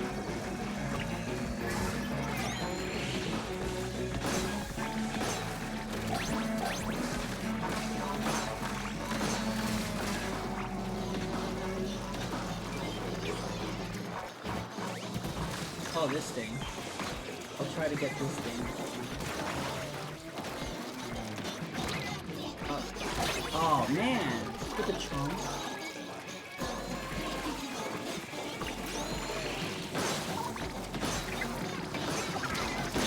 Let's just survive it now.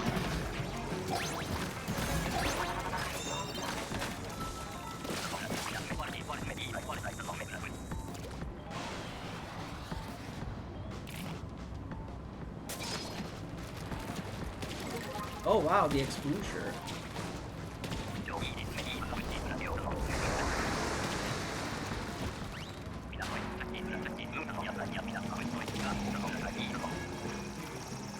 Did they have to put 2 fly fish?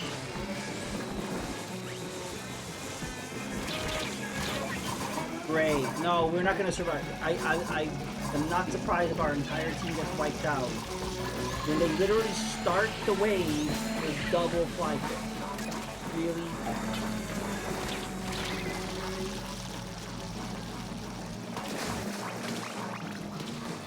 You know what? Screw it. Yeah, special. I didn't really do much, but there's too much happening on the screen right now.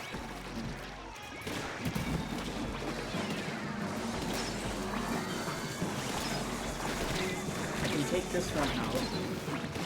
There we go, take him out.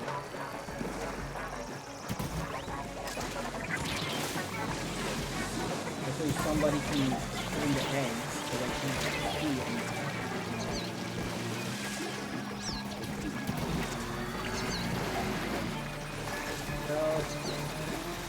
This is really rough. Can't see anything. Okay. I need to get these eggs in here. Oh, I can't. What the hell's happening?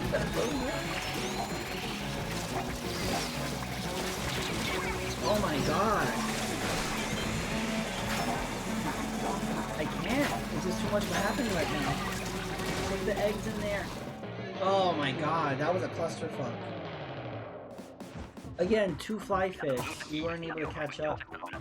That was just bad RNG. We'll do better next round, Dane. Hopefully. Wow.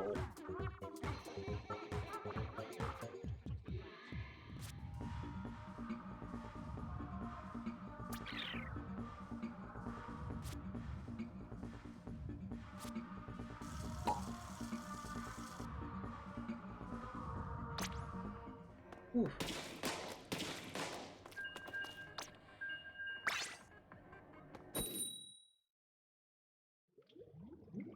A clusterfuck.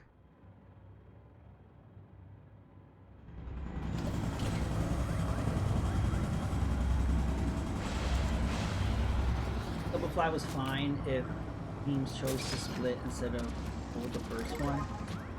Yeah, as soon as it started, we all threw our splat bombs into the same thing. That was not good.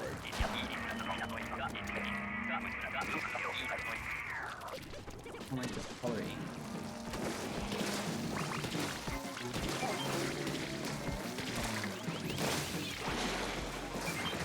Okay, good.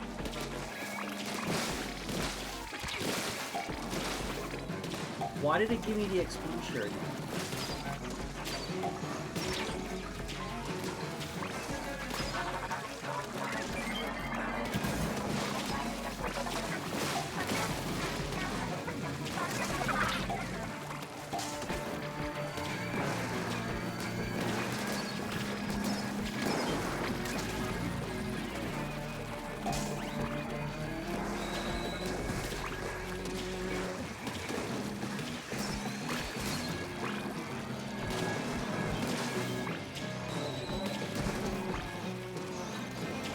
But Shimbo, my last few streams have been all Mario themed. I beat Super Mario Brothers Wonder on stream and Super Mario RPG. So those are Mario. Both are very excellent games. No.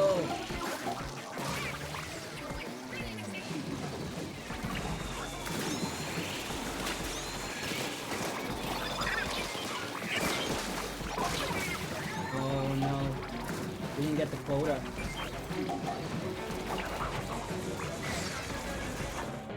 Wow, we're getting bad luck. And also it's because the weapons, I can't do anything with this exclusion. So like, that's why I've been sucking. Just give me a non-slosher weapon. You borrow his Switch? Oh, that's cool. So I started Mario Odyssey as the first time ever using the Switch. Wow! What do you think of the Switch hardware? And what do you think of Odyssey? That's a classic.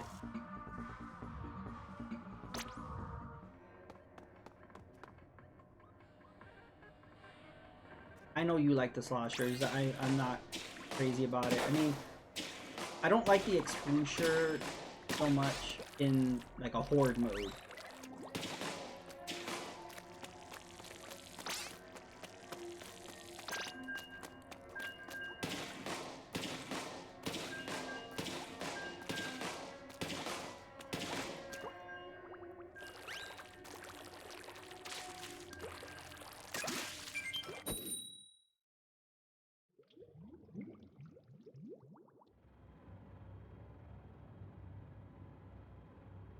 I'm just not good at it. Yeah, I'm not really dogging on the weapon. I'm just saying I personally not good with it. Hardware is trash, but it's coming from a PC guy. Odyssey is pretty darn fun, but I only completed the first two. Okay.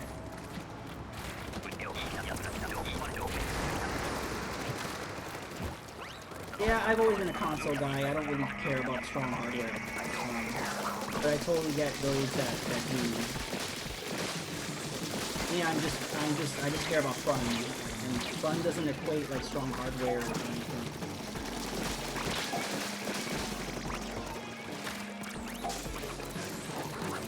But for some people it does, and that's fine. Oh!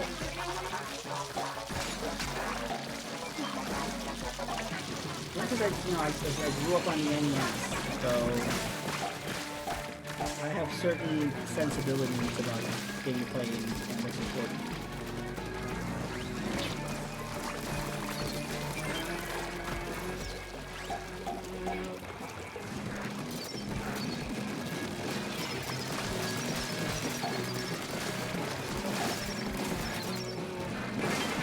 There we go.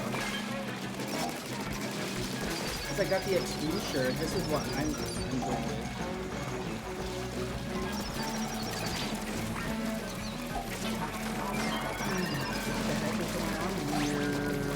Okay, we're good. Oh, Vinny, I was gonna revive you, I ran out of aim.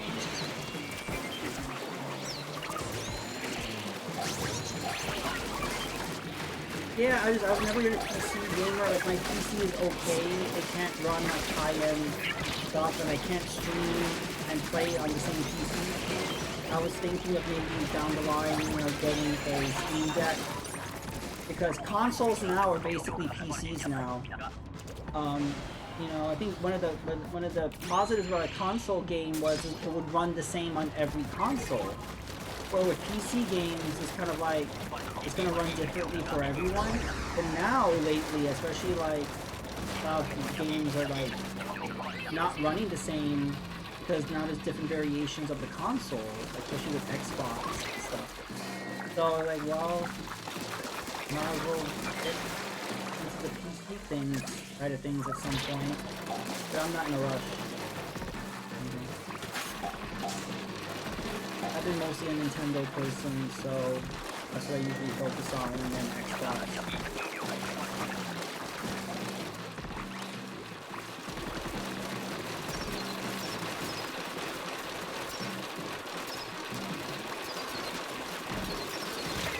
Oh, the gorilla just literally touched me and I died.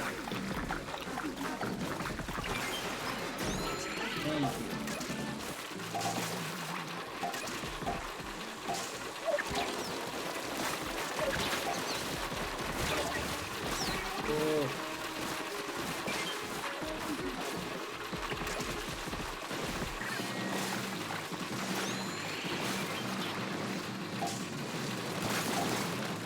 Also, I'm the kind of person that just likes to just turn on the game and start playing it. I don't like tweaking the settings. The PC gaming is just too complicated.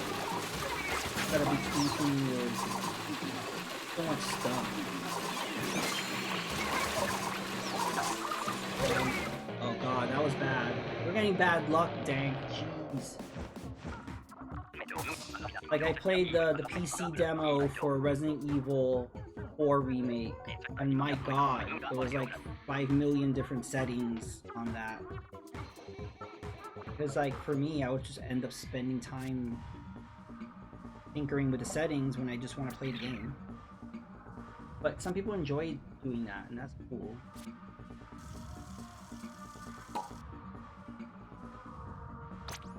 But no, they've just been giving me bad weapons. Like, they're giving me sloshers, they're giving me chargers. If they would give me a good weapon, like what happened, like for a whole bunch of the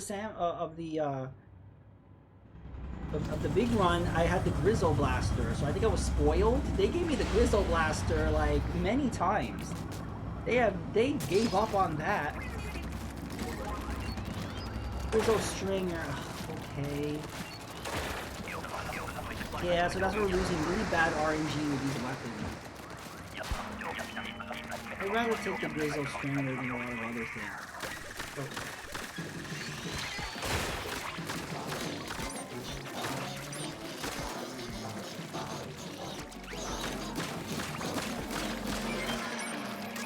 Oof. Okay, we're good.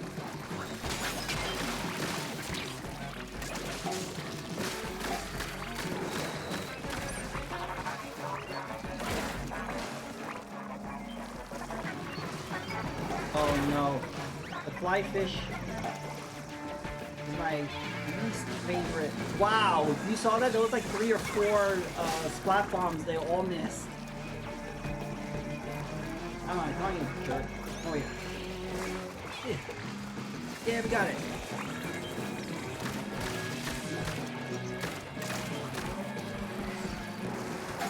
But what I noticed with PC games, they say like recommended things, but I don't know, I think that's all a lie. That's the problem, because it all matters like what you have installed on your PC and a lot of other variables. The games are not going to run right. But I'm constantly hearing of like PC ports running like crap. A lot of like developers don't prioritize, or they don't do well on it for some reason. Not all developers, but there's just some of the bigger titles just kind of really shitty PC ports, and then the community has to like fix it. But we did it. All consoles pretty much follow where the PC goes. I think that next one will probably be 99 digital downloads. About the freedom to fine-tune your experience. Oh no, not the Grizzle Slosher. I'm not good with this. Yeah, like I'm more into, you know, the concept of like cloud gaming than anything. I've actually had very positive cloud gaming experiences with xCloud. I'm fine paying a subscription and then doing that.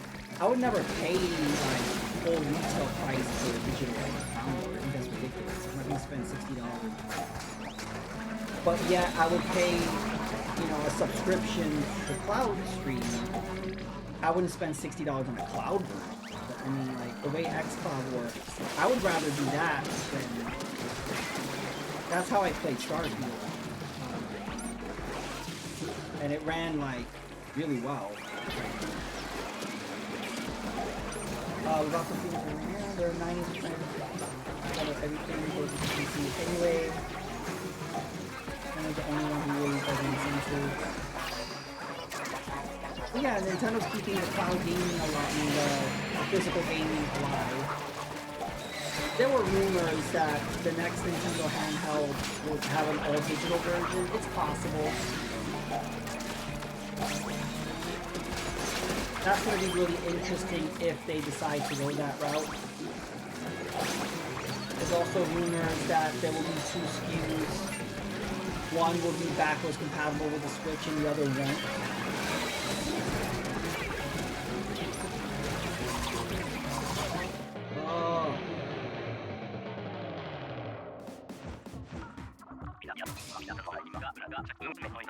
But yeah, in the inverse of that, there are games on where PC is the lead platform, which ass on console.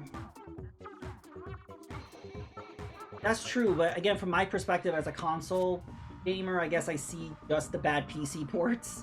But if you're a PC gamer, you would probably just see the bad console ports. It really depends on like your gaming perspective.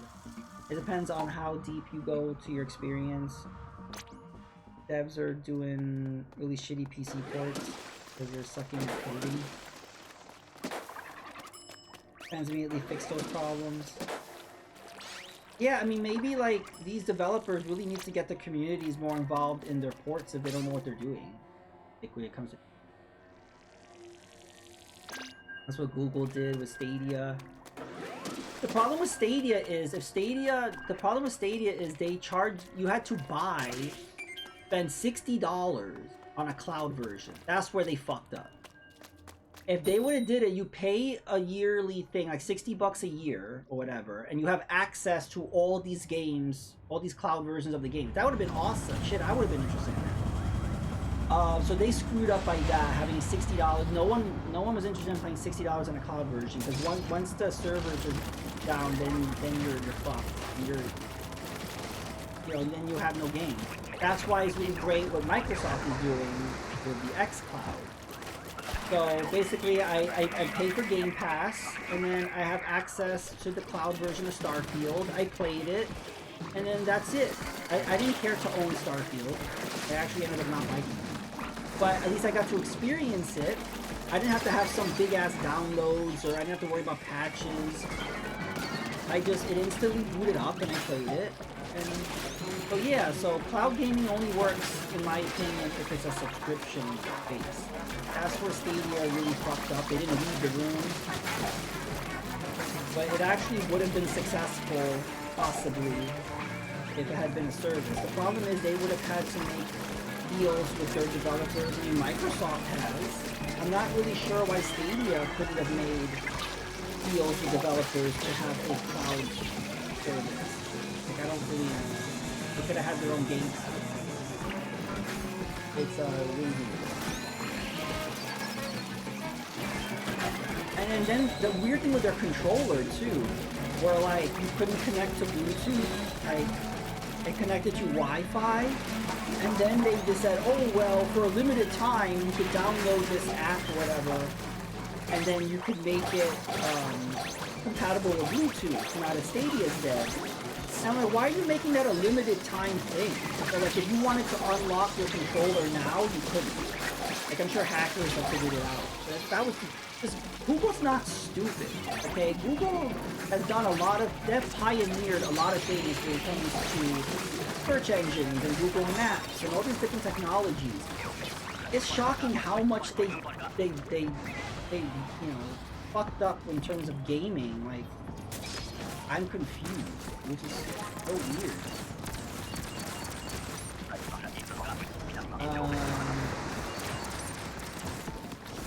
Sorry, I didn't catch up on chat. I can't chat.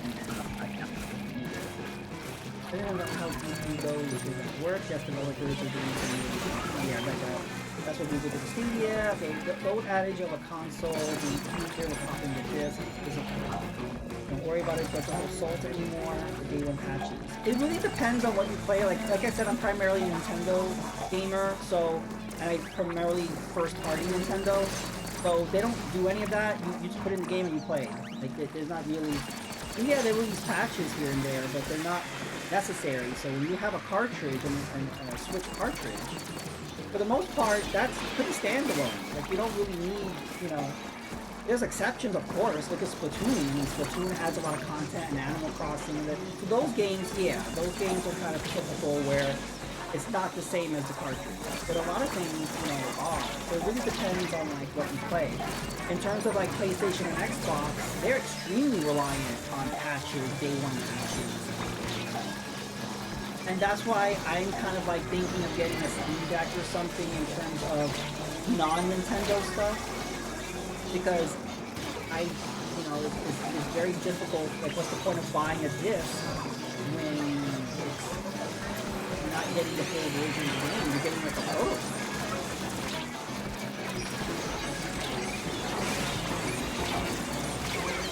Oh, what the fuck. Everybody stay alive. Oh, we need 2 more eggs. Get the eggs. Oh wow, we did it. Whoa. Cloud gaming is also pretty much fiber optic. Yeah, I'm lucky that my internet is really stable, because I have Verizon BIOS. Most people who live in the US have horrible internet. Spectrum and Comcast. So so yeah, if you don't have a stable connection, yeah, cloud gaming would not be for me. I was just lucky. For the most part, Starfield like blew it up right away. Like I did a stream before Starfield came out. It's on YouTube, where I was just randomly playing cloud games. And it was funny. I was just jumping. I jumped into Mortal Kombat 11, Forza Horizon, Skyrim. I was just instantly beating up all these games that were like freaking 100 gigs. And I'm like, what? I was like, what? This thing works really well. I've never tried it before. But yeah. But Microsoft's the only one who have figured it out. Because cloud gaming on Switch is boring. Playing PS3 games on the cloud, I heard it. Oh. And then Stadia was So for some reason Microsoft is the only ones. And also xCloud is still in beta. But right now they rolled it into Game Pass, but I think at some point there's going to be a separate thing, or maybe another tier. But for right now it's included with Game Pass. It's also good for trying out a game. Just how Game Pass is a good rental system. With cloud gaming, you don't have to invest in insane download. That's another reason why I'm a Switch fan, because I just put it in the cart and I just play it. They're like, I don't want to be downloading 100 gigs. Like, I don't have the space for it. It's gonna take too long. And then you're gonna have a download, the next day. There's gonna be a patch to add another 100 gigs. So again, this is coming from an NES era. I'm old, so that's not for me. So where is this asshole? Oh, there he is! Get him!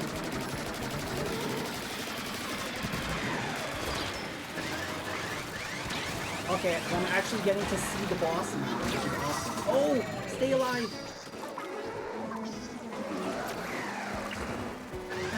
But that is really weird that, yeah, the PlayStation, the Sony is like, no, you can't download the PS3 games. you could only play it in the cloud, and it's like, why? Why can't I just download the PS3? Well, I think it's because of the architecture. Like, this is not able to run natively or emulated on the PS5. So they're like, we're just gonna stream this shit on a server. I mean, that's how you're gonna play. I can't see anything right now.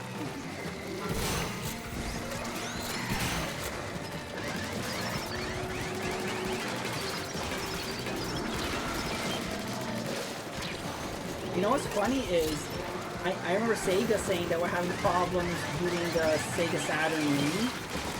What if they made like a Mini that connects to the internet and you can play Saturn games on a cloud? People would hate that.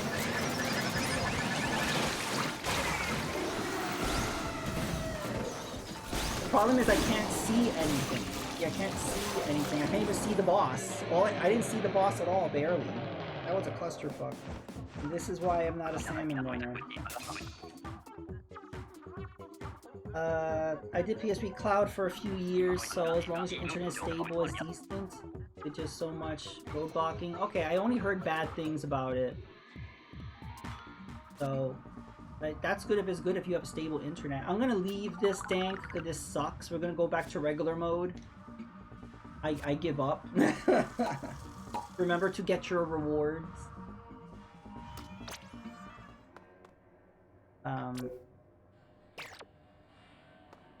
How do I leave?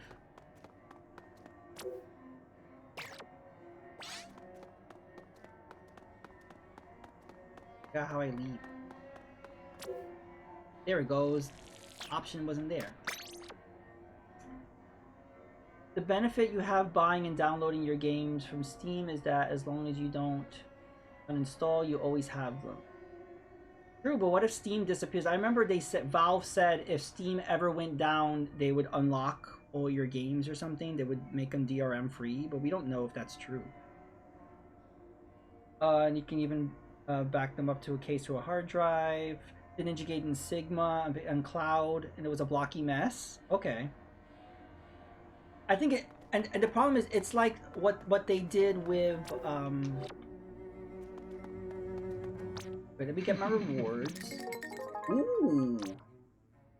I'll swap for chunks. Swap for chunks. The gear you just got. That looks really good. And yeah, we'll just swap. Oh my god, we got so many rewards.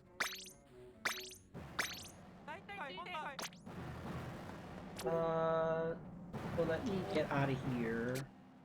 I'll respond in a second. Let me get a lobby open.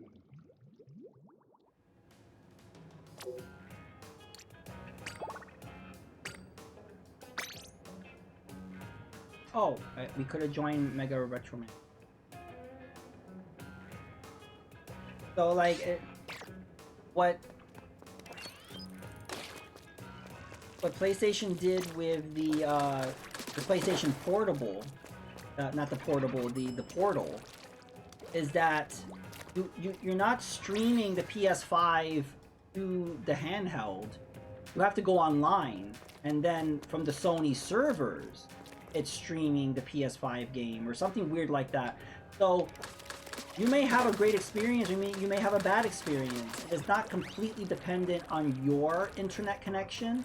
It's dependent on if the Sony servers are working okay that day, or if they're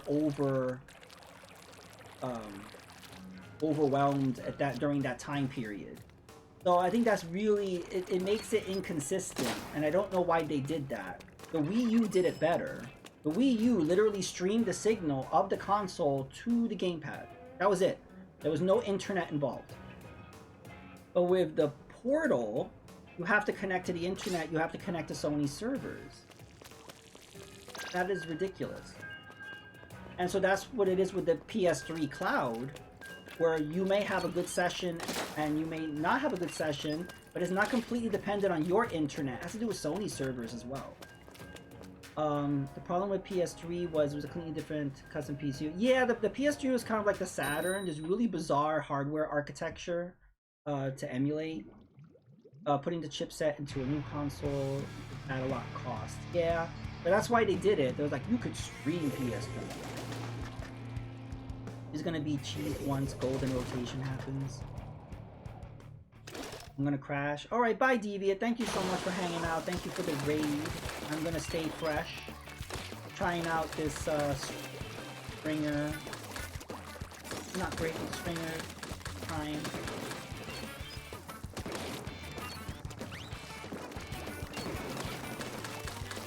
I just can't. I don't know, like, I don't know. Dank, have you ever beaten any boss in Salmon Run? I can't. I've never been able to do it.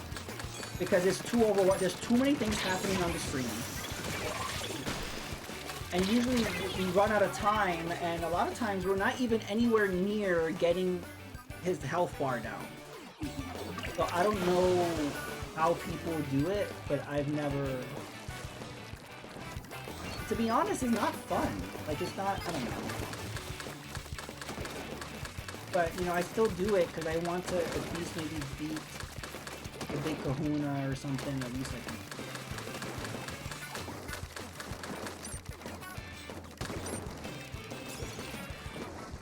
But I just, Sony's made a lot of bizarre hardware decisions.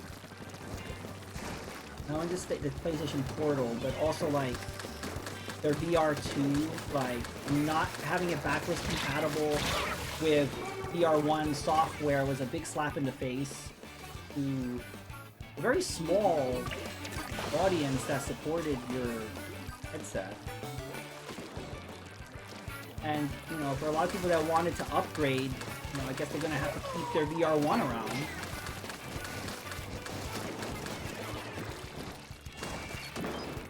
And as far as I know, they don't have any software for it. Mostly third party. Maybe they did something with God of War. I don't know. I don't know what first party VR2 software.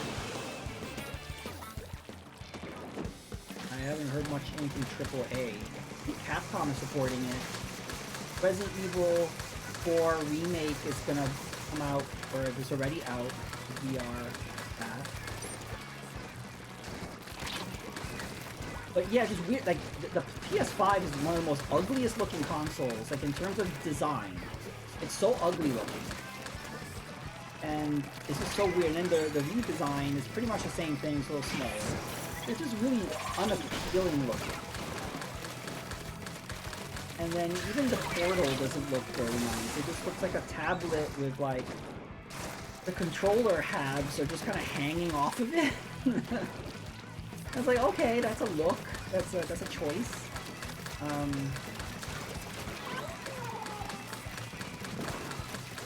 don't know. Sony's arrogance tends to bite them in the ass.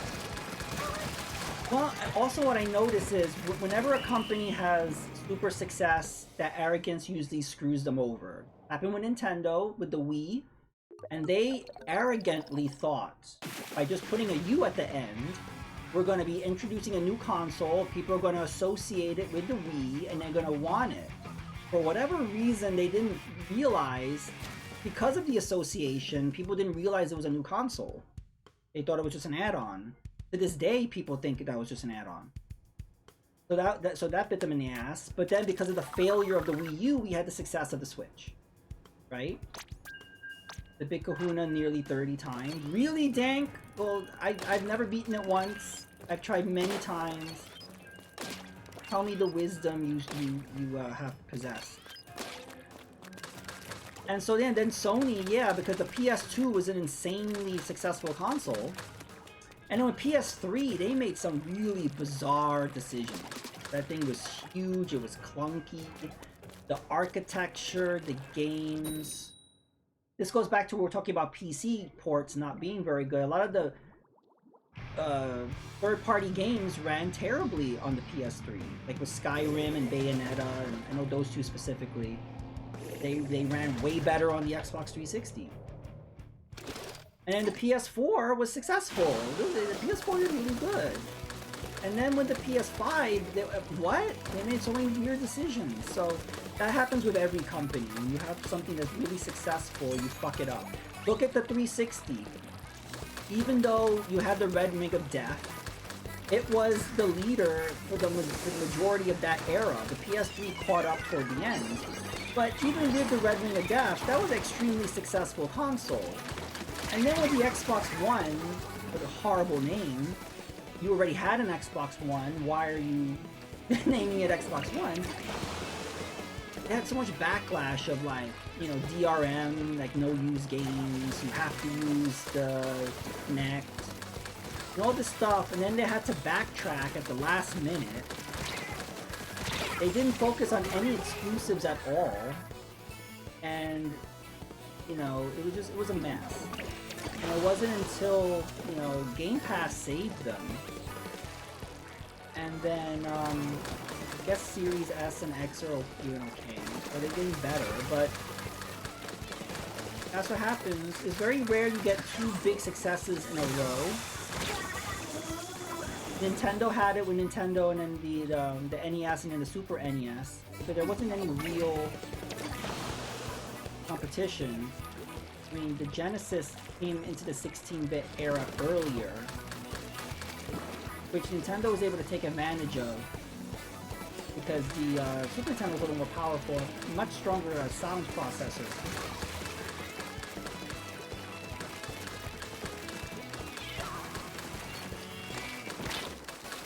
But then the N64 and the GameCube were both not very successful.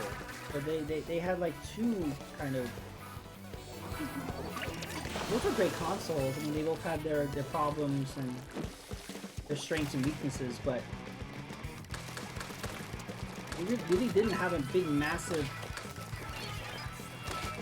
success until the Wii. That was like their first big hit since the Super Nintendo. So...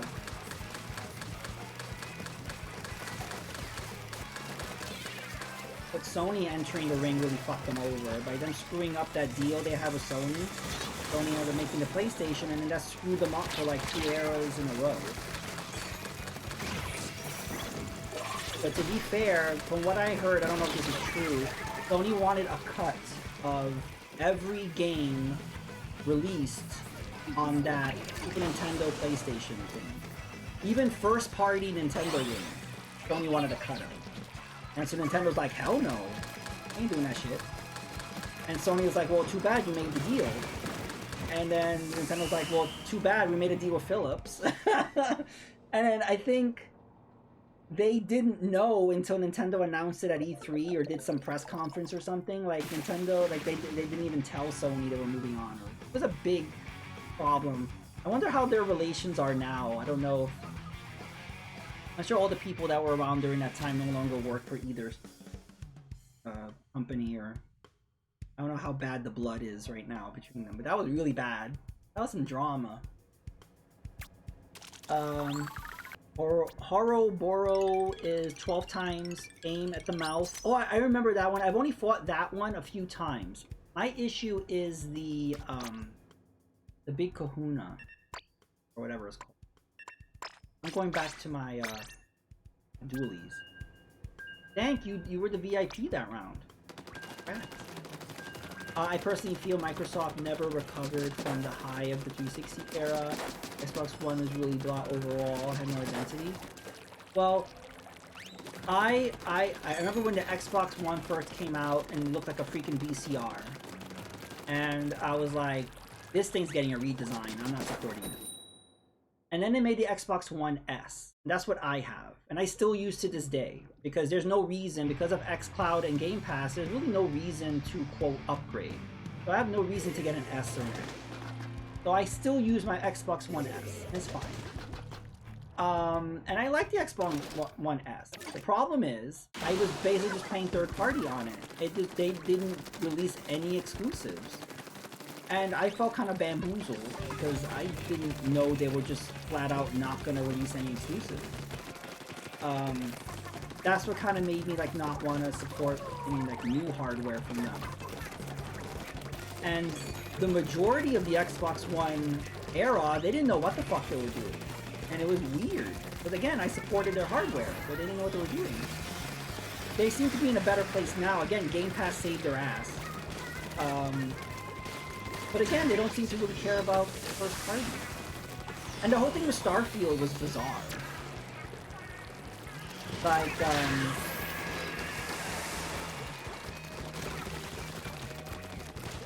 so they wanted Starfield on Xbox, and then Bethesda's like, no, it's gonna be, you know, on PC and, you know, PlayStation, and that's it.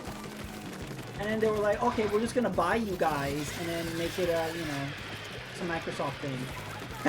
And I'm like, what? With all your money and resources, you can make your own goddamn Starfield. And guess what? Sony's guilty of the same thing when they were pissed that Xbox was buying Activision. They're like, oh, you can't make Call of Duty exclusive. That's bad. It's gonna cripple the industry. Blah blah, all this shit. And I'm like, why don't you make your own first-person shooter? You have Killzone. You have IPs that have remained dormant. And you're saying because your console's not gonna have Call of Duty, you're gonna be whining about it and complaining and being pissed and suing and all this shit. It was very embarrassing for Sony, because it's like, why are you not confident in your own IP? Because they would be, if they made a Killzone right now, it would be really successful.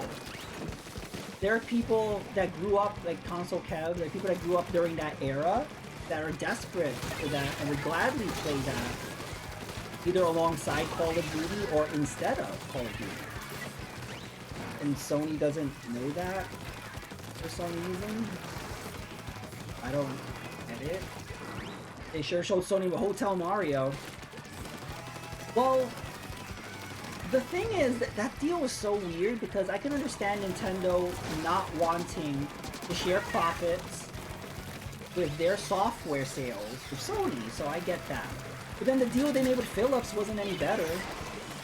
Because it's like, we're gonna let you make Mario and Zelda games, and we're not gonna have any approval of it, we're not gonna look at it. That was a weird era, because they did that with the Super Mario Brothers movie also.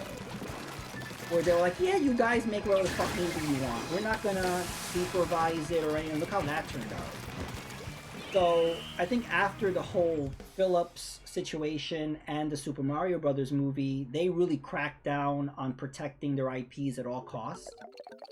And it's worked out in their benefit. They were a little too free with that shit. I still wish that those games... I want Hotel Mario and the Philips CDI Zeldas to be released one day. That would be a lot of fun. Kahuna just spammed the power eggs at him. The problem is I can't even, like, get to throwing power eggs at him because I'm so overwhelmed. Hey, we got a sticker. I'm so overwhelmed by all the bosses, all the other enemies, that I can't even, like, see where the boss is. Like, it's just... And then all of a sudden we're dead. So I think that's my main issue. I'm just so overwhelmed during the Ozuna. So maybe one day I'll get good. And yeah, aiming for the X. I saw that X once, and then the rest was a clusterfuck. But maybe one day. Nintendo is way too proud to let those CDI. I know, but I desperately want to play them. I actually booted up a CDI emulator, and I was able to emulate the Sega CD games, and they actually play really well. The problem is the controller, because the controller was like a remote control, I think. And I think they had like an actual controller or something. I don't know, but the emulator, I couldn't get the controls configured, so I couldn't really play it. But I just wish one day. And I tried to buy CDI, but they're very expensive. And I want the PAL version one because that had sparks, so I would get the best picture quality. Then I gave up because it was just too expensive or hard to find. Maybe one day.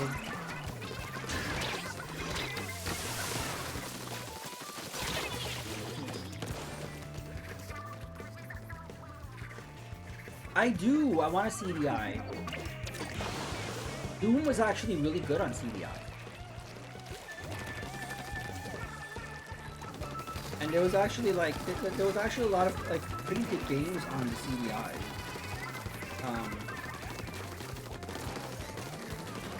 Just to have the experience. Plus, you know, I like retro janky.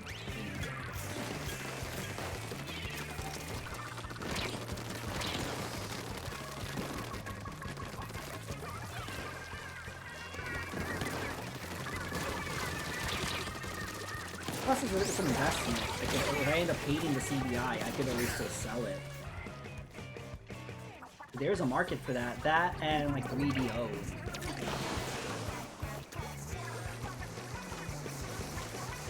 And also for, like, game preservation service purposes. Like, these things are never getting re-released or...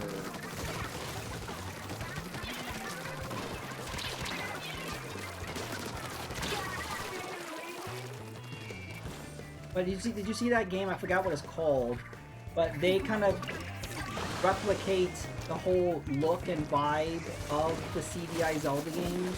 They just made a new game out of it, and it looks really good. I forgot the name of it. I don't think it released yet, but I would be interested in playing that.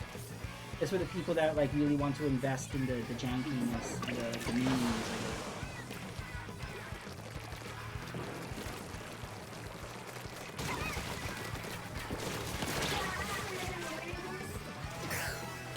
Whoa, wiped out. We're not doing good at all.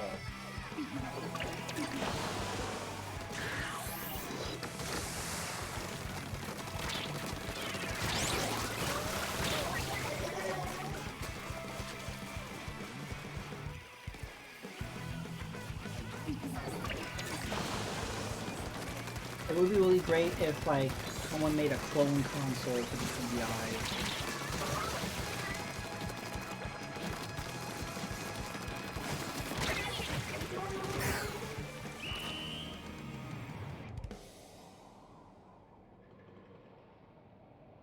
That was rough.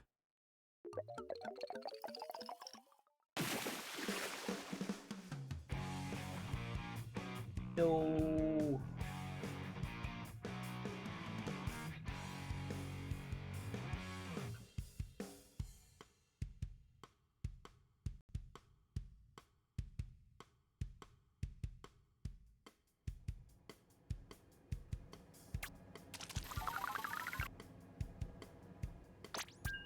Gotta win something.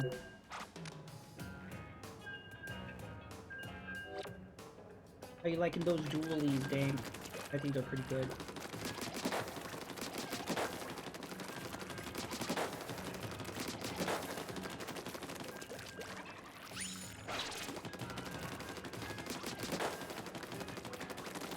I'm just curious what this new Nintendo console will be. It's gonna have a gimmick. That's what they like to do. There's gonna be a gimmick. I'm just scared on what that gimmick's gonna be.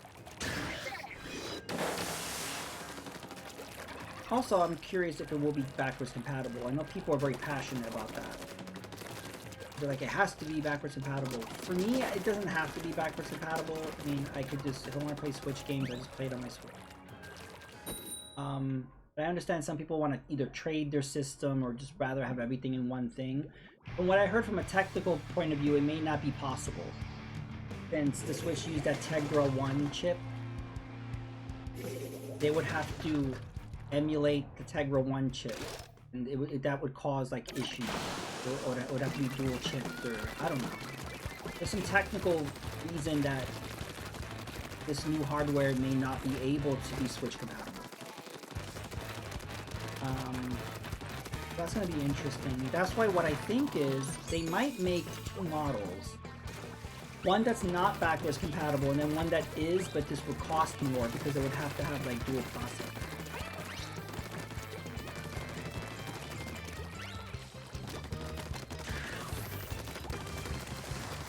But again, when you have two SKUs like that, that confuses the market, like the average consumer. So.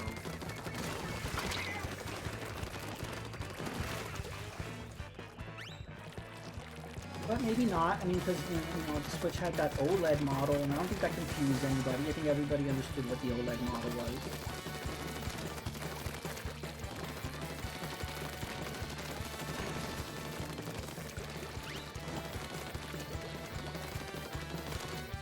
No! I would like to believe that, I don't know, some person's internet went out and it wasn't a freaking rage quit. Or...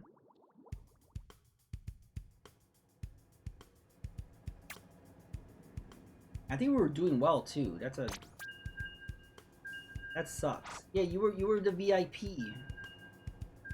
It was because of Foops. Look, it's Foops. Their fault.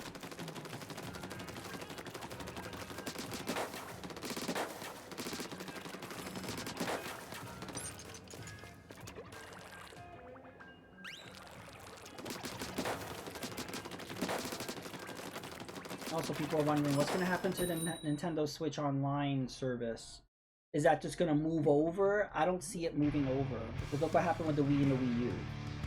I think that those apps are going to appear on this new hardware, but we're just going to start from, you know, square one again. So they're just going to drip feed the first party titles, and then they would have to get new permission, new licensing for the third party ones. And some of them will come back and some of them won't. That's how I think it's going to be, and it's going to piss a lot of people off. But I feel like that's what's going to happen.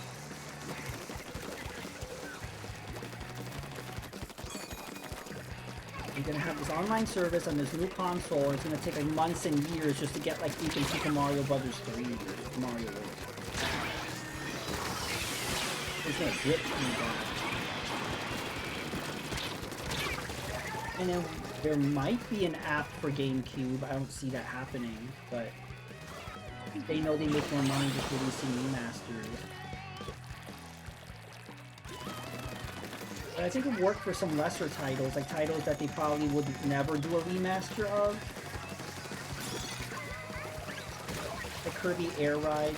Kirby Air Ride is really good. I don't see them ever doing a remaster of that. Oh, that would be really cool. Or Dice. Dice was a weird experiment that I don't think they'll ever do again.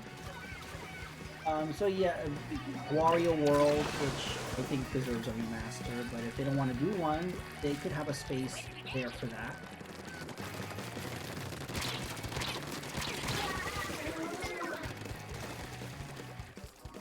Maybe we'll finally freaking get Virtual Boy. Where's my Virtual Boy app?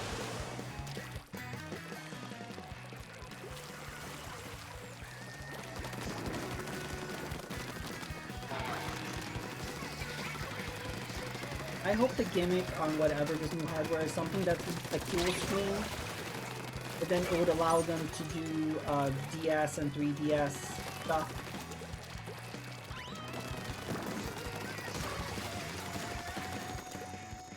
So I hope it's something like the Wii U where, but it's different, where like you have the second screen but it's optional.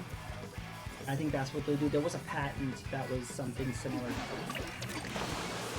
So you could play it just like you would the Switch, or you could play it in another like configuration that would involve two screens.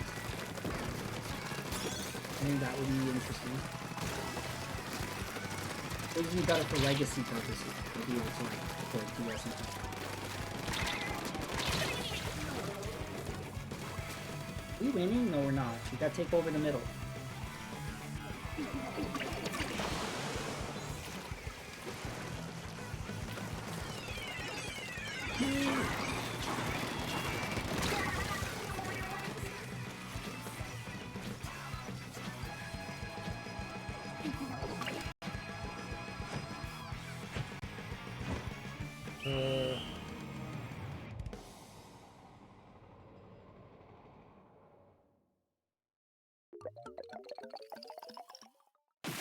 Yeah, it was a no-brainer. It was pretty much, you have 3D. Like, it would have been perfect for that.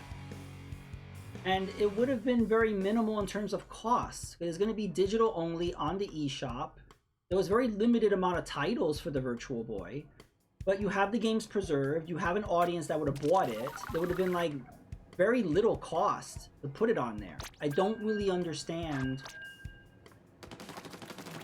not doing it. Because usually there's reasons that are, you know, there's usually cost reasons, but it wouldn't have cost them anything, so I don't really understand that at all.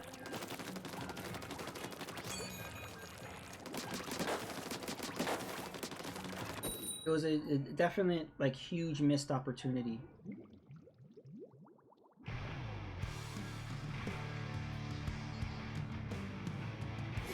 Yes, do you know the developer of Mutant Mud actually commissioned doing a remake of Virtual Boy Wario Land?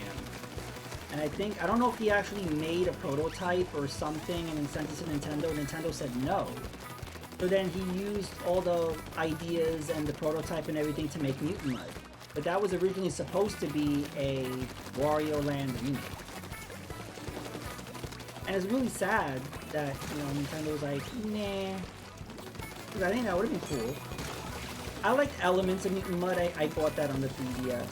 But it was just a little sluggish for me, like his movements. But I like the idea of moving back and forth in the background and the foreground, just like Wario Land. But I had issues with the jump physics a little bit. But yeah, it might be on the wiki page or somewhere, or an interview or something.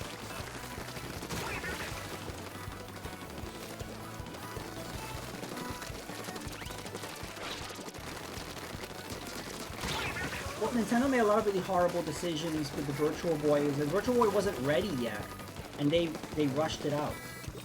So, the developer of the Virtual Boy was the guy who invented the original Game Boy, and he told Nintendo the Virtual Boy's not ready yet. And they're like, well, you have to put it out because it was '95, and then the following year the N64 was supposed to be out. It was like you want it out before the N64, which I don't really understand why, but whatever. Just the timing was off, so then they rushed it out. And, you know, it wasn't very good. You're literally shooting red lasers in the eyes of children. You know? And there wasn't much software. And then Nintendo quietly acted as if it didn't exist, and then they were like, yay, N64! It was like, yeah, Gunpei, Yokai. Yeah, and then he tragically died in a car accident, like, right after. And I'm like, that's terrible. And then I don't think, did Nintendo fire him, or did he leave? I think he left after the whole Virtual Boy scandal, and then he did the Wonder Swan. And the Wonder Swan was actually super popular in Japan only, because it was on a release there, but it was actually super popular, and it had a lot of third-party support. There was Final Fantasy on there, there was Mega Man and Bass, so Capcom supported it, got a Puyo. So yeah, it got a lot of third-party support, and it didn't do better than Game Boy in that region, but it was a competitor. And he was a genius when it came to making handhelds. And unfortunately, he passed. But it would have been great to see what other hardware innovations he would have done.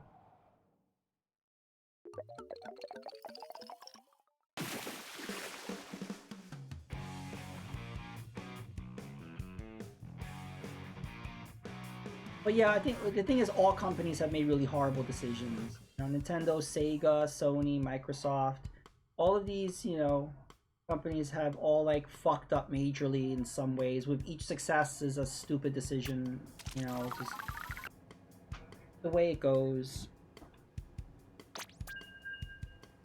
Hey, I was the VIP. What? Oh, no wonder. We had 2 drops on our side. And Dank, you dropped? Oh no. Are you done? Should I remake the room?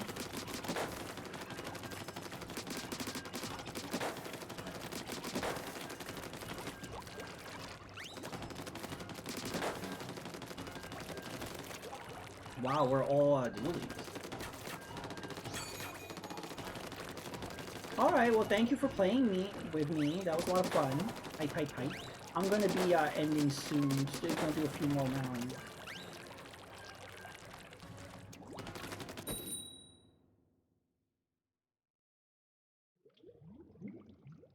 DLC came out of thin air. I hate when that happens. Yeah, that does happen.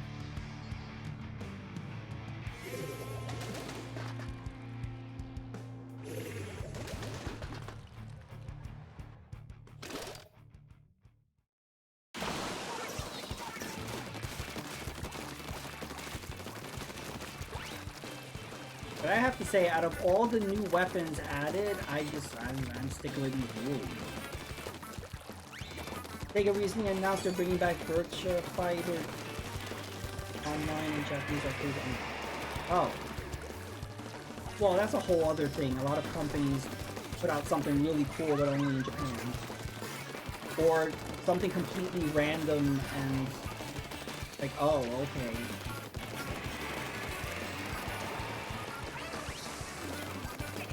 But yeah, that is weird that they wouldn't just make a new one instead of bringing back the third one. I don't get it. But yeah, if you want to talk about horrible decision making, like I said, all companies make bad decisions, but Sega took it to a whole other level. Sega made so many horrible decisions, wasted so much money on unnecessary hardware to the point where they couldn't function anymore. I don't know why they kept releasing so much crap. I think if they hadn't released the CDI or the CDI, if they hadn't released the Sega CD or the 32X, they might have been able to survive a little bit longer.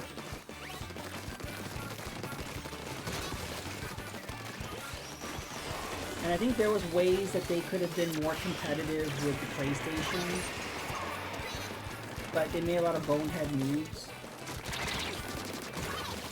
Like they put out, because they wanted to beat Sony, they put out the Saturn a year earlier, but they didn't tell developers or retail, so they screwed up those relationships. And then when the PlayStation came out, it was like, what, $100 cheaper? And also the PlayStation 1 was easier to develop for than the Saturn. The Saturn had very strange architecture. But I still love the Saturn. I mean, it has there's a lot of great software on there. Very interesting hardware. And then when the Dreamcast came out, I feel like they got everything right. I mean, the hardware was really good. It was the strongest hardware on the market for a very small period of time. Because if you think about it, it was the beginning of that gen, right? It was PS1, Saturn, and N64. That was that gen, and then Dreamcast was the start of the next gen. And then for a tiny period of time, they were the most powerful console on the market. And then PS2 came out, and that took all the sales out of the Dreamcast. Specifically because it was the cheapest DVD player on the market, and DVD had just launched and it became popular, but the players were extremely expensive. And that happened. And unfortunately, the Dreamcast came exactly right before DVD technology was a thing, or it was really weird. I think if the Dreamcast had a DVD drive, who knows what would have happened. It would have, you know. And also, it just became extremely easy to pirate burned games on the Dreamcast. That cannibalized their software sales. I think we will stop. Hype. Ooh, let's see. I think I got stickers for my dualies because I was so good at it. Oh, I didn't get a hologram one.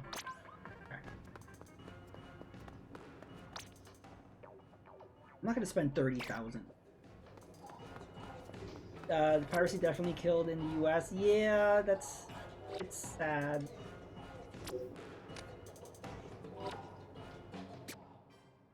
Let's go check out the store.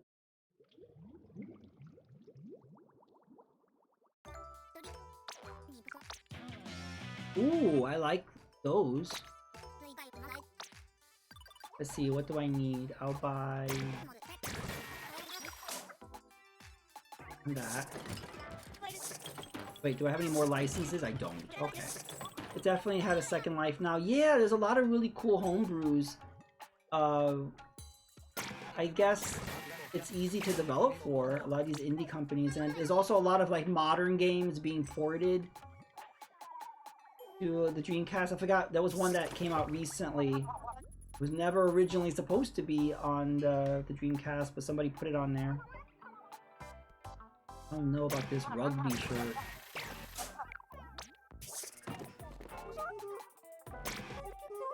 You already own those.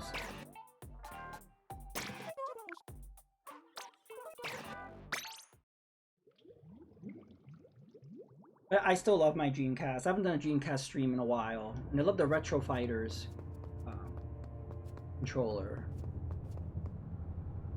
But yeah. So I want to thank everybody for coming out. It was a lot of fun. Hype, hype, hype. Thank you, Stitched and Dank and Breadbug, for playing with me. I know exactly who we're gonna raid. And you're gonna like this, Shimbo Jack. The Scooter is playing Crazy Taxi. Crazy Taxi is one of my most favorite games ever. It's the reason why I bought a Dreamcast. I remember playing Crazy Taxi in the arcades, and when I found out you could play this on a console at home, holy shit, my mind was blown. To this day, I love Crazy Taxi. So yeah, thanks a lot, guys. Yeah, gotta make some crazy money. So again, thank you guys for hanging out. We're gonna head on over, do hashtag 1UpJohn, and I'll see you on the other side. And it was a damn good port. It was arcade perfect. Alright, it was nice chatting with you, Shinbo Jack. And I'll see ya.